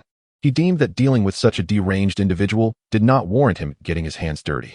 The little fairy paused, momentarily stunned by the sight of the gun, then broke into a self-satisfied laugh. Who are you trying to scare with that toy gun? I'm not easily intimidated. If you have the guts, pull the trigger. If you don't, I'll think less of you, coward. Bang, bang, bang. Qin Feng fired a volley of bullets into the ceiling, leaving the little fairy momentarily dumbfounded. She looked up at him in disbelief, her confidence wavering. Suddenly, she seized her camera, regaining her swagger. So, you dare to brandish a gun? If I call the rescue team now, you'll be in even more trouble, and I'll accuse you of assault. Her arrogance returned, her expression growing increasingly smug. Qin Feng felt an urge to peer into her mind to discern the emptiness within. How could she make such ludicrous accusations? Who would ever assault a pig? A bullet suddenly pierced through the air, shattering the glass behind her. The little fairy screamed, her hand instinctively reaching for her unscathed head, trembling in fear. In that moment, she truly comprehended the gravity of her situation, her eyes wide with terror as she shook her head in denial. Please, don't kill me. I'll do anything you ask, she cried, extending a finger like a worm towards Li Man, flashing a self-assured wink at Qin Feng. She believed her beauty would spare her from harm, thinking she could sweeten Qin Feng to comply while sacrificing the woman beside him to the zombies. Especially after her earlier insult about the woman's foul odor. Li Man, glancing incredulously at the little fairy, exchanged a look with Qin Feng and could not suppress a chuckle. Goodness, she is utterly repulsive, she remarked. Qin Feng turned pale, feeling an overwhelming discomfort under the little fairy's gaze. So much so that he nearly forgot to wield his gun. If you make me uncomfortable, I shall ensure you feel the same. Was a principle he had adhered to throughout the apocalypse. He aimed the weapon at the little fairy. Bang, bang, bang. The bullets riddled her body with holes. With disbelief etched on her face, she cast one last glance at Qin Feng, reminiscent of a defiant pig on New Year's Eve, before she ceased to struggle. Amidst the chaos, Qin Feng and Li Man realized the house was no longer habitable, though they remained perplexed about how the little fairy had entered. Qin Feng had hoped to share a tender moment with Li Man in their home, but that dream had been shattered. Just as he was lost in thought, Li Man dashed from the inner room, shrieking, "Darling, there's a corpse inside. It's terrifying." Li Man, pale and shaken, rushed into Qin Feng's embrace, clinging to him tightly. "It's just a corpse. Why are you so frightened?" He comforted softly, cautiously opening the door to the innermost room as guided by Li Man. To his astonishment, an emaciated corpse lay on the ground, its face marred by dark necrotic spots, staring vacantly with sunken eyes. A closer inspection revealed the deceased bore a striking resemblance to the little fairy, leading Qin Feng to infer that this corpse was likely her father.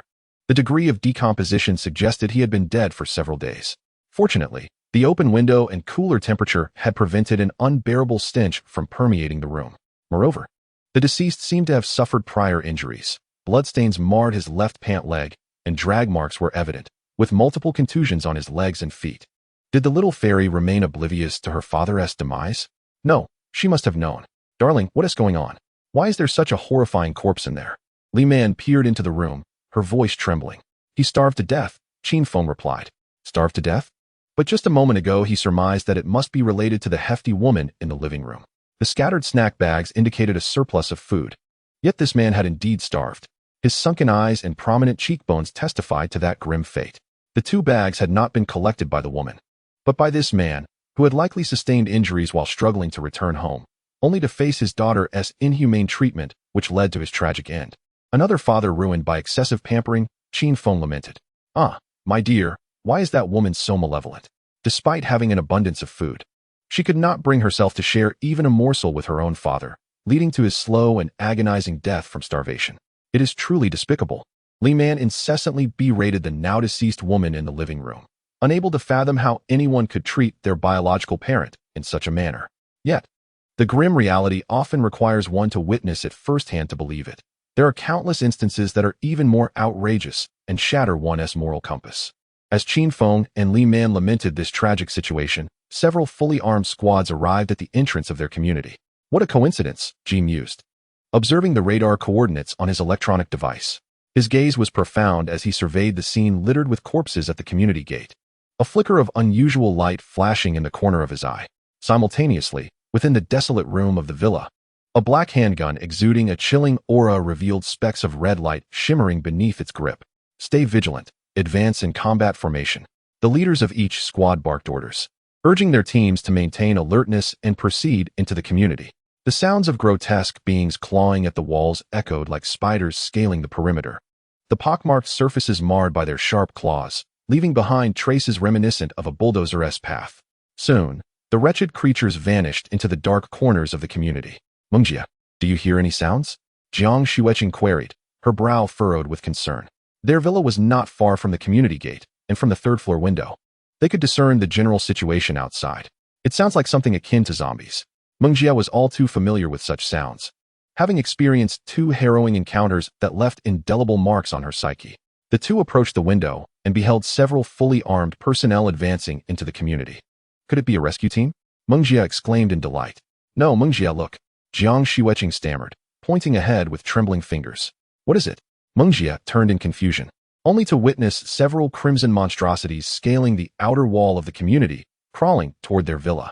These are the very zombies that injured Qin Feng. And now there are so many. Shocked, Mengjia clasped her mouth, her expression contorted in anguish as sheer terror rendered her legs immobile. What did you say? They actually managed to injure Qin Feng? Hurry, tell Qingqiu and the others. Jiang Shueqing's countenance grew serious, although her demeanor often appeared contrasting in Qin Feng's eyes. She maintained her composure in this critical moment. Mengjia, hurry up. Why are you crouching on the ground? Jiang Shueqing asked, her brow knitted in confusion. I can't move my legs, Mengjia stammered, trembling as tears welled in her innocent eyes. I'll go inform Qingqiu and the others. I'll come back for you later. Mengjia nodded, biting her lip, watching as Jiang Shueqing vanished around the staircase, her heart growing increasingly anxious. It's all your fault for being so useless. Mengjia pounded her legs in frustration, tears splattering onto the floor. If Qin Feng saw me like this, he would surely feel heartbroken. I mustn't demean myself. Who says I'm useless? I am quite capable in bed. The horrifying visage of the monster, its skinless face, sent shivers down Mengjia's spine, causing her to tremble uncontrollably. She wiped her tears with the back of her hand and wrapped her arms tightly around herself. Qin Feng, please return quickly, she whispered. Mengjia, are you all right? Jiang Shueqing rushed back, followed closely by Lung Qingqiu. The latter stepped onto the third-floor balcony and peered down, spotting several fully armed personnel along with a multitude of crimson monsters. Now that she was closer, she could see that these entities were composed of raw, exposed muscle beneath their skin. Lung Qingqiu immediately recognized the urgency of the situation. Just moments ago, when Jiang Shueqing had rushed downstairs to describe what she had seen, she had been skeptical, but now she was entirely convinced. Taking a deep breath, she endeavored to remain as calm as possible. Do not be afraid. We still have over 10 foxes at home. Have you forgotten? We just need to hold out until Brother Feng returns. Right? How could I have forgotten the foxes? They are formidable. They will electrocute those monsters. Meng Jie stood up, clenching her fists and waving them in the air, her legs feeling stronger now, even bouncing twice in excitement. Suddenly, a dozen fiery spirit foxes bounded up from downstairs, playfully leaping onto Meng Jie's head. I'll let you sit atop my head. Later, you will help me zap those monsters. Meng Jie's south eyes narrowed into crescent moons as a smile graced her face. At that moment, Qin Feng and Li Man stood by the window, observing the intruders invading their community. The equipment these individuals possess, Qin Feng murmured. The same standardized gear, well trained. Could they be from the same organization he had encountered in the previous villa? But with zombies lurking everywhere outside, how did they manage to arrive here? Were they lying in wait nearby? Or dear, look quickly. Just then, Li Man screamed, and following her pointing finger, Qin Feng beheld a dozen gruesome creatures devoid of skin. Why? Qin Feng's brow furrowed deeply, grappling with the incredulity of the sight before him. These zombies were the same ones that had attacked him in the villa. Yet why were they not assaulting the group below? An increasing wave of confusion washed over Qin Feng. These zombies had slaughtered everyone inside the villa. Dear, the group is heading toward our home. What should we do now? Li Man's voice yanked Qin Feng back to reality as he stared, stunned, at the unfolding scene. They are indeed heading toward our house. We must hurry back. Fortunately, we still have over 10 spirit foxes at home. It seems that for the time being, we should be safe. Qin Feng rushed toward home with Li Man, furious that these intruders dared to invade his territory while he was away. Outside the villa, the radar signaled this was the location. G stated coldly, the sound of bullets loading echoing as dozens of zombies crawled toward the villa from all directions. 2 fiery spirit foxes leisurely emerged from the villa. Where did these dogs come from? The sound of gunfire pierced the air as bullets riddled the 2 spirit foxes. The group exchanged astonished glances, their shock evident in their expressions. Gee, what is happening? What kind of monster is this that cannot be killed? G cast a chilling glare at the captain who had spoken, causing the captain to break into a cold sweat and immediately fall silent. They should all be devoured. With G's command, dozens of zombies surrounded the 2 spirit foxes. Wait, isn't this unfair? So many against so few? The group turned to see who had spoken. Why do you all look at me with such peculiar gazes? I am not a celebrity after all. Qin Feng cast his gaze across the crowd, and his attention was drawn to a man bearing the G insignia. This individual stood at the forefront, exuding an unmistakable aura that set him apart from the rest, even instilling in Qin Feng a slight sense of oppression. The icy demeanor radiating from his deep blue eyes was palpable. The initial impression Qin Feng had of this man was one of strength, yet it was merely strength. After all, strength can be countered. While Qin Feng possessed the advantage of a system, the target had emerged. He must be captured at any cost, whether dead or alive.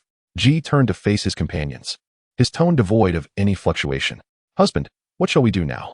Li Man tightened her grip on Qin Feng's hand, beads of perspiration forming on her palm, clearly anxious. You should return first and inform Qin Xiu and by Meng Jie to stay indoors. No matter what happens, Qin Feng whispered into Li Man's ear. Husband, I am worried about you. I want to go back. I want to be with you, Li Man said, biting her lip, her eyes brimming with tears. What are you thinking? I fear your presence here may affect my performance. Obey me and return quickly. You know your husband is quite formidable, Qin Feng said, gently kissing her smooth forehead. All right. Li Man reluctantly glanced at Qin Feng, her eyelids tinted with a light blush, looking particularly pitiful. Qin Feng resolved to cherish her deeply tonight. Now, it's time to send you all to hell. Qin Feng whistled, and the remaining fiery spirit foxes emerged from every corner of the villa, climbing trees, lurking by trash cans, even atop by Meng Jie's head. Electrocute these grotesque creatures. Eliminate them. Bai Mengjie urged from within the house, rallying the spirit foxes. Go, husband, Li Man shouted, her voice ringing loud. As the women inside the villa watched the perilous scene unfold, their hearts gripped with fear. Roars of the spirit foxes and the cries of the undead echoed, before an eerie silence enveloped the surroundings for several seconds.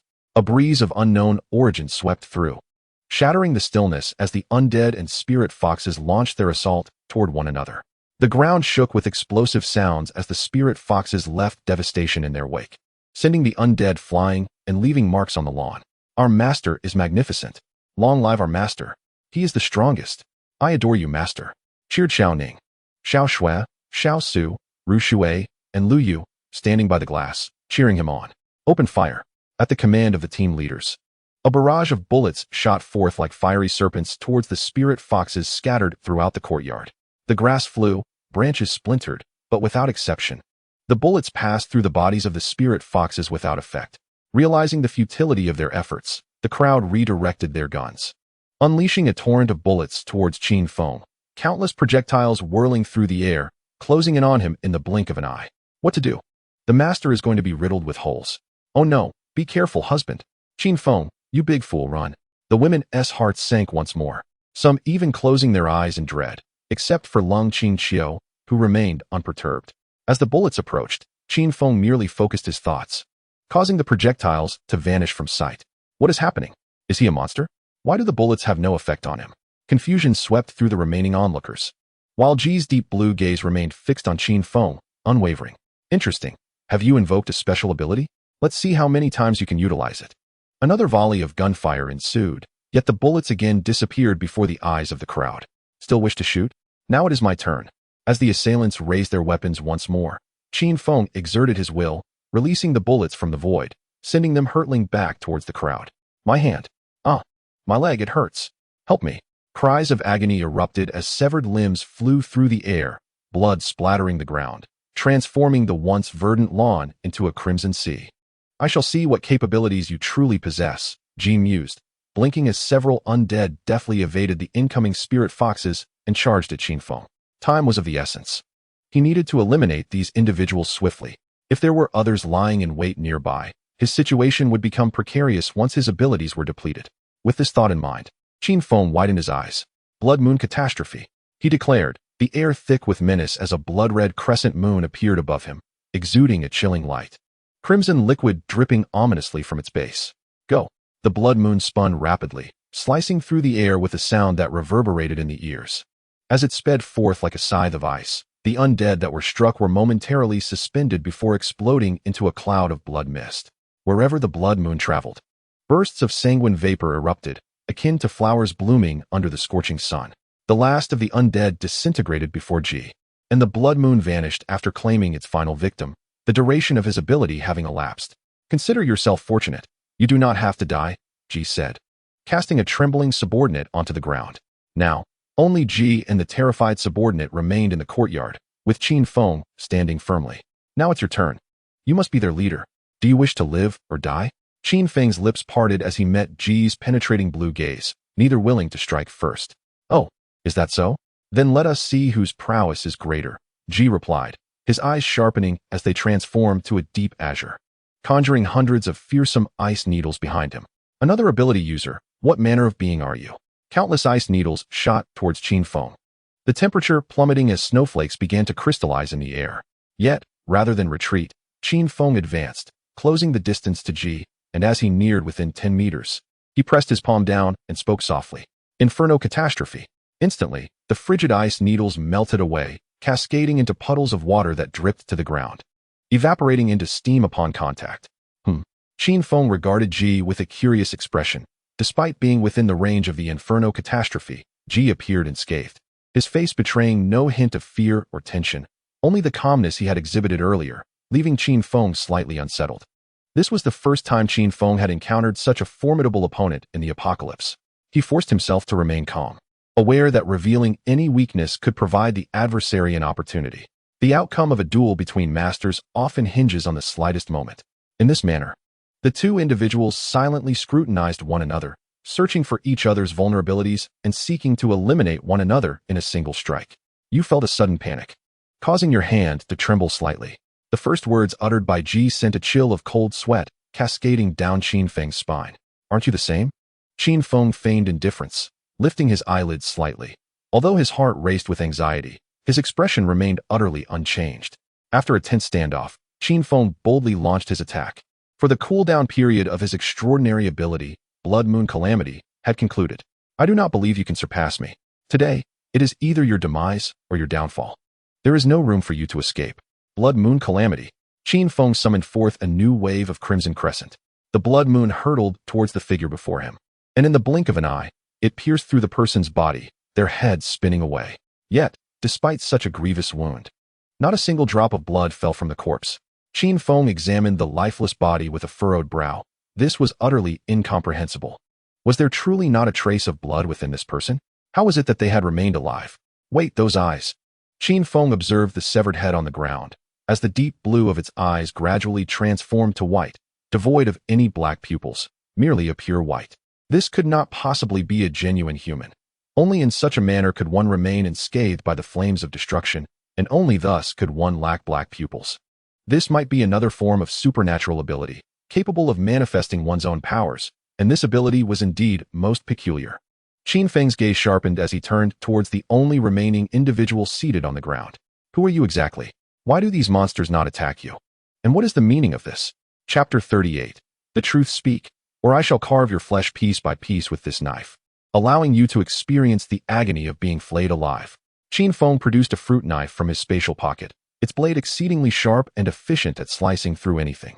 No. The man's lips turned pale as he curled into himself, retreating in terror.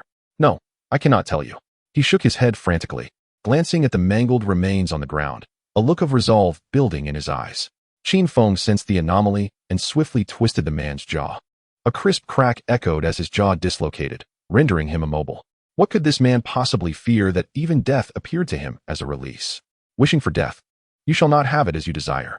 If you do not answer my earlier question, I assure you that death will be a luxury you cannot afford. You shall either endure the torment of being skinned and flayed in darkness, or I shall hand you over to the organization behind you. Qin Feng vocalized his suspicions. Upon hearing organization, shock and profound fear flashed in the man's eyes as he shook his head vehemently. Indeed, Qin Feng realized his earlier conjecture had been correct. This man was terrified of the organization looming behind him. Answer me, and I will grant you a swift end. Do not attempt to deceive me. I am aware of certain matters, and should you dare to lie, I will not hesitate to torment you and then deliver you to your organization. The man nodded, pointing to his mouth, his dislocated jaw only allowing him to emit low, pitiful whimpers.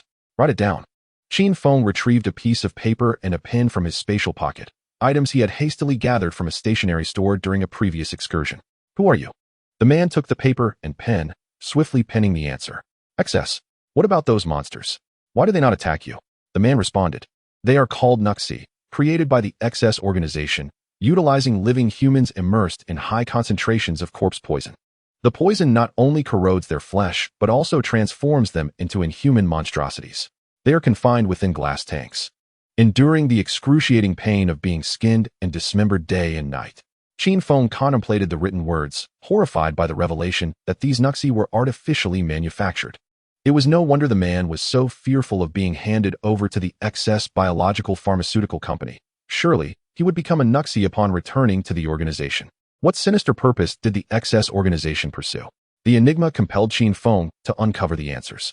So, these Nuxi can be produced indefinitely? The man replied, not at all. Only individuals with unique physiques can withstand the corrosive effects of the corpse poison and become Nuxi. Corpse poison? Could it be that your organization was responsible for the world's first zombie?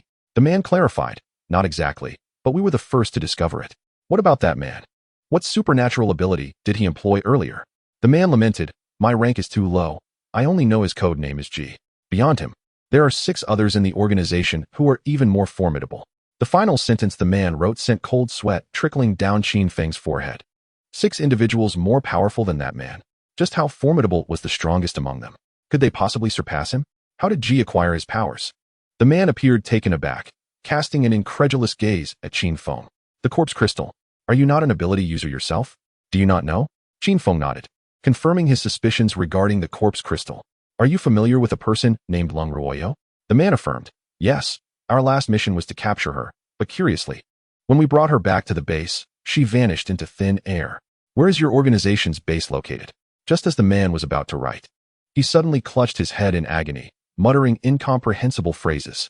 In the next moment, his head exploded, brain matter and blood splattering everywhere. The man was dead. Qin Feng discovered a crystalline fragment amidst the pools of crimson mingled with bits of brain matter. It seemed this object had controlled the man's mind, leading to his explosive demise. Another question loomed. What was the true objective of this group? It was evident they had come directly for the villa. Was it the corpse crystal or something else? Suddenly, Qin Feng recalled the blue-eyed man's remark as he passed by with Li Man, stating that the target had appeared. That remark could not have referred to Li Man. It could only pertain to Qin Feng. This group had come for him, yet their intentions remained shrouded in mystery. They had not sought him out immediately, but had instead targeted the villa first. Contemplating, Qin Feng found himself lost in thought, countless speculations bubbling within his mind. Could it be that a woman within the villa had betrayed him? Yet, he quickly dismissed that notion. Their objective was him. And it was improbable they would strike while he was absent from the villa. Those guns are suspicious. Qin Feng picked up a firearm from the ground and retrieved a rifle from his spatial pocket. The models and appearances of both weapons were nearly identical. They truly belonged to the same organization. Yet why did the Nuxi attack those within the villa, but not the others? Were those within the villa traitors? A multitude of uncertainties plagued Qin Feng's mind. The ordinary firearms should lack any form of tracking devices. Otherwise, with the multitude of weapons Qin Feng had concealed within his realm, those individuals would have discovered him at the earliest opportunity rather than arriving at the villa. The only problematic firearm was the one I had given to Qingqiu last time. Hurry and come inside, Li Man urged as she pushed open the door, covering her nose and tugging at Qin Feng's clothing. The air was thick with a pungent metallic scent of blood, which was rather unpleasant. However, having been outside for so long, Qin Feng had grown accustomed to the acrid odor and found it bearable. Moments earlier, the women inside the villa had observed Qin Feng standing there, at times frowning, at other times grinning foolishly. Bai Mengjie had even suspected that he had lost his sanity. Didn't I tell you to stay inside? You're so disobedient. You must be properly punished tonight as a consequence of your defiance. Qin Feng wrapped his arms around Li Man's slender waist and stepped into the villa, closing the door behind them. Master, you've worked hard. Allow me to massage your shoulders. Let me knead your legs. Let me prepare tea for you. The crisis averted, the women inside the villa were overjoyed, their faces radiating happiness. While Qin Feng reclined comfortably on the sofa, reveling in their attentions. Xiaoxua, be gentle. Are you trying to crush the master? Lu Yu, move your hands up a bit. Yes, that is comfortable. By the way, Qingqiu, hurry and fetch the gun I gave you last time. Brother Feng, what is wrong with that gun? Lung Qingqiu asked, her face a mask of confusion. That gun has a problem. Bring it here. Understood. Lung Qingqiu nodded obediently and ascended the stairs to retrieve the handgun from the cabinet. Chapter 39. The arrival of the full moon night. Qin Feng disassembled the gun in his hands. As a man, firearms possessed an inherent allure for him. He often fantasized about the exhilarating scene of wielding dual AK-47s, wreaking havoc. Thus, in his leisure time, he frequently dismantled weapons to inspect their internal mechanisms. When he opened the grip of the handgun, he discovered a glimmering red light emanating from a chip inside. Brother Feng, what is this? A tracker. Qin Feng's gaze lingered on the chip for a moment before he crushed it effortlessly between his fingers. Darling, this is a tracking device. Could it be that those people found us using this? Li Man's pupils dilated, her expression tinged with anxiety. Yes, but given their capabilities, it was only a matter of time before they discovered us. Qin Feng, what do those people want with us? Bai Mengjie leaned closer, her head propped on her hand. Did you see those skinless monsters? Bai Mengjie nodded, her large, round eyes darting around. They intend to capture you and transform you into one of those skinless abominations. Ah! Bai Mengjie gasped, clutching onto Jiang Xueqing beside her, trembling at the mere thought of those terrifying creatures. The others, witnessing Bai Mengjie's reaction, stifled their laughter. Qingqiu, take a look at this. Qin Feng handed the earlier paper to Lung Qingqiu. Brother Feng, this is. Read it before asking. Qin Feng interrupted Lung Qingqiu.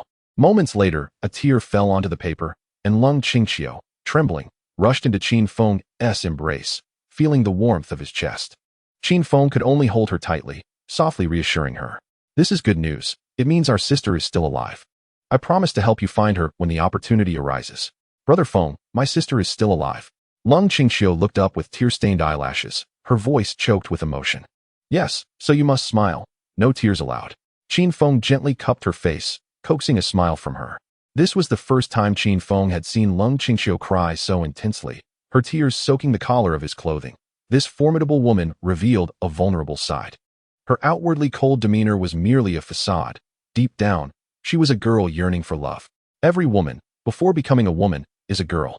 Eventually, Lung Qingqiu ceased her sobbing and smiled radiantly at Qin Feng, the knowledge that her sister Lung Ruyu was alive being the best news.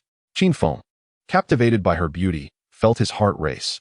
Her allure was distinct from her usual demeanor, which often exuded an air of detachment. After her tears, she now radiated the warmth of a neighborly charm. Shifting his gaze, Qin Feng noticed the women gathered together in the villa, scanning the room with a sense of contentment. All of them undeniably beautiful. All right, I have an announcement to make. We may leave here in a week. What? Why do we have to move? Yes. Why are we moving? I support all your decisions, darling. Huh. The others echoed, surprised. Even Qin Feng was taken aback, his eyes resting on Li Man. Why are you all looking at me? Is there something on my face? Li Man lowered her head slightly, a blush blooming on her fair cheeks. Such is the mark of a virtuous wife. Qin Feng increasingly appreciated Li Man, not only adept at managing the household, but also devoid of jealousy or rivalry. Displaying an understanding nature, truly his perfect partner, akin to an ideal consort in ancient times. Qin Feng exchanged a meaningful glance with Li Man before addressing the others. All right, you all may return to your activities. Several hours later, Qin Feng lit a cigarette and contemplated various matters. It was clear they could not remain here any longer. At most, they had a week before they must depart, as their safety was compromised. Preparations needed to be made, starting with acquiring a modified vehicle capable of accommodating everyone. The words scribbled by that man on the paper filled Qin Feng with unease. It was terrifying to learn that 6 individuals in that organization possessed strength surpassing the man codenamed G. Should these individuals launch a coordinated attack, Qin Feng was certain of his demise. Thus, he must leave promptly. Yet another concern loomed, given the organization's capabilities. He could not ascertain if they employed additional surveillance methods.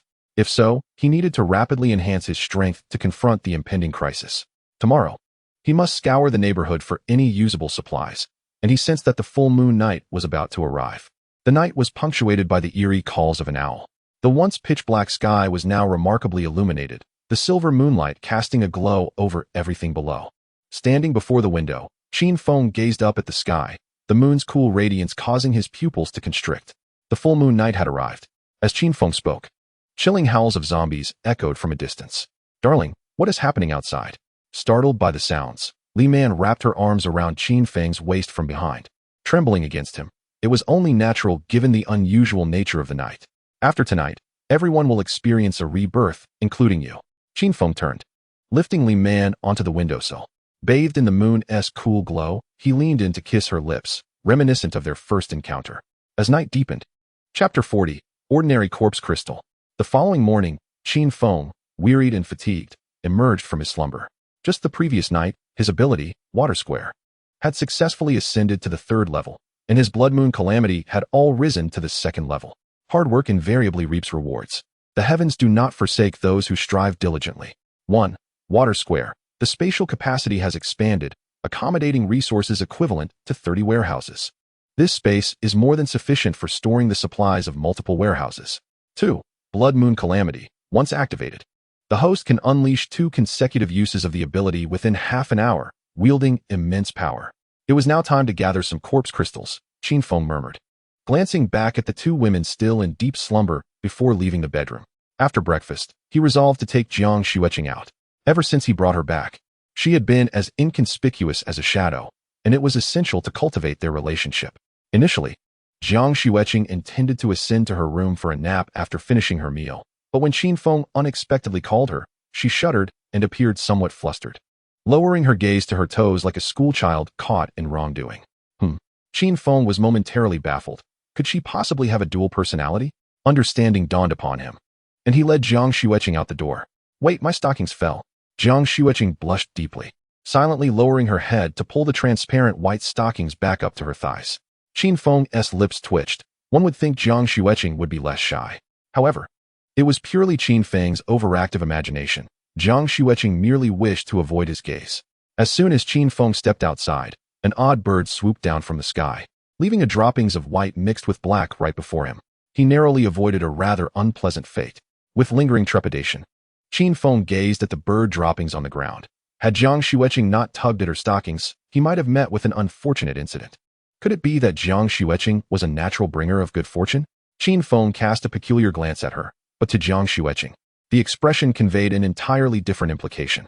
Jiang Xueqing thought, no way, he couldn't possibly be having impure thoughts.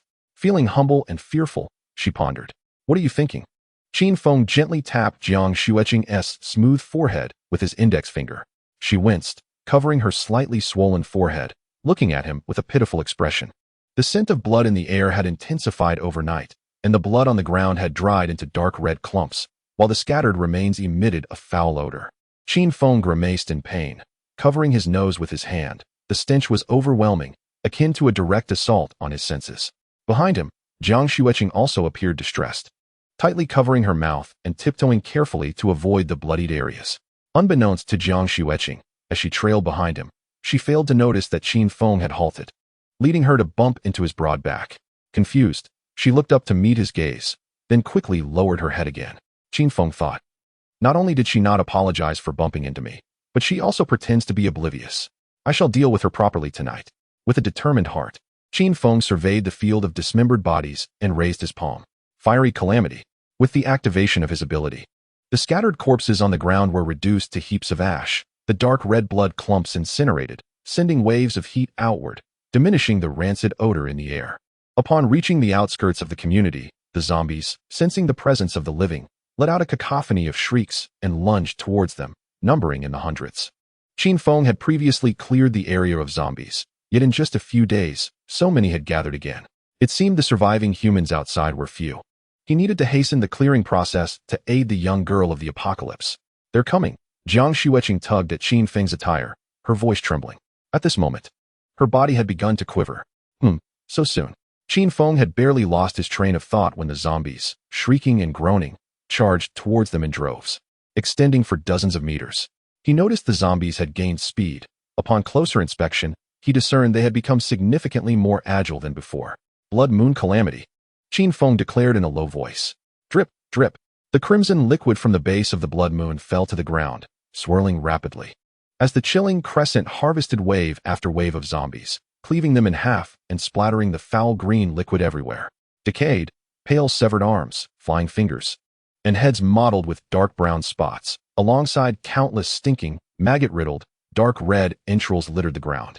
Is this the ordinary corpse crystal? Qin Feng picked up a transparent hexagonal crystal that had fallen from a deceased zombie, scrutinizing it closely. What is this? Jiang Xueqing blinked, curiously lifting her head like a curious child. Are you asking me? Do I not have a name? Qin Feng replied, slightly displeased, his tone carrying an edge of sternness. After all this time as his woman, she should have known better than to be so ignorant of etiquette, assuming he had an overly gentle disposition. I'm sorry. Jiang Xueqing blinked rapidly, softly sobbing, startled by Qin Feng's sudden ire. What should you call me then? Qin Feng. Qin Feng directly grasped Jiang Xueqing's chin with one hand. She truly had no sense of propriety, having been influenced by that little girl by Mengjia. Seeing Jiang Xueqing's lips pouting, her eyes shimmering with tears, she resembled a pitiful kitten, but Qin Feng was no saint. He would not relent simply because she feigned innocence. He was the master of teasing others. He pinched Jiang Xueqing's mouth, and she looked at him with glistening eyes, emitting muffled sounds. Now that is more like it. Qin Feng released his grip. As he observed the coldness of his expression transform into a smile, Jiang Xueqing managed to muster a stiff smile in return. Don't. Chapter 41. Enough, I can't hold any more. Husband, what is this? Jiang Xueqing inquired as she leaned close to Qin Feng. Pointing at the luminous, transparent corpse crystal in his hand, her curiosity piqued once more. This is a precious item known as a corpse crystal. Qin Feng cradled the crystal in his palm, feeling its chilling touch against his skin. Compared to the second-level Yulan corpse crystal, this one was markedly inferior, and Qin Feng felt a tinge of disdain. Hopefully, the effects won't be too dismal. He attempted to absorb the transparent corpse crystal in the same manner as the second-level Yulan corpse crystal, but after several minutes, there was still no reaction. Ding! Congratulations to the host for consuming the corpse crystal. All attributes increased by 0. 01 what? Qin Feng glared at the now dull corpse crystal in his hand and hurled it into the air, exclaiming, an increase of 0. 01. It would take 100 of these to equal a single Yulan corpse crystal. No wonder I felt nothing earlier. The effect was too minimal to notice. With a resounding thud, the corpse crystal traced a perfect parabolic arc before accurately striking a zombie squarely on the head. Zombie. As the zombies gathered once more, Qin Feng unleashed another round of blood moon calamity. In an instant, where the blood moon cast its shadow, not a single zombie remained. The bloodied remnants soared into the sky, lingering for a few seconds before plummeting to the ground, crashing down like hailstones. The air was thick with a nauseating stench, and various foul green fluids splattered across the ground. Hastily, Qin Feng collected the corpse crystals scattered about, urging himself not to linger in shock. He handed Jiang Xueqing a mask and a pair of rubber gloves. Glancing at the sea of corpse crystals, Qin Feng was reminded of his childhood days in the reed marshes, gathering duck eggs. Although he wore a mask, The overwhelming odor made him gag, and when he lifted his head, he found Jiang Xueqing delicately pinching a corpse crystal between her thumb and forefinger, her face obscured by 5 layers of masks, leaving indents on her skin, yet she dared not remove it. As she would say, it was better to endure physical discomfort than to suffer mentally. After merely half an hour of collecting, Qin Feng could barely withstand the stench. It was far worse than soaking a pair of foul socks in a jar of pickled vegetables for a month. This was more than just a foul smell. It was akin to a biological weapon. If not for the masks they wore, both would fear a fungal infection in their lungs. With a thought, Qin Feng unleashed the fiery calamity. As the corpses ignited and were reduced to ashes, they revealed sparkling alien corpse crystals beneath. This was the joy of gathering duck eggs. In just over 10 minutes, Qin Feng and Jiang Xueqing had cleared the ground of corpse crystals, 200 in total, which Qin Feng stored in his spatial pocket. Eager to share with Lyman and the others, curious about what extraordinary abilities they might awaken. Ding! Congratulations, host, for killing 200 zombies, earning 20 enhancement points. Qin Feng allocated all his enhancement points to his strength and speed. A powerful surge coursed through his body. Akin to a multitude of eels attempting to break through his skin, the tingling sensation mingled with pain compelled Qin Feng to let out soft groans. This sensation persisted for 5 minutes. During this time, Jiang Xueqing thought Qin Feng was having a fit, as he trembled all over and felt unbearably hot. When the peculiar sensation subsided, Qin Feng opened his attribute panel to assess his status.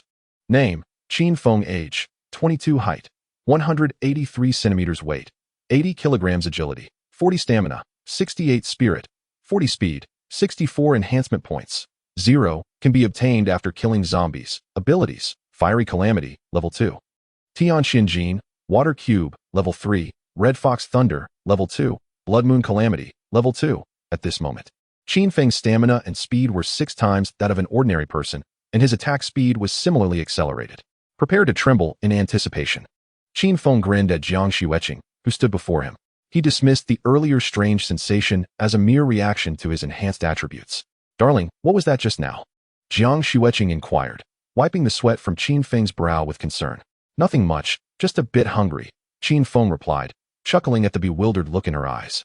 She remained oblivious to the double entendre, as he meant her as the food. Absorb this corpse crystal. Qin Feng took her hand, opening her palm, and placed a sparkling alien corpse crystal within it. Close your eyes and focus on feeling the energy within this crystal. As Jiang Xueqing gazed at the glimmering crystal, she experienced a profound sense of relaxation. Under Qin Feng's careful guidance, the crystal gradually lost its luster, dimming to a dull sheen. When Jiang Xueqing opened her eyes, Qin Feng eagerly asked, "How do you feel? Did you sense anything?" After a moment of contemplation, she responded, "I felt warm all over, very comfortable. As if I were in a sauna, extremely relaxing." Qin Feng nodded in agreement with her description. "Did you notice anything unusual within your body?" Looking into her clear eyes, he realized this question might be futile, as he doubted she had developed abilities akin to his.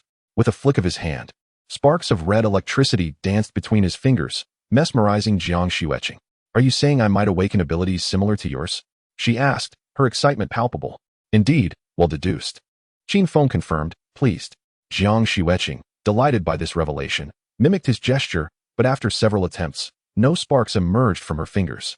"Perhaps the crystal you absorbed was insufficient. Try a few more," Qin Feng suggested, conjuring several corpse crystals into his hand.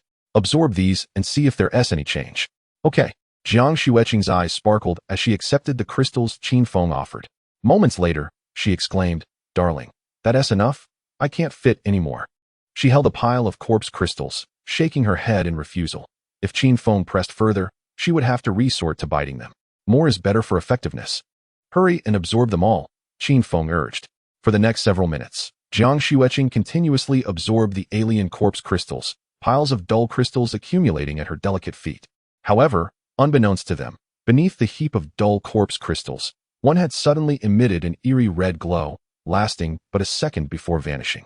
Chapter 42. Underground Garage. Did you sense any changes? Qin Feng inquired as Jiang Xueqing opened her eyes again, curiosity lacing her tone. "Somewhat. I feel warmer than before. And there's a sensation in my chest as if a flame is continuously providing warmth, and it feels a bit swollen." "Swollen? Do you need my assistance?" Qin Feng asked with feigned seriousness, his expression betraying no desire. Jiang Xueqing bit her lips softly, nodding in agreement. "All right then, I shall reluctantly assist you. After a considerable time, Qin Feng, satisfied, licked his lips as he observed Jiang Xueqing don her outer garment, her cheeks still flushed with color. How do you feel now? Do you need further assistance? Qin Feng asked, grinning at her. Much better than before. I don't need any more, she insisted, shaking her head vigorously. Has there been any change? Qin Feng shifted the conversation, gazing at her with feigned innocence. Enhancement support. What kind of ability is that? It wouldn't be akin to a healer in a game, would it? Qin Feng blurted out, oblivious to Jiang Xueqing's already flushed face. The cooldown for this ability is 1 hour, and it can enhance anything I touch, except for living beings. Jiang Xueqing read aloud from the transparent attribute panel that had appeared before her. How did you come to know all this? Qin Feng asked, puzzled. I read what it said. Can't you see it, darling? Jiang Xueqing replied, her large, innocent eyes pointing at the property panel that only she could perceive. Are you referring to a transparent screen? Qin Feng tentatively voiced his thoughts. Indeed, it is a transparent screen. Jiang Xueqing nodded in response to Qin Feng's puzzled gaze. It turned out that the attribute panel was not exclusive to him. Every awakened individual possessed their own attribute panel. Qin Feng understood that perhaps this world was not merely experiencing a zombie mutation. It might be far more intricate than what met the eye. XS. The night of the full moon, psychic abilities. Sighing, Qin Feng gazed into the distance, his expression becoming profound and laden with complexities. The unknown instills a psychological fear in people, and Qin Feng was no exception. Taking a deep breath, he shifted his focus and began to analyze the effects of Jiang Xueqing's abilities.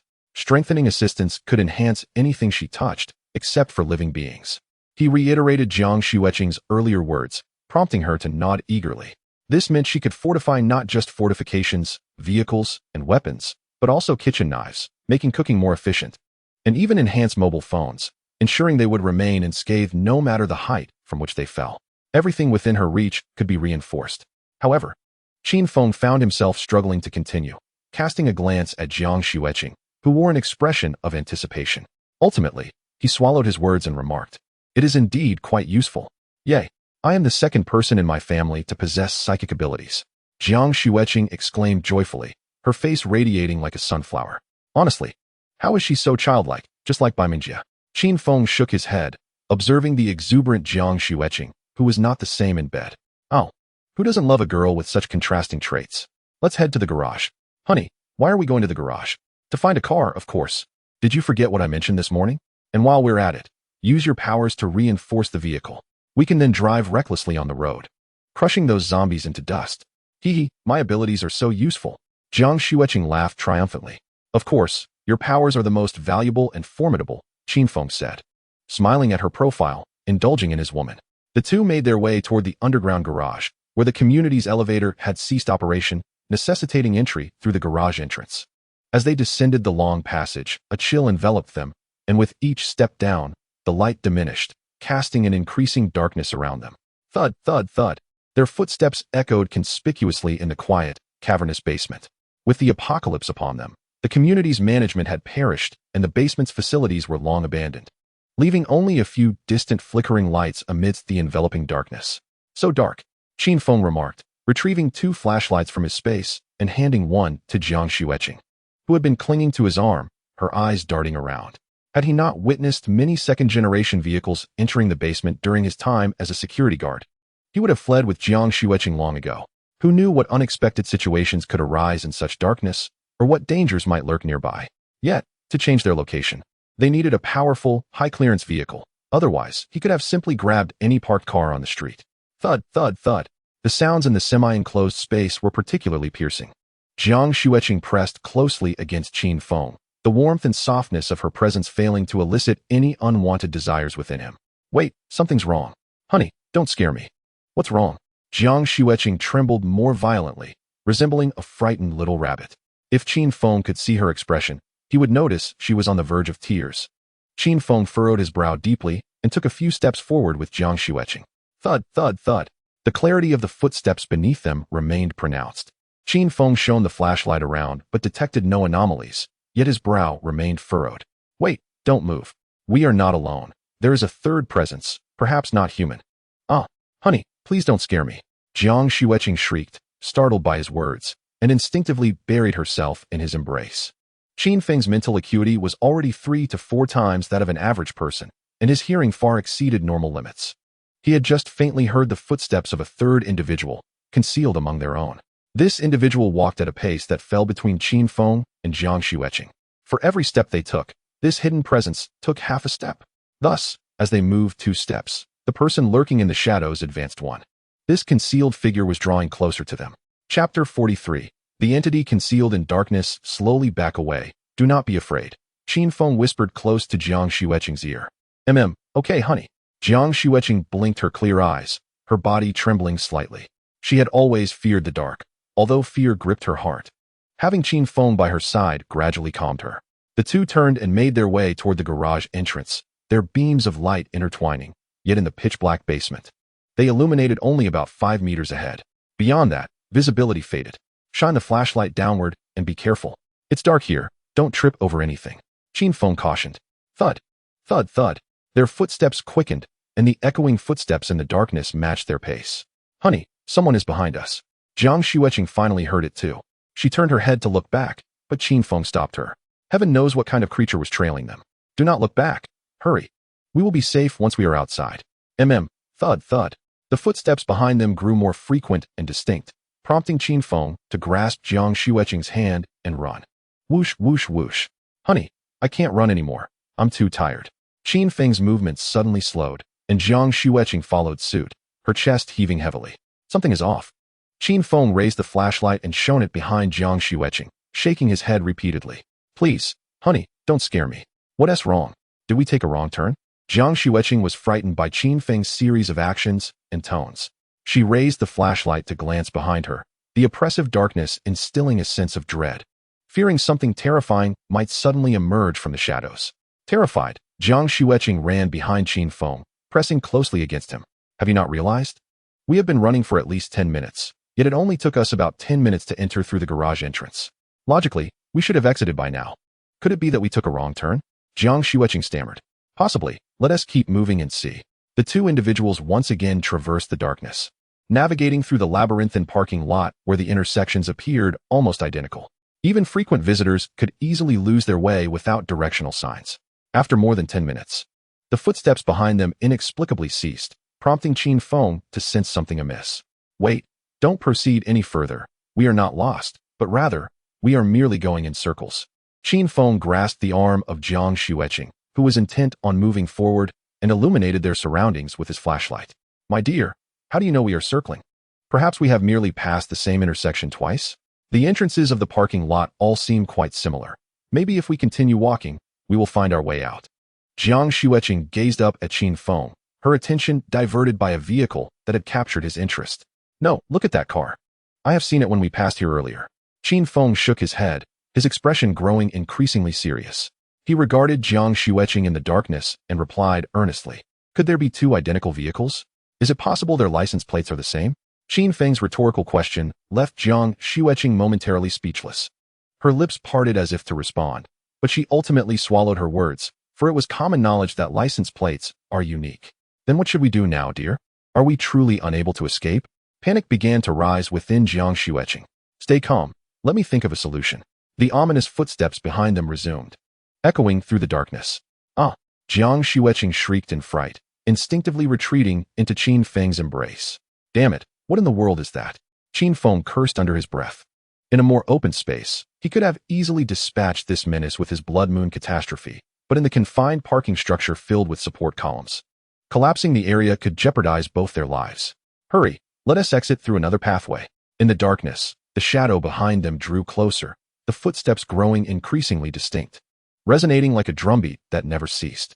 The sound intensified, 10 meters, 5 meters, 1 meter away. A chill crept down Qin Feng's spine, as though a ghost were pressing against his back. Red Fox Thunder. He silently summoned his extraordinary ability, intending to electrocute the entity trailing him. However, when he abruptly turned, shining the flashlight behind him, he found nothing. No screams, no charred remains, not even the sound of footsteps remained. Just as Qin Feng pondered this mystery, the footsteps echoed anew from a distance. Damn it, let us change direction. He grasped the still-shaken Jiang Xueqing's hand and sprinted in another direction. They had entered the southeast entrance of the complex, which possessed 4 exits in total. What could this be? Why is it so bizarre? My dear, I can't run anymore. I truly can't. If I keep going, I'll collapse. Jiang Xueqing gasped, her hair matted with sweat sticking to her forehead. Even if you can't run, you must keep going. Do you wish to perish here? Qin Feng shouted, pulling her up with urgency. Ah dear, I truly can't go on. My legs ache terribly. Hearing Jiang Xueqing's pitiful tone, Qin Feng realized she had indeed reached her limit after running for half an hour, and considering she was a girl, he suddenly recalled the corpse crystal. How could I have forgotten that? With a thought, a glimmering corpse crystal materialized in his hand, radiating a faint light in the darkness. Quickly absorb this.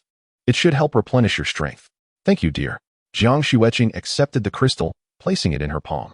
Gradually, the crystal lost its luster, transforming into a dull, hexagonal stone. Quick, let us move. Hearing the footsteps approaching from behind, Qin Feng seized Jiang Xueqing's hand and sprinted once more. What could this entity be? Qin Feng speculated that it possessed the ability to warp space. He felt a surge of frustration.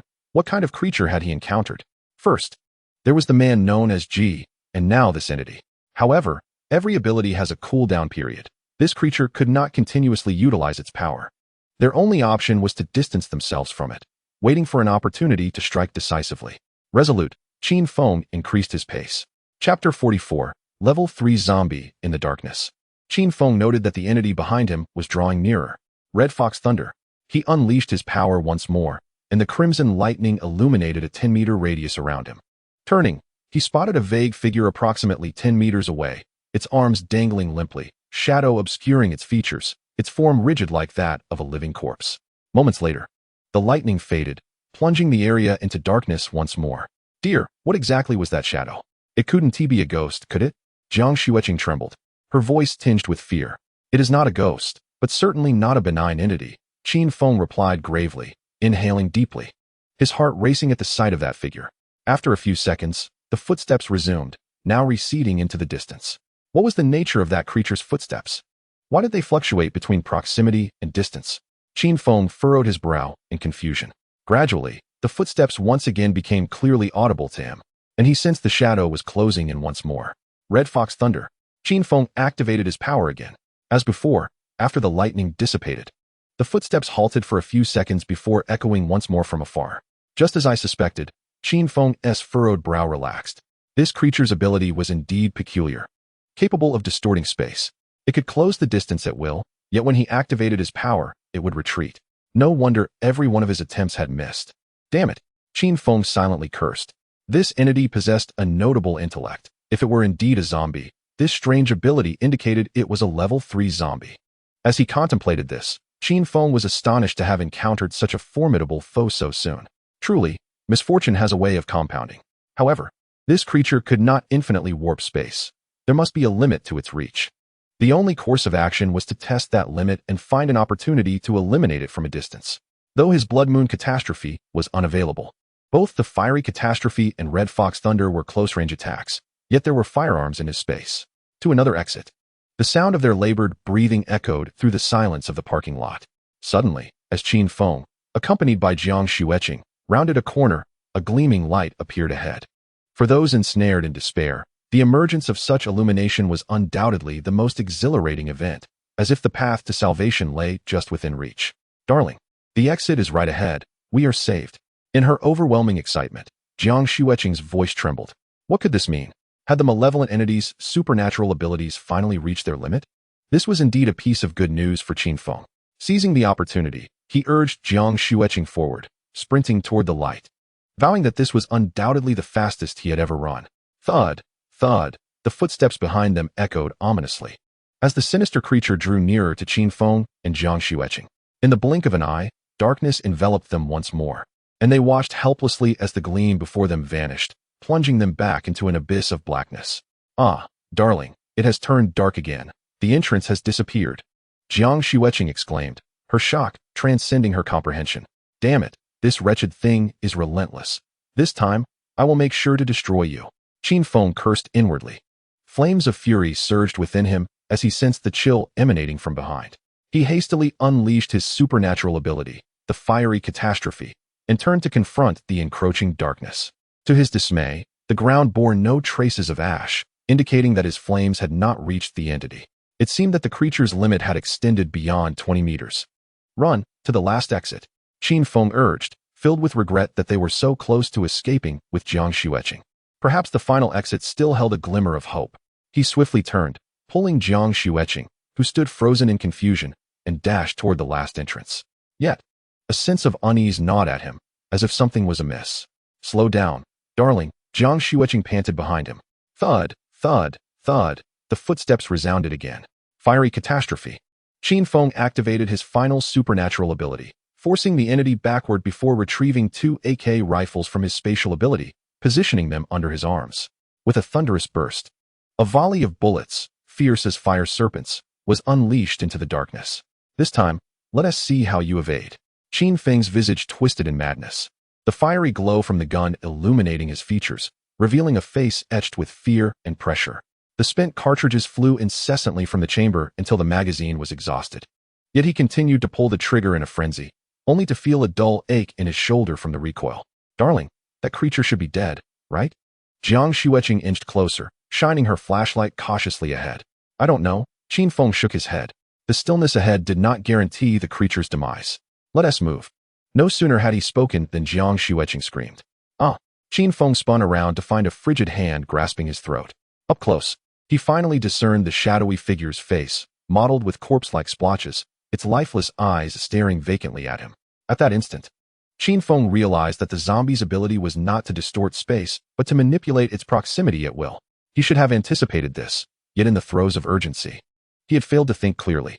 If the zombie could merely close the distance, he and Jiang Xueqing would have escaped long ago. The icy grip tightened, threatening to choke him, and a wave of terror engulfed him. Jiang Xueqing, paralyzed by fear, had collapsed to the ground, her lips bloodied from biting them in panic. Run. I'll hold it off.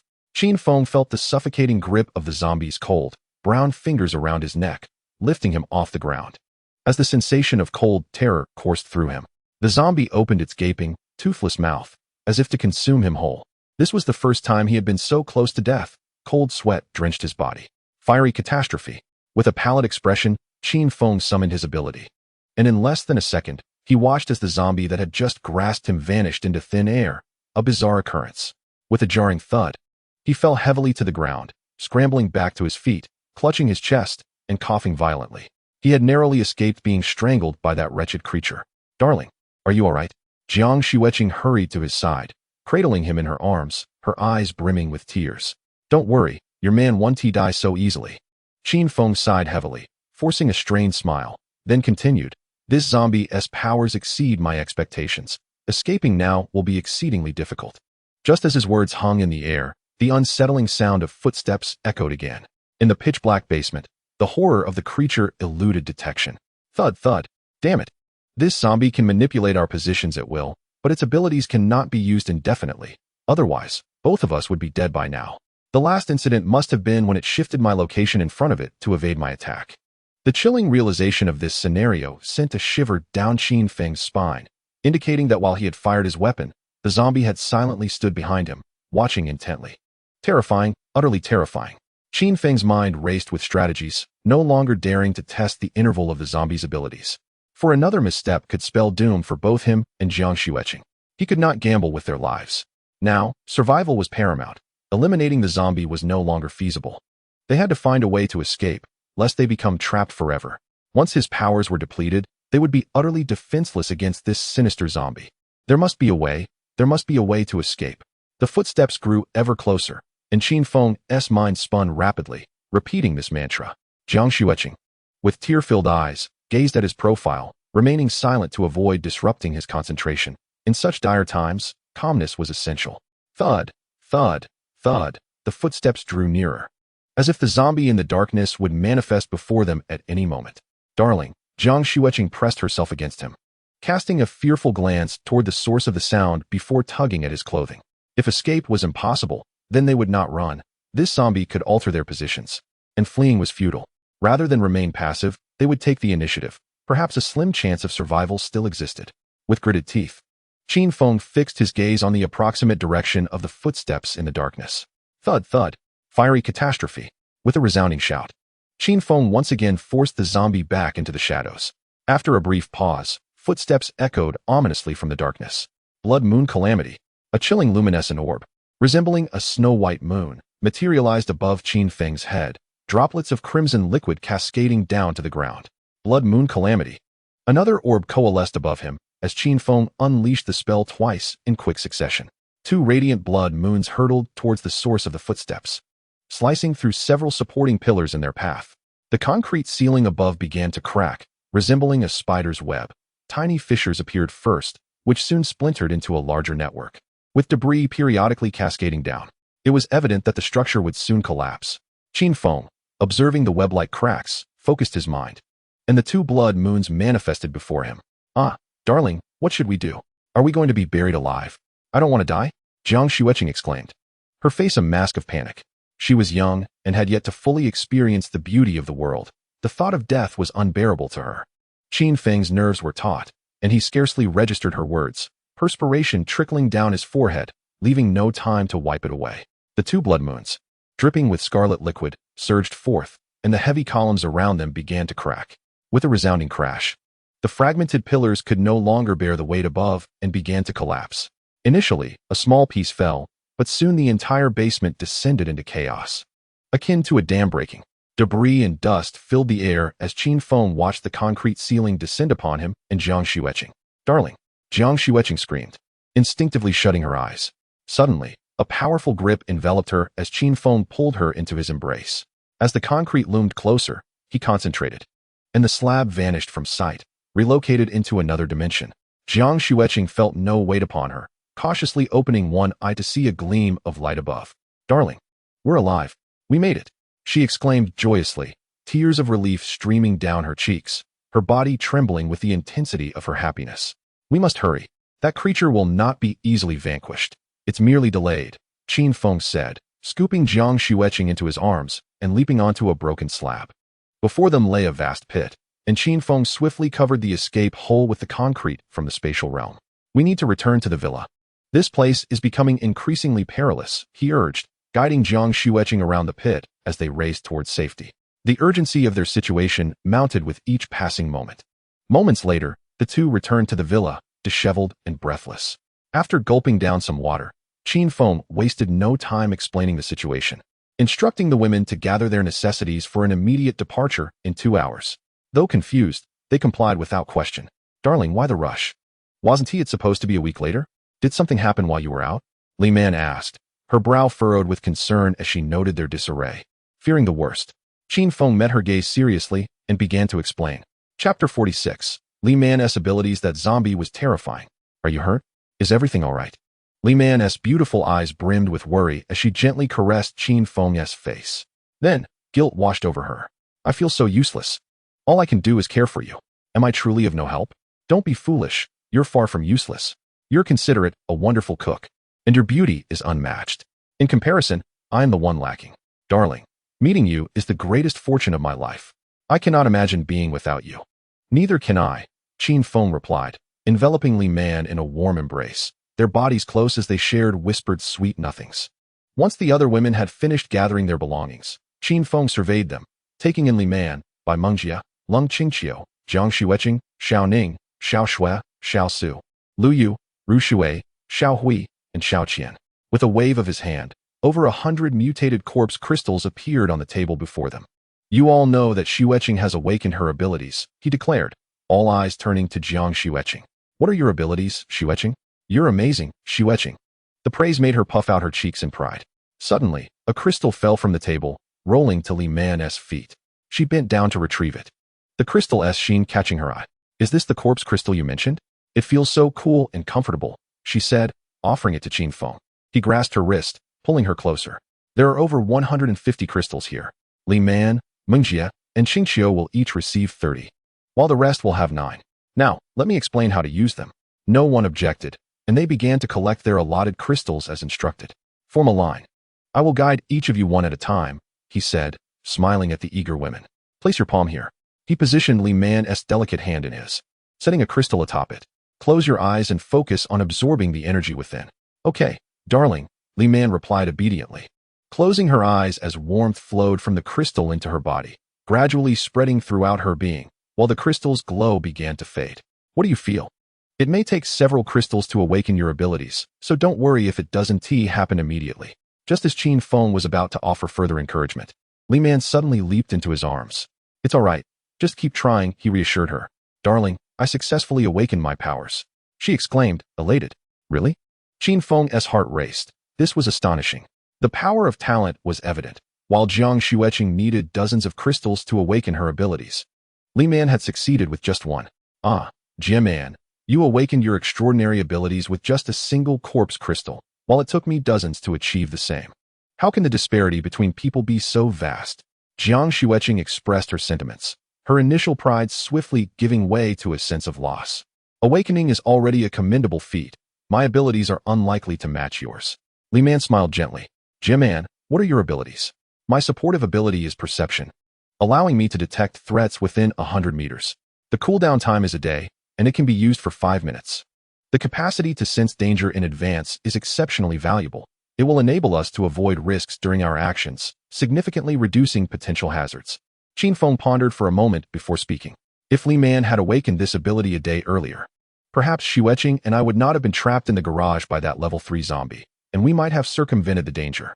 Li Man, please activate your ability and check the surroundings. Qin Feng said with a serious expression. Merely thinking of that zombie sent a shiver down his spine. All right, my dear.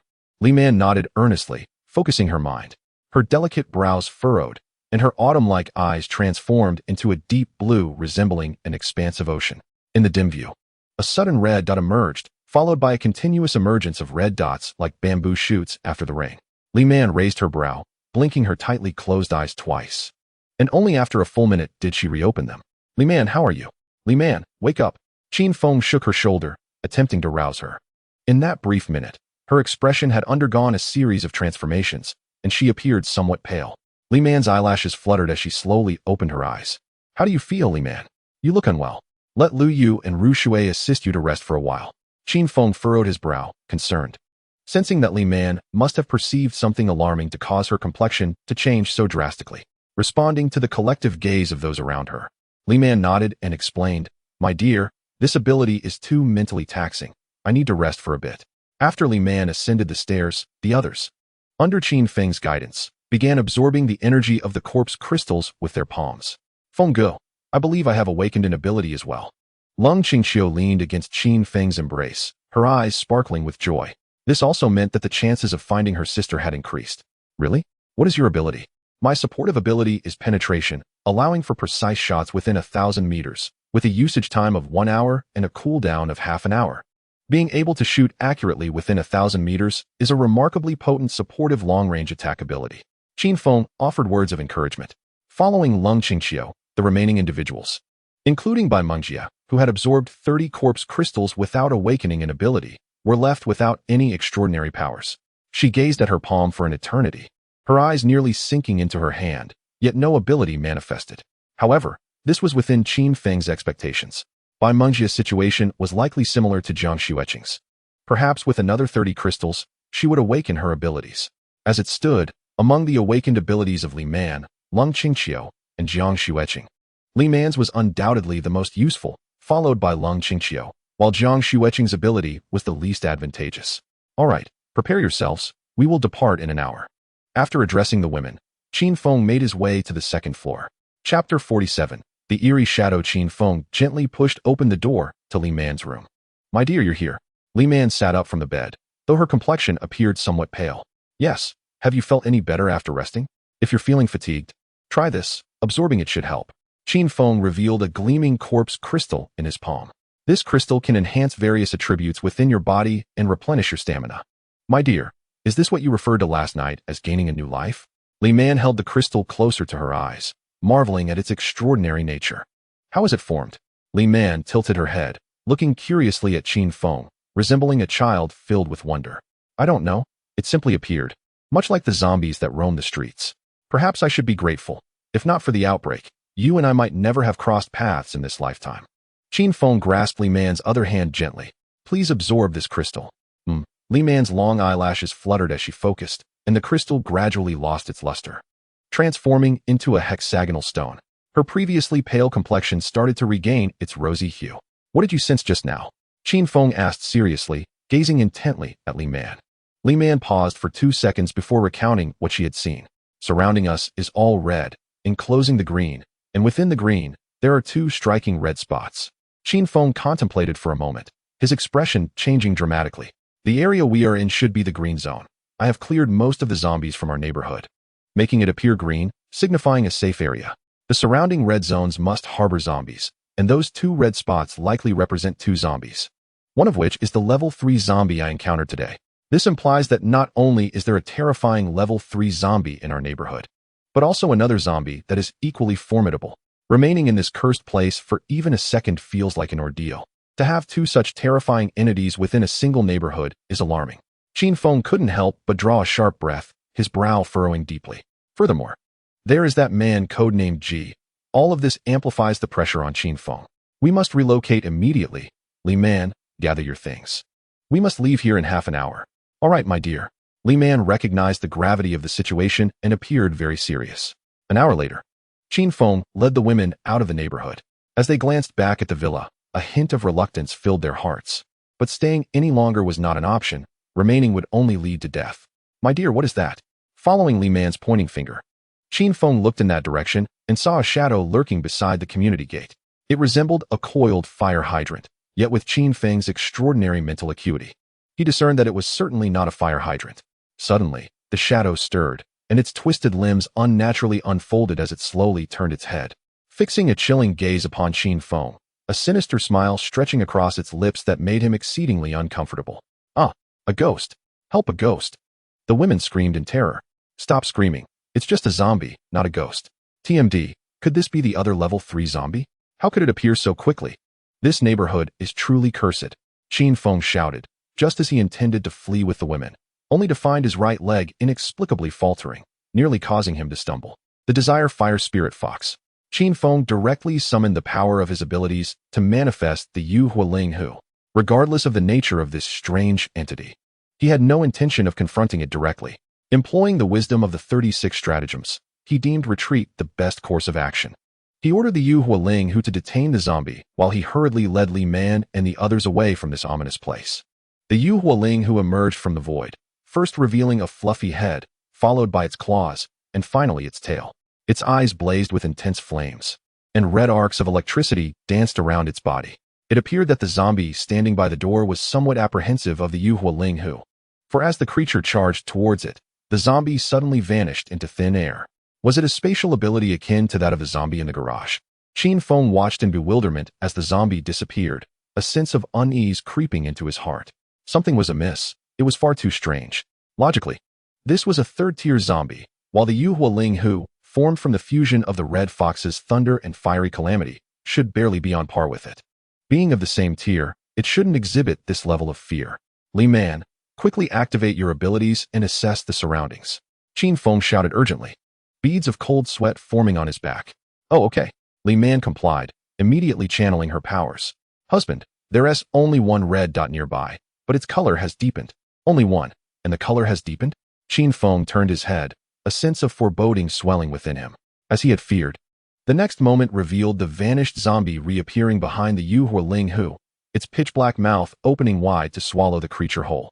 In a panic, Qin Feng attempted to summon his thoughts, only to find that his connection with the Yu Hualing Hu had vanished. The zombie had consumed it. Immediately, the zombie was enveloped in red arcs of electricity, an ability unique to the Yu Hualing Hu. This was terrifying. The zombie had inherited the abilities of its prey. Not only had it absorbed the Yu Hualing Hu, but it had also devoured the zombie from the garage, inheriting its spatial abilities as well. What kind of zombie could consume others to gain their powers?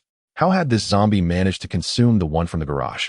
As 2 3rd-tier zombies, there was no reason the one in the garage should have been outmatched. Qin Feng's mind was engulfed in an even greater enigma. Damn it! Qin Feng exclaimed in frustration. It was over. They were doomed. He, Li Man, Lung Qingxiu, Bai Mengjia, Jiang Xueqing, Xiao Ning, and Xiao Shui were all likely to perish here. This zombie, having consumed the Yu Hualing Hu, would inherit its deadly abilities of thunder and fire. What terrifying entities were these zombies in the community? Each one was more grotesque than the last. Cold sweat drenched his back. What to do? What to do? Qin Feng resolved to fight. It was a matter of life or death. Chapter 48. Unexpected events. Qin Feng was the first to activate his ability, blood moon calamity. A dripping, blood-red moon shot towards the shadow, but in the blink of an eye, the shadow vanished once more. The blood moon lost its target, spinning aimlessly, producing a sound akin to tearing through the air. Quickly, we must leave. We cannot linger here. Qin Feng urged the women as he turned to them. This zombie had consumed and inherited the abilities of the one from the garage, which possessed the bizarre ability to shift targets. Under Qin Feng's insistence, the women transitioned from a cautious jog to a full sprint. Roar! Ahead, several disheveled zombies howled, their foul, filthy mouths lunging towards Qin Feng and the others, causing them to scream in fear. With a swift motion, the blood moon swept past the women, spinning 180 degrees to cleave the snarling zombie in half, leaving it to collapse into the putrid remains. What are you doing, you fool? Run! Qin Feng shouted as he noticed Bai Mengjie heading towards the gleaming corpse crystal on the ground, panic seeping into his voice. But these crystals can help us awaken our abilities. Bai Mengjie protested, feeling a sense of loss as she gazed at the fallen crystals. She had seen Leng Qingqiu, Li Man, and Jiang Xueqing awaken their powers, and she was anxious to prove her worth, showing that she was not a burden. Do you understand that if that zombie catches up, it could take your life and mine? You're only complicating matters. Qin Feng roared, the pressure weighing heavily upon him, threatening to crush him. If they slowed down, given the zombie's abilities, it wouldn't be long before they were all dead. A third-tier zombie. It was terrifying. I didn't know that zombie was so fearsome. I was wrong. I'm sorry, Qin Feng. Tears streamed down Bai Mengjie's cheeks as she sobbed. Yet her feet did not falter, and she began to surge ahead of the group. Qin Feng grimaced. It seemed this girl had learned to run for experience. Fortunately, the zombie did not pursue them.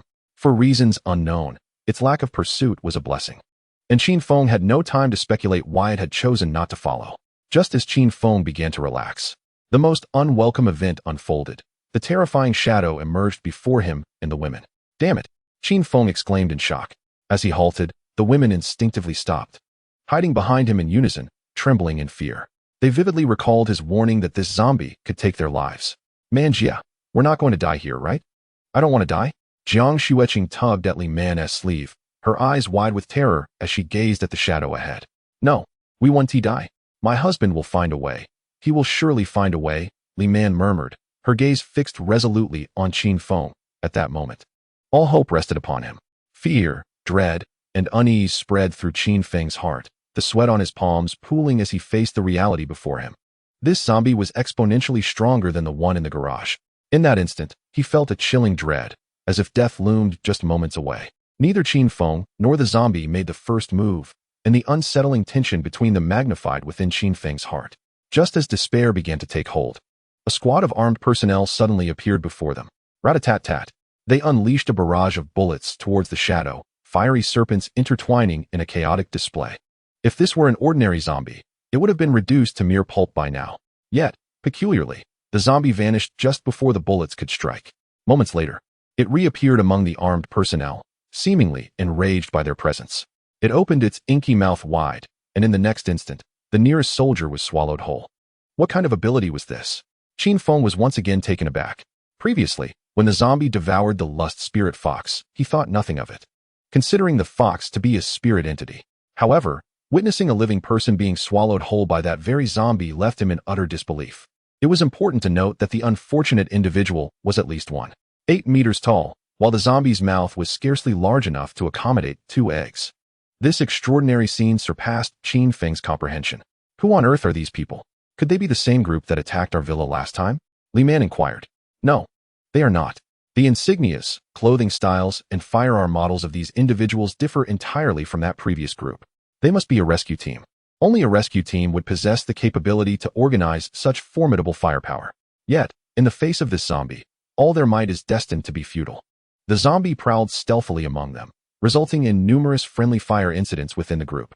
Qin Feng shook his head, his astonishment growing as he observed the creature methodically consuming the armed team members around him.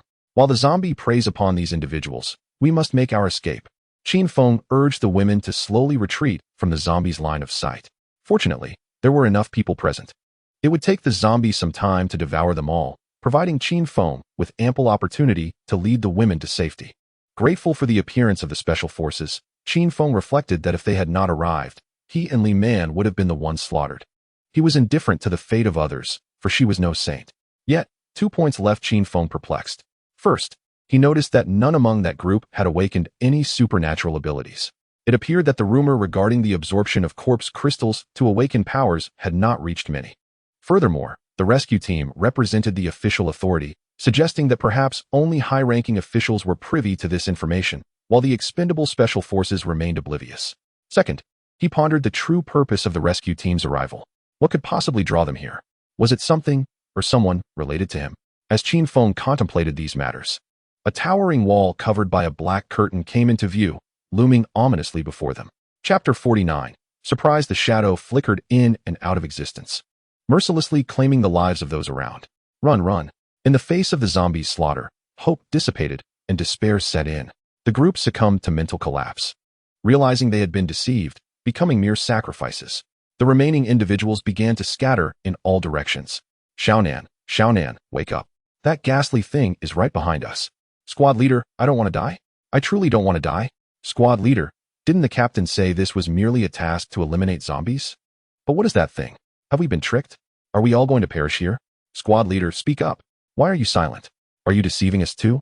The soldier, named Xiaonan, with bloodshot eyes, raised his weapon, aiming it at the squad leader he once revered. Xiaonan, now is not the time for this. The nation has fallen. Some must sacrifice themselves for the greater good.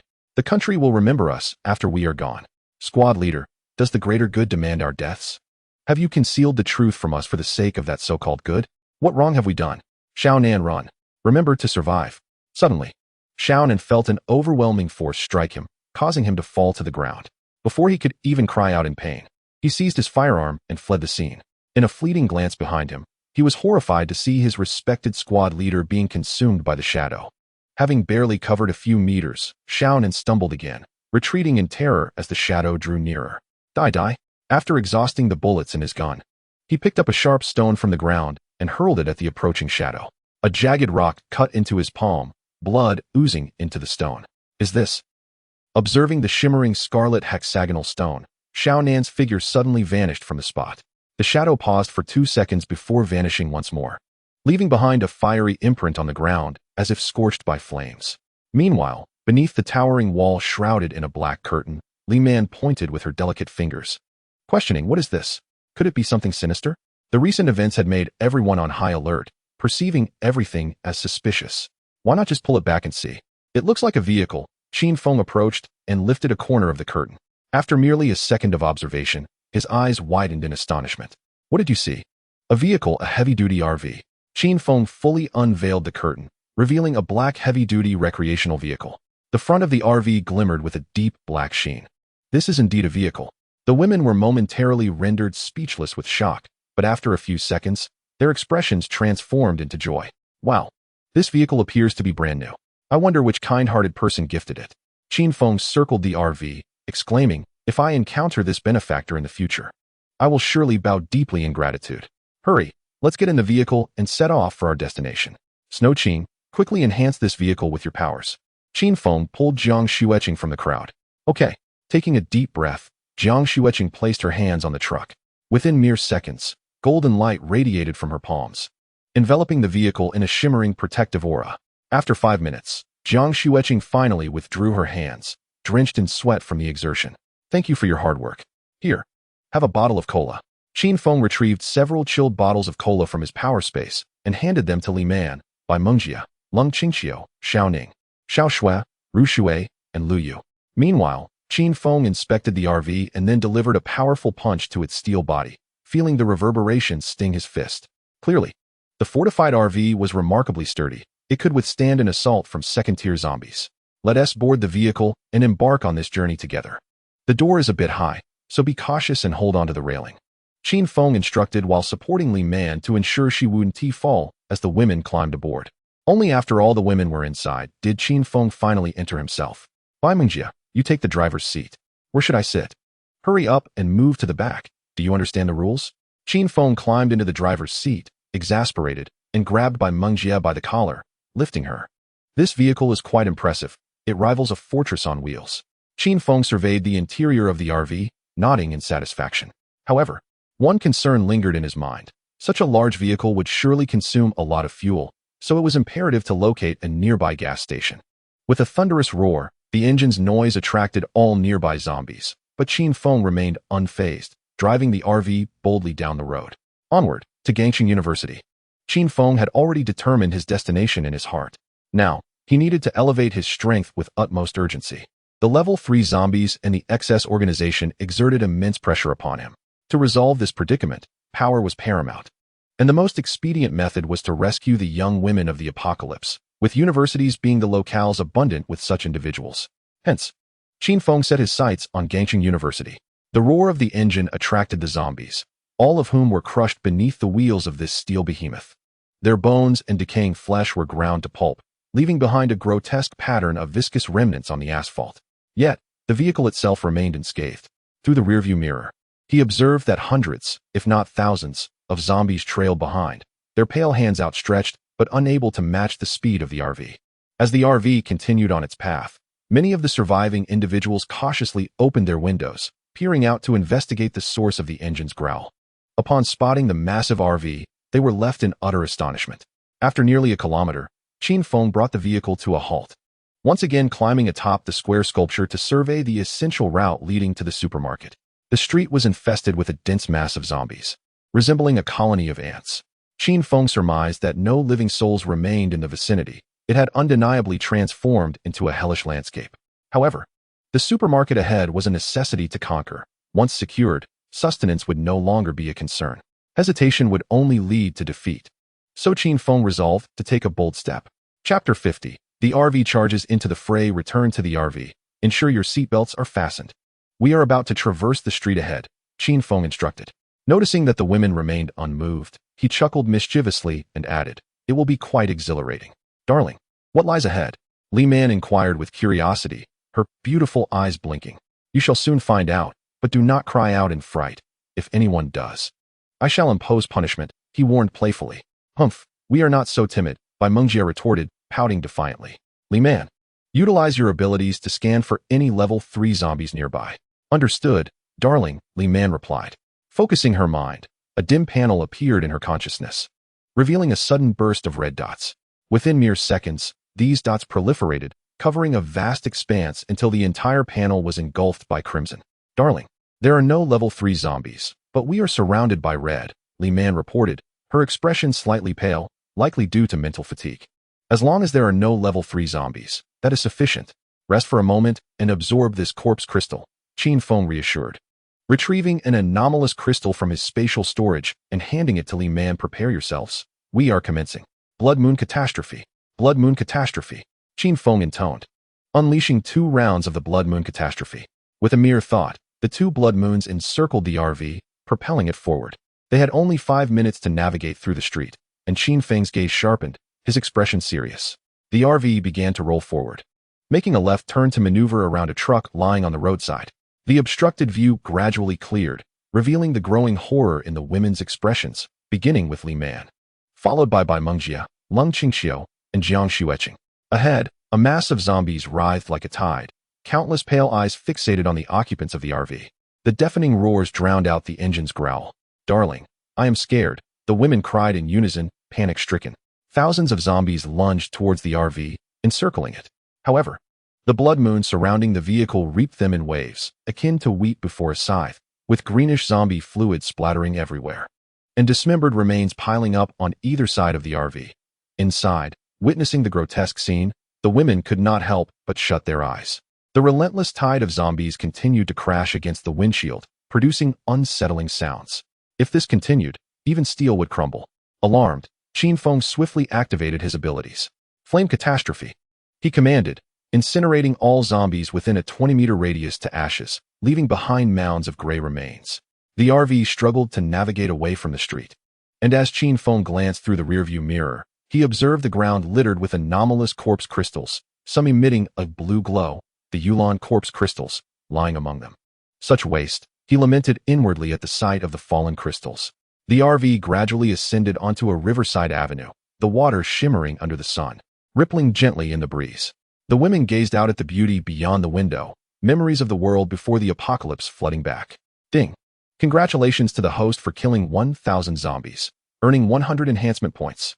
Name: Qin Feng. Age: 22. Height: 183 centimeters. Weight: 80 kilograms. Agility: 40 stamina, 68 mentality, 40 speed, 64 enhancement points, 100, obtained after killing zombies. Abilities, Flame Catastrophe, level 2. Tian Xianjin, Water Cube, level 3. Red Fox Anomaly Thunder, level 2. Blood Moon Catastrophe, level 2. Qin Feng opened his personal attribute panel to review his stats, subsequently allocating the 100 enhancement points across mentality, speed, stamina, and agility. Agility, 70 stamina, 88 mentality, 70 speed, 84 enhancement points, 0, obtained after killing zombies. In an instant following the enhancements, Qin Feng felt an unusual sensation in his body. He became completely numb, losing control over his movements. A searing warmth, akin to molten lava, coursed through his veins, and the flesh beneath his skin writhed as if animated. What is happening? Why can I not move? He thought, collapsing in agony in the driver's seat, cold sweat pouring down his face. He attempted to speak, but found himself unable to utter a word. The RV continued its steady advance, and he struggled with all his might to command his fingers. Yet they remained utterly still. Damn it, move already, he urged inwardly. Ahead, a broad expanse of the river came into sharp focus. If he did not turn in time, the RV would crash through the guardrail and plunge into the water, transforming into a coffin for all aboard. A bead of cold sweat dripped from Qin Feng's hand onto the steering wheel, falling to the ground. The voices of the women echoed in his mind. Unaware that the driver was now incapacitated, Qin Feng shifted his gaze to Li Man in the passenger seat, hoping she might sense his plight. But his eyes could only move slightly, and she remained oblivious. As time ticked away, the RV drew ever closer to the road's bend, and it seemed that death loomed just a moment away. Qin Feng struggled desperately, yet his body offered no response. 10 meters, 5 meters, 1 meter. Move, move, move. Qin Feng gazed at his hands. A profound panic surged within him. He could only watch helplessly, unable to act, as an overwhelming sense of powerlessness engulfed his heart. As the RV neared the river's depths, he wished to close his eyes but feared that doing so would extinguish all hope. Suddenly, a loud crash echoed as the RV smashed through the guardrail, jolting the occupants forward, finally making them aware of the peril they faced, but it was already too late. The RV was barreling straight towards the river. Ah, husband, master, Feng Ge. The women screamed in terror as the front tires of the RV submerged into the water. If the RV plunged into the depths, everyone inside, including Qin Feng, Li Man, Bai Mengjia, Jiang Xueqing, and Lung Qingqiu, would surely perish. They were already teetering on the brink of despair. In that critical moment, a fierce tremor coursed through Qin Feng's body, and instinctively, he slammed on the brakes. Regaining control. At that moment, the front half of the RV hung precariously over the river. If he had been even a second late, the vehicle would have plunged into the depths. Qin Feng sat in the driver's seat, gasping for breath. His face as pale as that of a drowning man pulled back from the brink of death. The women inside the RV were equally shaken, their faces drained of color. The atmosphere thick with oppression and gloom. Even Bai Mengjia began to whimper softly. Husband, were you too tired and distracted? You nearly scared us to death, Li Man said. Still shaken, the chance of surviving a plunge into the river in such a heavy RV was virtually nil. The other women turned their gazes towards Qin Feng in the driver's seat. Qin Feng shook his head. He must have been fatigued from driving too long. Perhaps a bit distracted, but a brief rest would suffice. He refrained from disclosing the truth of his earlier paralysis, as he was their pillar of strength. If something were to happen to him, their hearts would surely fill with dread. The women sighed in relief upon hearing him. If anything were to happen to Qin Feng, their survival in this apocalyptic world would be impossible. Li Man sensed something was amiss with Qin Feng. She grasped his hand tightly, feeling the tremors within, which startled her. She couldn't fathom what Qin Feng had just experienced and could only offer him comfort. Husband, if you're tired, rest for a while. Everything will pass, and we will always be by your side. Don't overexert yourself. Once we settle down, I'll make you your favorite seafood porridge, Li Man said softly. Her gaze at Qin Feng filled with tenderness, akin to the gentle warmth of autumn. It was this very kindness that captivated Qin Feng deeply. Raising his numb eyes, he caught sight of Li Man's smile, and he too felt his lips curve into a smile. Husband, that was quite thrilling, like a roller coaster ride, Li Man laughed, covering her mouth. I'll drive the RV onto the shore for a moment to regroup. After saying this, Qin Feng maneuvered the vehicle onto the bank. His heart a mix of fear and hope. He could not let Li Man or the others down. After a brief respite, Qin Feng began to ponder whether there was an issue with his body. He was unaware that he could only seek help from the system. With a thought, Qin Feng attempted to communicate with the system. System, what is wrong with my body? I've been encountering problems lately. to the point where I couldn't even control it. Soon, a prompt appeared in his mind. Ding. As the hostess' physical attributes enhance, the original body is incapable of sustaining the increasing power. When any attribute of the host reaches 100%, the host will explode and perish. Why didn't you tell me sooner? Are you trying to kill me? Qin Feng seethed inwardly, wishing to curse the system to the ends of the earth. The notion of exploding was terrifying, yet he could comprehend it. It was akin to a balloon being inflated beyond its limits, leading to an inevitable burst. System. If I cease to enhance my physical attributes, will I avoid this fate? Ding. Negative. The host's physical attributes have surpassed 70%. If the host refrains from further enhancement, bodily functions will gradually become uncontrollable, ultimately leading to death. Qin Feng finally grasped the reality of his situation. It was evident that the system was a treacherous entity, offering no warnings, seemingly intent on his demise. However, now was not the time for cursing the system. He needed to find a solution swiftly, or death would eventually claim him. System, is there a way to resolve this? Ding. The host can enhance their physique by absorbing blood-red corpse crystals or higher-grade corpse crystals. Note, blood-red corpse crystals can only be obtained from level 5 zombies. Upon hearing this, Qin Feng wanted to curse aloud. This system was truly a trap. He struggled against level 3 zombies. And now it demanded he slay a level 5 zombie. He could only imagine the terror of such a creature, and presently, no level 5 zombies existed. He would have to wait for 2 more full moons for the zombies to evolve. Feeling despondent, Qin Feng contemplated his next course of action. He needed to acquire the blood-red corpse crystal immediately after the next 2 full moons, or he would inevitably meet his end. However, obtaining the blood-red corpse crystal meant he had to slay a level 5 zombie, a task he was not confident he could accomplish. The atmosphere inside the RV grew heavy. After the earlier ordeal, none of the women felt inclined to chat, silently staring out the window. Qin Feng navigated the vehicle to a road near a shopping mall, where the zombie presence was minimal and comprised mostly of ordinary zombies. It was impossible for these ordinary zombies to breach the fortified RV. I'm going into the supermarket to gather supplies. You all stay inside the RV, remember. Do not exit. If you feel stifled, go to the roof for some fresh air, but do not leave the vehicle. Qin Feng instructed. Li Man, take this walkie-talkie. If anything urgent arises, notify me. He retrieved a walkie-talkie from his inventory, one he had found among the fallen members of the XS organization during his last encounter. All right, husband, please be careful. If anything feels off, hurry back, Li Man urged. Remember my words. Do not exit the vehicle. After issuing his warnings, Qin Feng, still uneasy, summoned a fire spirit fox to guard the RV. He then waited half an hour for his abilities to cool down before heading toward the mall alone.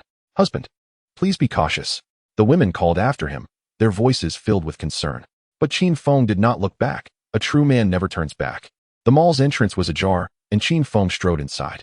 The tiled floor was stained with dried blood and the stench of decaying flesh, with splatters of blood decorating the walls. The entire mall was shrouded in darkness, illuminated only by the faint light filtering through the glass, barely revealing the conditions within. If Qin Feng recalled correctly, the supermarket was located on the 2nd floor, yet he was unaware of its precise location, having only perused its details during past promotional flyers.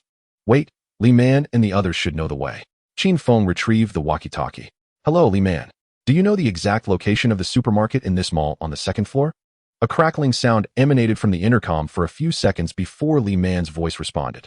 Dear, the supermarket is at the far end on the left side of the 2nd floor. Understood, Qin Feng replied, proceeding towards the escalator on the 1st floor. This escalator would have taken him directly to the 2nd floor, but with the entire mall experiencing a power outage, he had to ascend the stairs step by step. The mall was eerily silent, with only the sound of Qin Feng's footsteps reverberating in the vast emptiness. Not a single soul was in sight. He speculated that the people must either have perished or transformed into zombies and fled. Suddenly, a chill coursed through him, as if a pair of eyes were watching him from the shadows. He instinctively looked up, and there, behind a supporting column on the 3rd floor, stood a vague silhouette. As soon as it realized Qin Feng had noticed it, it quickly withdrew its head, vanishing into the darkness. Chapter 52. The resurgence of food. Could it be that the level 3 zombie had followed me? Surely, I can't be that unfortunate. Qin Feng's heart raced at the thought. The level 3 zombie had left an indelible mark on his psyche. No, it couldn't possibly be that creature. If it were, it would not hide away. It would have teleported right before me. Moreover, I had instructed Li Man to survey the surroundings for threats, and there was no sign of a level 3 zombie. It appears that their numbers are indeed quite scarce.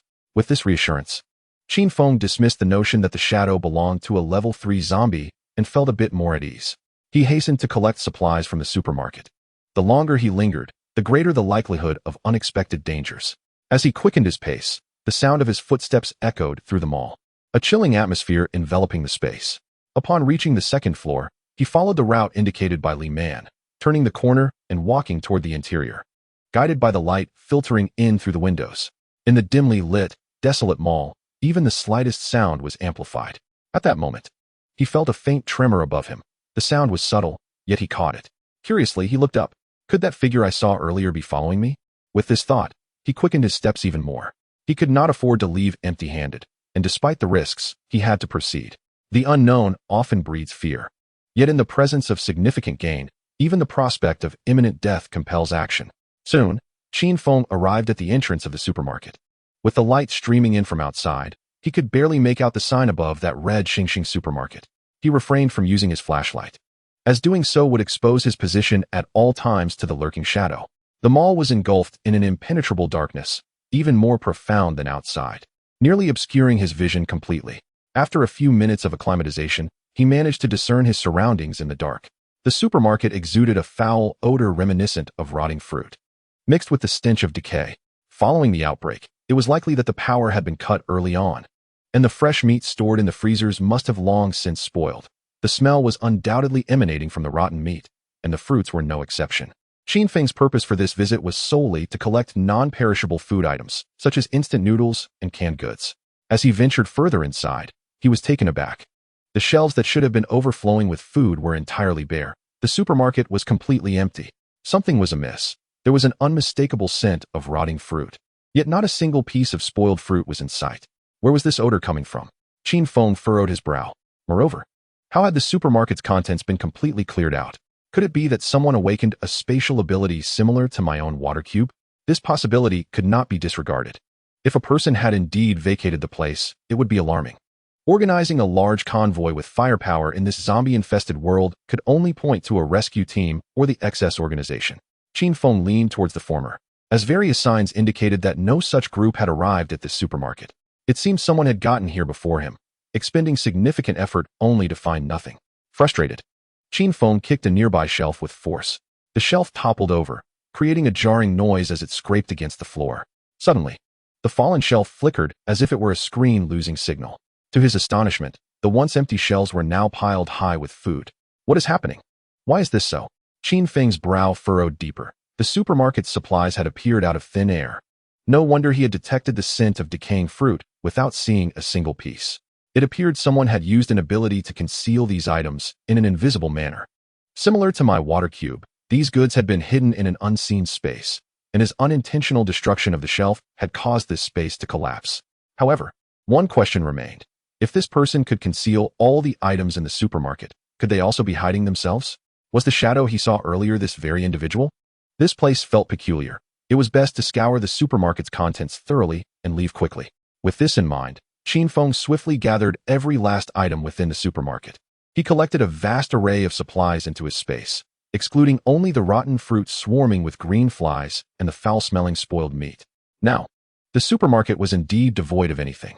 Just as he finished collecting the supplies and approached the supermarket's entrance, 3 sets of footsteps echoed around him, their pace steady. From the darkness emerged a figure, followed by a second and then a third. The trio scrutinized Qin Feng before the man in the center stepped forward and spoke first. "Brother, no need to rush off. Why not have a little fun with us?" The man's eyes glowed a crimson red, his face pale, with his exposed neck, arms, and face covered in ghastly red sores, creating a terrifying visage. "Why does it have to be a man again? Can't we have a woman to play with?" The man named Chong said. "Stop wasting time with this kid. Let's just kill him. If he dares resist, we'll stab him a few times to teach him a lesson." The man on the left stepped forward from the shadows, brandishing a knife with a flourish. He too was covered in red sores, appearing even worse than the one called Chong. "Brother, don't be intimidated. My buddy here is just a bit temperamental, a bit wild, and not too bright." The man wore a grin, but his expression quickly shifted. "Brother, we're a bit hungry. Do you have any food on you? If you do, hand it over for us to eat first, and we'll return it to you once we leave." "I may have some, but why should I give it to you? I barely have enough for myself," Qin Feng replied, lifting his eyelids and regarding the 3 with disdain. "Brother, your words are somewhat misplaced. We are presently in an apocalyptic world, and we ought to unite and assist one another to overcome these tribulations. Very well, you may assist me first. I find the three of you quite displeasing, tarnishing my vision. Perhaps you should take your own lives. It would be unwise to kill him immediately. Let us inflict several more wounds. Anger flashed across Chang Ji's face, a ghastly smile creeping upon his pallid features. Changgu, I have long urged you to end this boy's life. He is unlike those old relics, tough and unyielding. This lad may prove to be more tender and succulent. The man beside Changgu, covered in sores, chuckled menacingly. Qin Feng observed the three with a keen gaze. Deducing that they were likely desperate for sustenance in this post-apocalyptic world, having ventured into this supermarket in search of food, only to discover it entirely devoid of provisions. Trapped within the confines of the mall, they had resorted to cannibalism. The sores on their bodies suggested they had contracted some virulent infection. Meanwhile, within the RV, Li Man, who had been engaged in conversation and exploring, suddenly swayed. Had she not grasped the nearby handrail, she might have fallen. What is happening? Li Man's voice quivered with panic as she hastily ascended to the RV's roof, raising the skylight to peer down.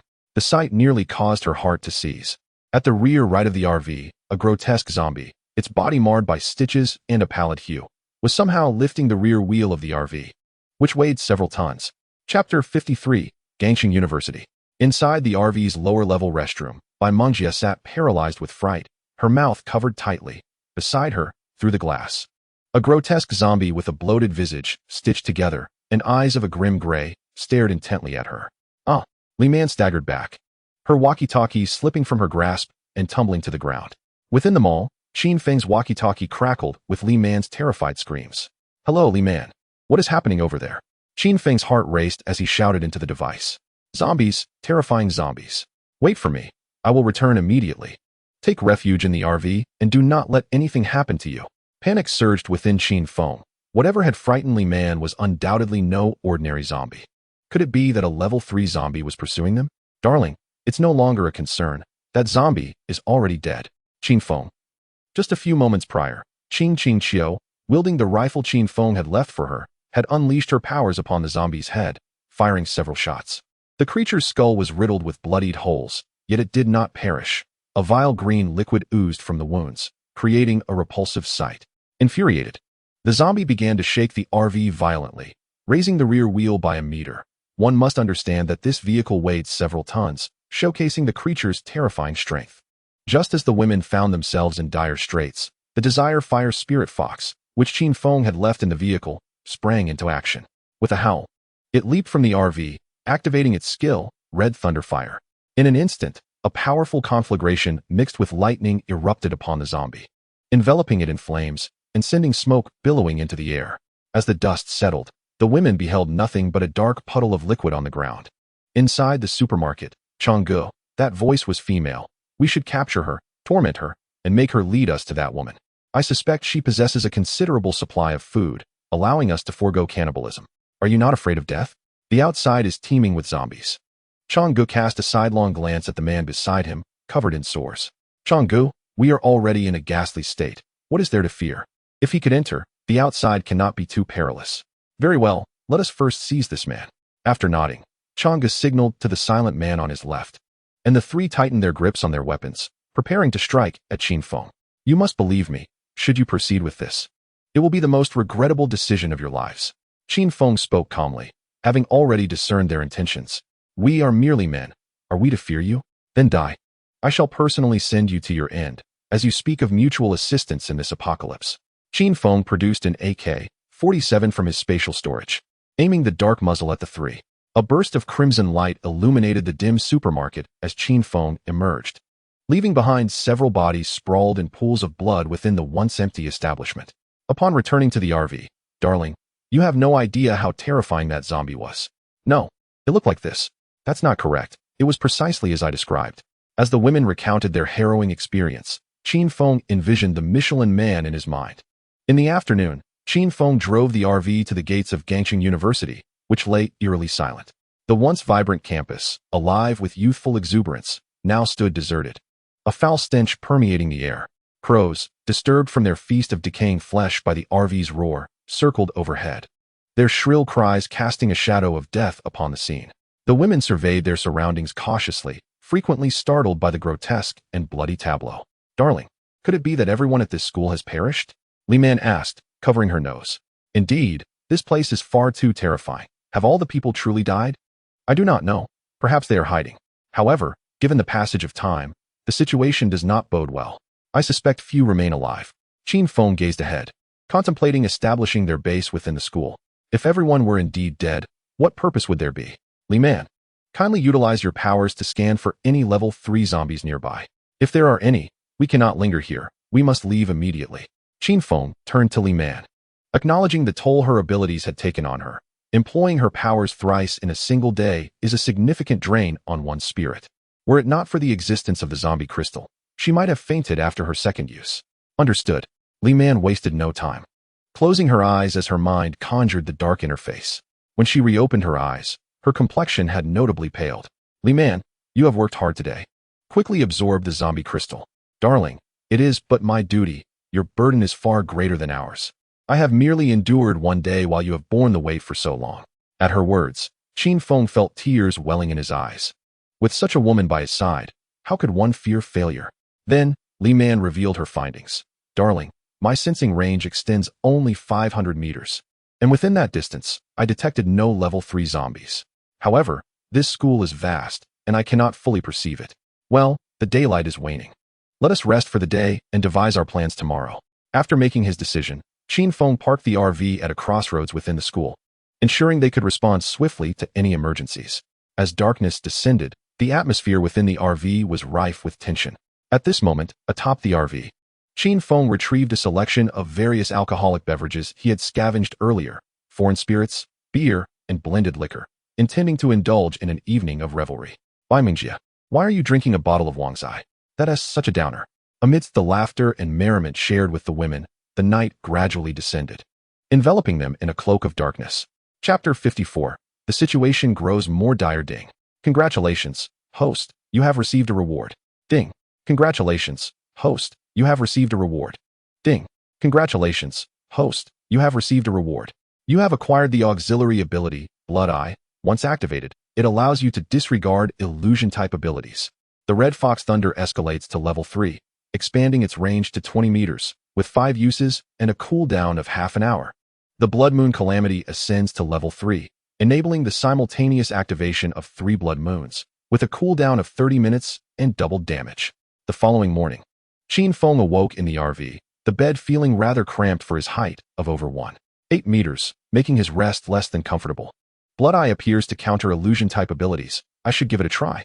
Upon activating Blood Eye, his vision turned crimson, casting a faint rosy hue over everything within the RV. Suddenly, the surroundings began to warp, resembling the scenes from Van Gogh's Starry Night.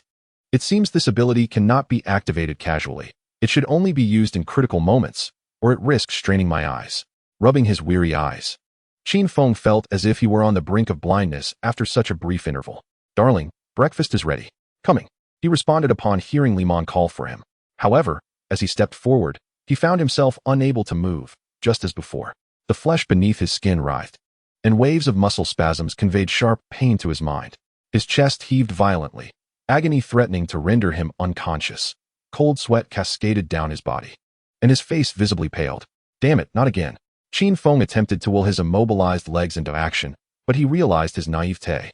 If a zombie were to suddenly appear before him now, he would be in grave peril. At present, he resembled a marionette, completely still, save for his eyes, which could still move. Breakfast is served. Are you still in bed? The sun is already shining. Li Man teased, knocking on the door. Knock, knock, knock. Honey, are you in there? I'm coming in. Observing the turning doorknob, Qin Feng sighed inwardly. It appeared that Li Man would soon learn of his predicament. How childish. Still playing 1, 2, 3. Wooden man at this age. Li Man chuckled lightly as she approached him, poking his face with her finger. Her eyes sparkled like autumn waters, and a charming smile graced her lips. Honey, are you all right? Please don't scare me. Noticing Qin Feng's stillness, her eyes widened in alarm. Honey, what's wrong? She hurried forward, trying to move him, but discovered he was as rigid as a statue. Honey, why can't you even speak? She asked, her hand caressing his face, anxiety consuming her, her eyes reddening. Qin Feng managed to roll his eyes, gesturing for her to close the door. Okay, honey, I'll do as you say, and close the door. Li Man sniffled, turning away to wipe her tears before locking the door, then began to sob softly. Perplexed by Qin Feng's condition. Please, don't get hurt. If something happens to you, what will I do? I'm selfish, I don't care about others. But if you were to be harmed, I would be heartbroken. Do you know how worried I get every time you leave? Although Qin Feng could neither move nor speak, he could hear her words. Honey, you absolutely must stay safe. Li Man continued to pour out her heart in his embrace. After what felt like an eternity, Qin Feng sensed the numbness dissipate, and he regained control of his body. He gently placed his right hand on Li Man's head. You're such a fool, he thought. A pang of emotion swelling in his chest, making him feel rather uncomfortable. You can move now. You can speak. What just happened? I was so worried. It's all right. It's all right. Qin Feng reassured her, holding her tightly, then shifted the conversation. Remember, if anything were to happen to me, you must take care of yourself. Embracing Li Man tightly, he marveled at her unwavering devotion, despite her foolishness. She stubbornly turned her head away. No, I refuse. Enough with the talk of dying. That's ill-omened. We must survive together in this apocalypse. Honey, what exactly happened to you? Why couldn't you move?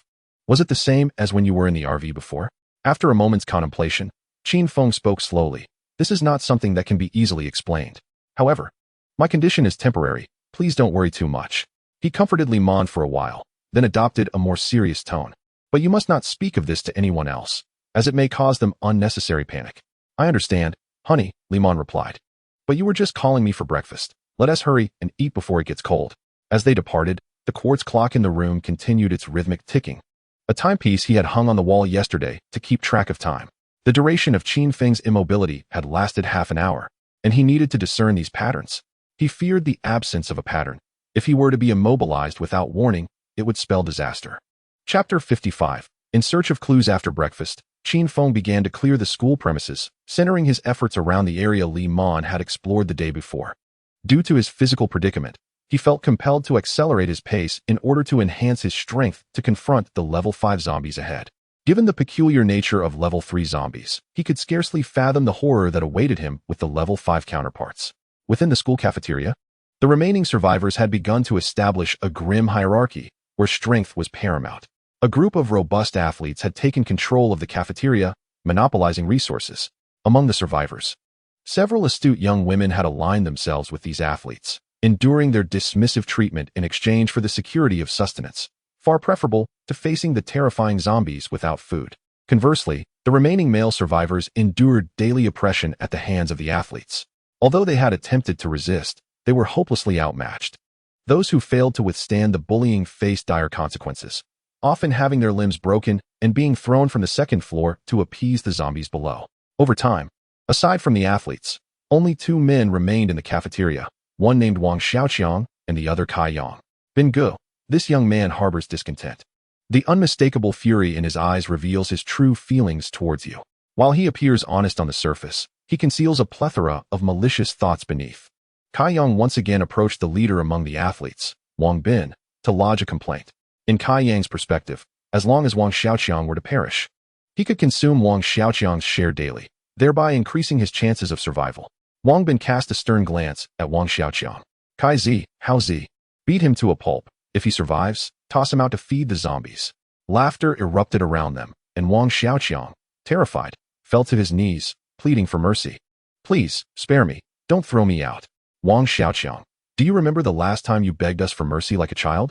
You even unhesitatingly offered your girlfriend to save your own life. When we found her, she was terrified. The crowd erupted in laughter, mercilessly mocking Wang Xiaoqiang. While we were with your girlfriend, she was calling your name. You must have heard her. The taunts continued, as Hao Zi and Kai Zi drew their clubs and struck Wang Xiaoqiang mercilessly. You're worthless, scum. Wang Xiaoqiang, battered and bleeding, cowered in the corner, trembling in fear. Toss him out to feed the zombies. Wang Xiaoqiang was hoisted to the second-floor window by Kai Zi and Hao Zi. He felt a sense of despair as his body plummeted, unable to do anything to prevent it. With a sickening crack, his bones shattered, and he groaned, spitting out blood. As he gazed at the approaching zombies, he limped towards the small grove beside the cafeteria. Didn't he die from that fall? He truly lives up to his name. Wang Bin observed the fleeing Wang Xiaoqiang, then shifted his gaze to Kai Yang, who was watching the spectacle. From now on, the tasks Wang Xiaoqiang performed will be yours. Do you understand? But Bin Gu, I don't know how to do that. Learning is essential. If you lack utility, your fate will mirror his. Only those who are useful deserve to survive. Bin Gu reached out, caressing the slender waist of a nearby alluring woman. Don't you agree? Of course. Bin Gu is always right. Meanwhile, Qin Feng had finished clearing out a teaching building, finding not a single hair left behind. He then resolved to head to the cafeteria, for it was certain to contain provisions and survivors. Qin Feng entered the serene, winding grove, the most direct route to the cafeteria. As he ventured deeper into the grove, a strong metallic scent invaded his nostrils. This scent, fresh blood. Qin Feng was no stranger to the stench of blood, having performed rites for so many. He had witnessed countless gruesome scenes, leaving him unfazed by even the most horrific sights. There was also a faint odor of decay. Noticing the subtle scent of rotting flesh in the air, Qin Feng surmised that not only had someone been injured, but they were also being pursued by zombies. Following the trail of blood, he made his way in the direction the person had fled. The fresh bloodstains wound along the path until they reached the artificial lake, where a decaying zombie, its body mangled and head shattered, lay lifeless on the ground. Qin Feng observed that there were no corpse crystals on the zombie, indicating that the crystals had been taken by the fleeing individual. Further ahead, the blood trail vanished, giving way to a series of damp stains leading off into the distance. Toward the cafeteria. At this moment, at the entrance of the cafeteria, Wang Xiaoqiang stood, drenched and shivering, water dripping from his soaked clothes. He raised his hand and clenched his fist, striking the glass door of the cafeteria. With a sharp crack, the glass shattered into countless pieces. After several more blows, the door lay in ruins. On the second floor, Wang Bin and his companions rushed down to witness the shards of glass scattered across the ground and the drenched Wang Xiaoqiang standing at the entrance, his head bowed. Half of his face obscured in shadow, rendering his expression indistinguishable. The onlookers gasped. Wang Xiaoqiang had not been devoured by the zombies outside. His survival was remarkable. Given his current state, could it be that he sought revenge? Wang Bin surveyed his companions, their eyes gleaming with mockery. Ha ha ha, Bin Gu, this kid truly overestimates himself. An ant daring to challenge an elephant. Let us give him a taste of reality. Kai Zi, stab him a few more times. All right, Bin Gu, just watch. Kai Zi brandished his baton, swinging it through the air with a resounding crack. Wang Xiaoqiang, this time, will you offer up your sister or your mother to us? You must have heard the ruckus when we were with your girlfriend. Kai Zi continued to incite Wang Xiaoqiang. Ha ha ha, Kai Gu, he is just a coward, hiding behind women. How Zi chimed in. Whether it was the term coward that ignited something within Wang Xiaoqiang, he suddenly broke into a grin, mocking himself. I am a coward. Just a coward, always hiding behind women. To everyone's astonishment, Wang Xiaoqiang abruptly raised his left hand and gouged out his left eye, blood streaming down and staining half of his face crimson. Blood droplets formed at his chin, falling to the ground, quickly accumulating at his feet. First the size of a palm, then spreading outward. Wang Xiaoqiang raised his head, his hollow, blood-red eye sockets locking onto Wang Bin, Kai Zi, and the others, sending a chill down their spines. I offer this to you. How does that sound? A sinister smile crept across Wang Xiaoqiang's face as he relaxed his clenched fist, revealing a bloodied eyeball before them. Chapter 56. A Bloody Revenge. Wang Xiaoqiang has lost his mind. Wang Bin and the others stumbled back in terror.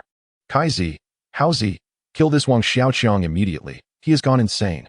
Wang Bin, alarmed, pulled out a baton from his waist. Why won't you take it? If you refuse, I shall take your lives instead. Wang Xiaoqiang wore a chilling grin, his remaining eye darting about in search of prey. Kai Yang, go kill Wang Xiaoqiang. Wang Bin seized Kai Yang, who was attempting to retreat, and thrust him forward.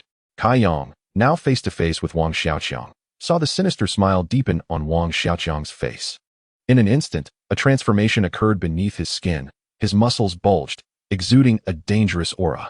With a single punch, Kai Yang's head exploded, skull caving in as he collapsed lifelessly to the ground.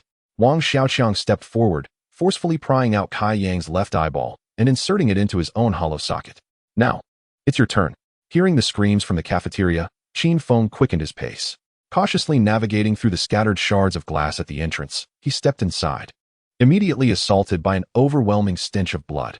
It was clear that many had perished within, as such a potent scent could not arise from a mere few. Continuing deeper into the cafeteria, the stench intensified. In the back kitchen of the canteen, the sound reminiscent of meat being chopped echoed through the air. Qin Feng approached the door and peered inside, where he beheld a figure crouched on the ground, tirelessly wielding a cleaver as it struck down upon an unknown object before it. The wet floor was stained with an eye-piercing crimson. And the scent of blood in the back kitchen was more potent than in any other part of the kitchen. The red substance on the ground was not mere dye, but the blood of a human being. Suddenly, a severed head, long deceased, rolled to the ground and fell into a nearby drainage ditch, its lifeless eyes glaring defiantly at Qin Feng. Ha ha ha! Wang Xiaoqiang suddenly erupted into a chilling laugh, his body trembling with each chuckle. Abruptly, he ceased his laughter, turned his back, and began to mutter to himself, "Let me go, will you? I will offer you my eyes." Without warning, he spun around, raising the cleaver in his hand, and aimed it at Qin Feng outside the kitchen. Is this a human or a ghost? Qin Feng was taken aback by the sight of Wang Xiaoqiang, whose bloodied eyeballs had fallen from their sockets as he moved, only to be crushed underfoot. How could one see without eyes? Qin Feng, refusing to underestimate the situation, hastily summoned his supernatural ability, Blood Moon Calamity.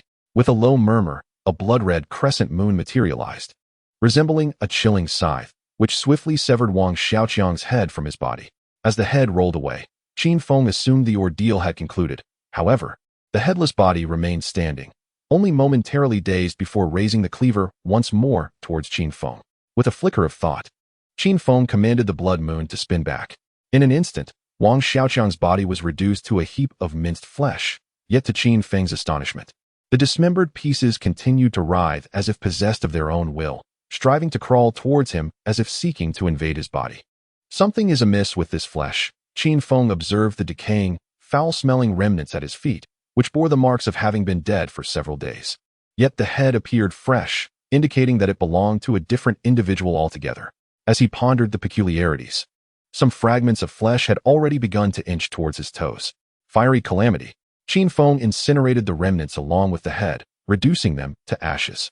The bizarre occurrences surrounding this life. What had transpired to evoke such horror?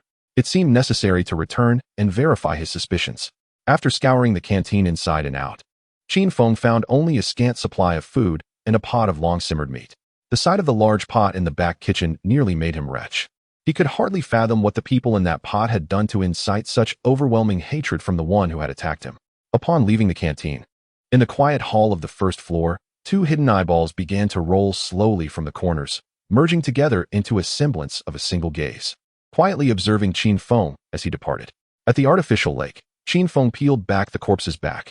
Indeed, the back was smooth and delicate, while the putrid head at the neck was strikingly out of place. This body had been decapitated. What manner of bizarre ability was this? Qin Feng felt disoriented. The series of strange events he had experienced had shattered his worldview. The horrors of artificially crafted corpses, the living dead, distorted zombies, shadowy entities that devoured powers. And now this glaring head on the ground. Reflecting on it, Qin Feng chuckled. Perhaps the most unbelievable aspect was the sudden emergence of the system. Without it, he and Lyman would have perished in that room. The system represented his greatest uncertainty. With this thought, Qin Feng felt a sense of calm wash over him, viewing life and death with indifference, ready to confront whatever challenges lay ahead. Chapter 57. The marks at the window. Qin Feng hastened his pace, searching for the post-apocalyptic beauty. Before him stood a laboratory building. On the first floor, he traversed the corridor, inspecting room after room. The document room, the mechanical lab, and the offices were all devoid of life. Meanwhile, on the third floor of the laboratory, in a room towards the left, the wall bore a sign designating it as the Food and Safety Laboratory. Suddenly, a corner of the curtain by the window was drawn back, revealing a pair of pitch-black eyes. "How parched I am. It has been nearly 2 days without water," said Xiangnai, lowering the curtain and tapping the pipes in the laboratory, bending down to extend her delicate tongue in a futile attempt to taste an imaginary drop of water.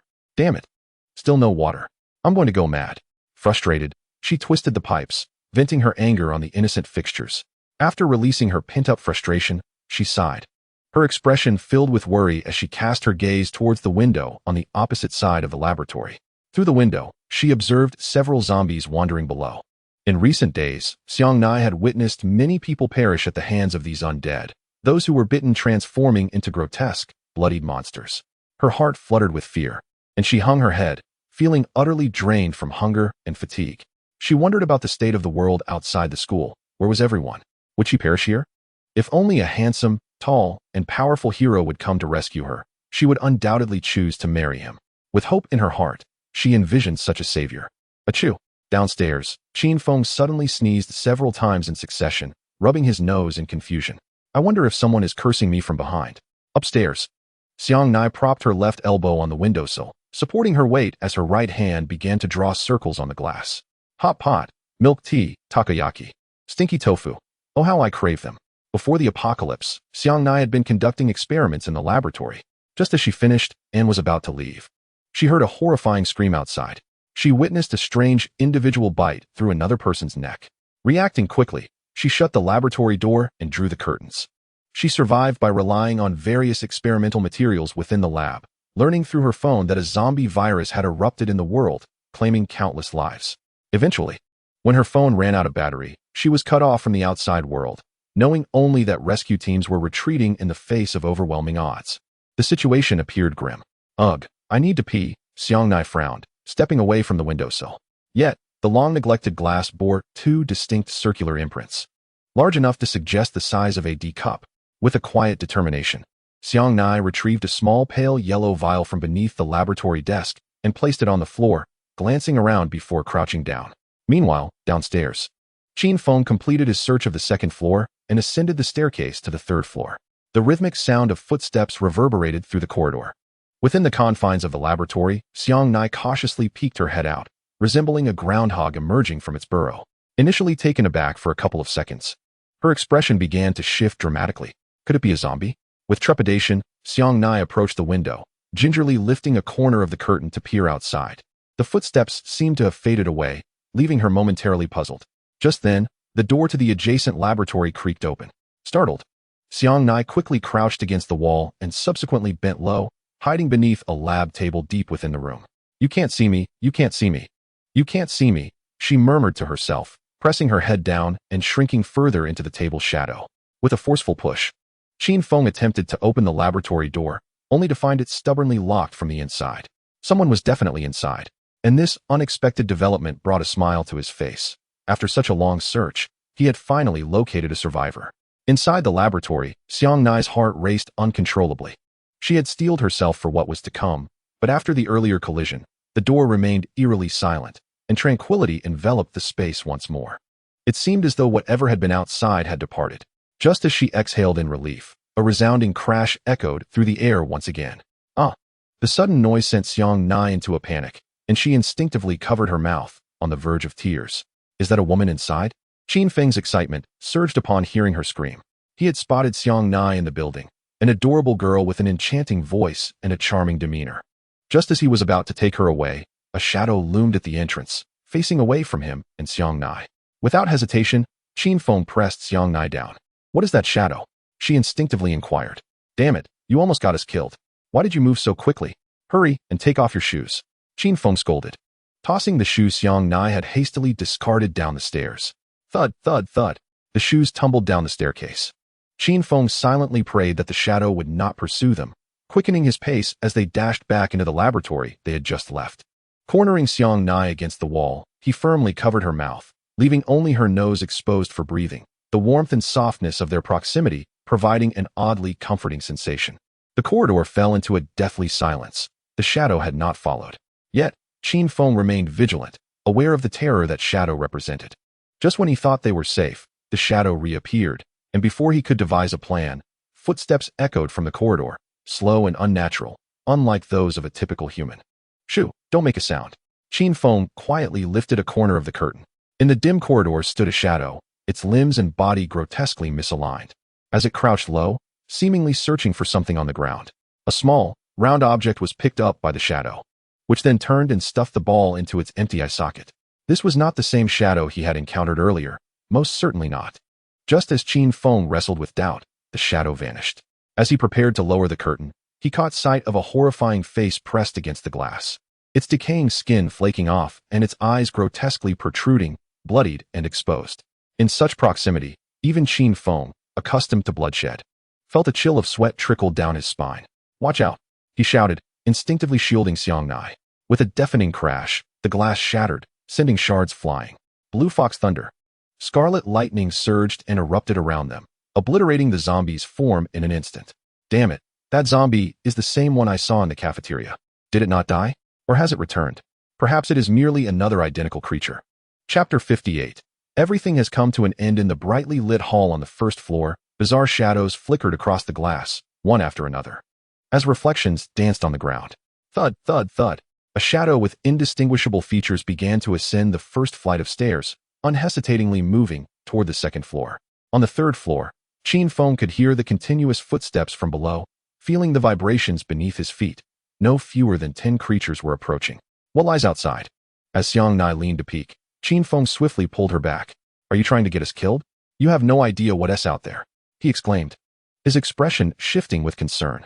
I was just curious. No need to be so harsh, she replied, a hint of dejection in her tone. Thud, thud. The footsteps persisted outside. Yet Qin Feng sensed an unsettling presence, as if someone were watching him from behind. He cautiously turned his head slightly, and the source of the cold dread became evident. A figure loomed behind him. No, to be precise, it was not human. His body froze for a moment, but without hesitation. He grasped Xiang Nai's hand and fled the laboratory. The shadow from the nearby complex was in pursuit. Almost collapsing from fear, Qin Feng recalled the shadow's formidable prowess. It had devoured the level 3 zombie in the underground garage and had also consumed a fiery fox spirit. There was no chance of victory against it. Just as they dashed out, the tremors in the corridor ceased. The footsteps faded into an eerie silence, replaced by a haunting stillness. Dozens of lifeless zombies, their complexions ghastly and devoid of vitality, stared blankly with pale eyes at Qin Feng and Xiang Nai. Bloody eyes. Qin Feng had no time to react and instinctively activated his powers. Instantly, his eyes turned crimson, and the world around him dissolved into obscurity. The dozens of zombies vanished from his sight, the shadow in the laboratory disappeared, and even Xiang Nai beside him was no longer visible. Before him appeared a face, a sickly gray adorned with black patterns. He found himself in a vast, dim, and damp chamber, filled with hundreds of transparent glass containers, each housing grotesque humanoid creatures of varying hues, some white, some green, some red. At the base of several containers lay corpses, their remains reduced to sludge by a green liquid, flesh clinging to the glass. The entire underground of the laboratory, or rather, the entire basement of the school, was a grotesque base for the XS organization's gruesome experiments. Qin Feng was utterly taken aback by this revelation. Suddenly, Qin Feng felt a sharp pain in his chest. Looking down, he was horrified to see a pitch-black hand piercing through his torso. His gaze, filled with curiosity yet dulled by shock, turned to reveal that the figure standing behind him was not Xiang Nai, but rather a ghastly creature with a pallid complexion and a grotesquely pale smile.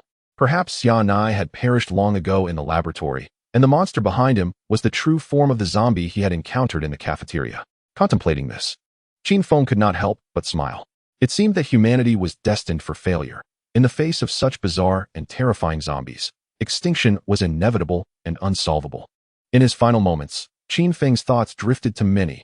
Lyman, by Meng Jia, Lung Qingqiu, Jiang Xueqing, and Xiao Shui. Now that he was gone, their survival in this apocalyptic world became even more unattainable. He did not wish to die. A tear escaped the corner of Qin Feng's eye as his bodily functions gradually waned, until he ultimately ceased to exist. Ding. The system detected that the host has died and is now unbound. Meanwhile, on another planet, a young man also named Qin Feng observed the manifestation of the death of the other Qin Feng on a floating screen. A smile crept onto his lips. Another one has finally perished. Well done. Now, let us proceed to Mercury and bind with another young man named Qin Feng. Ding. Understood, master.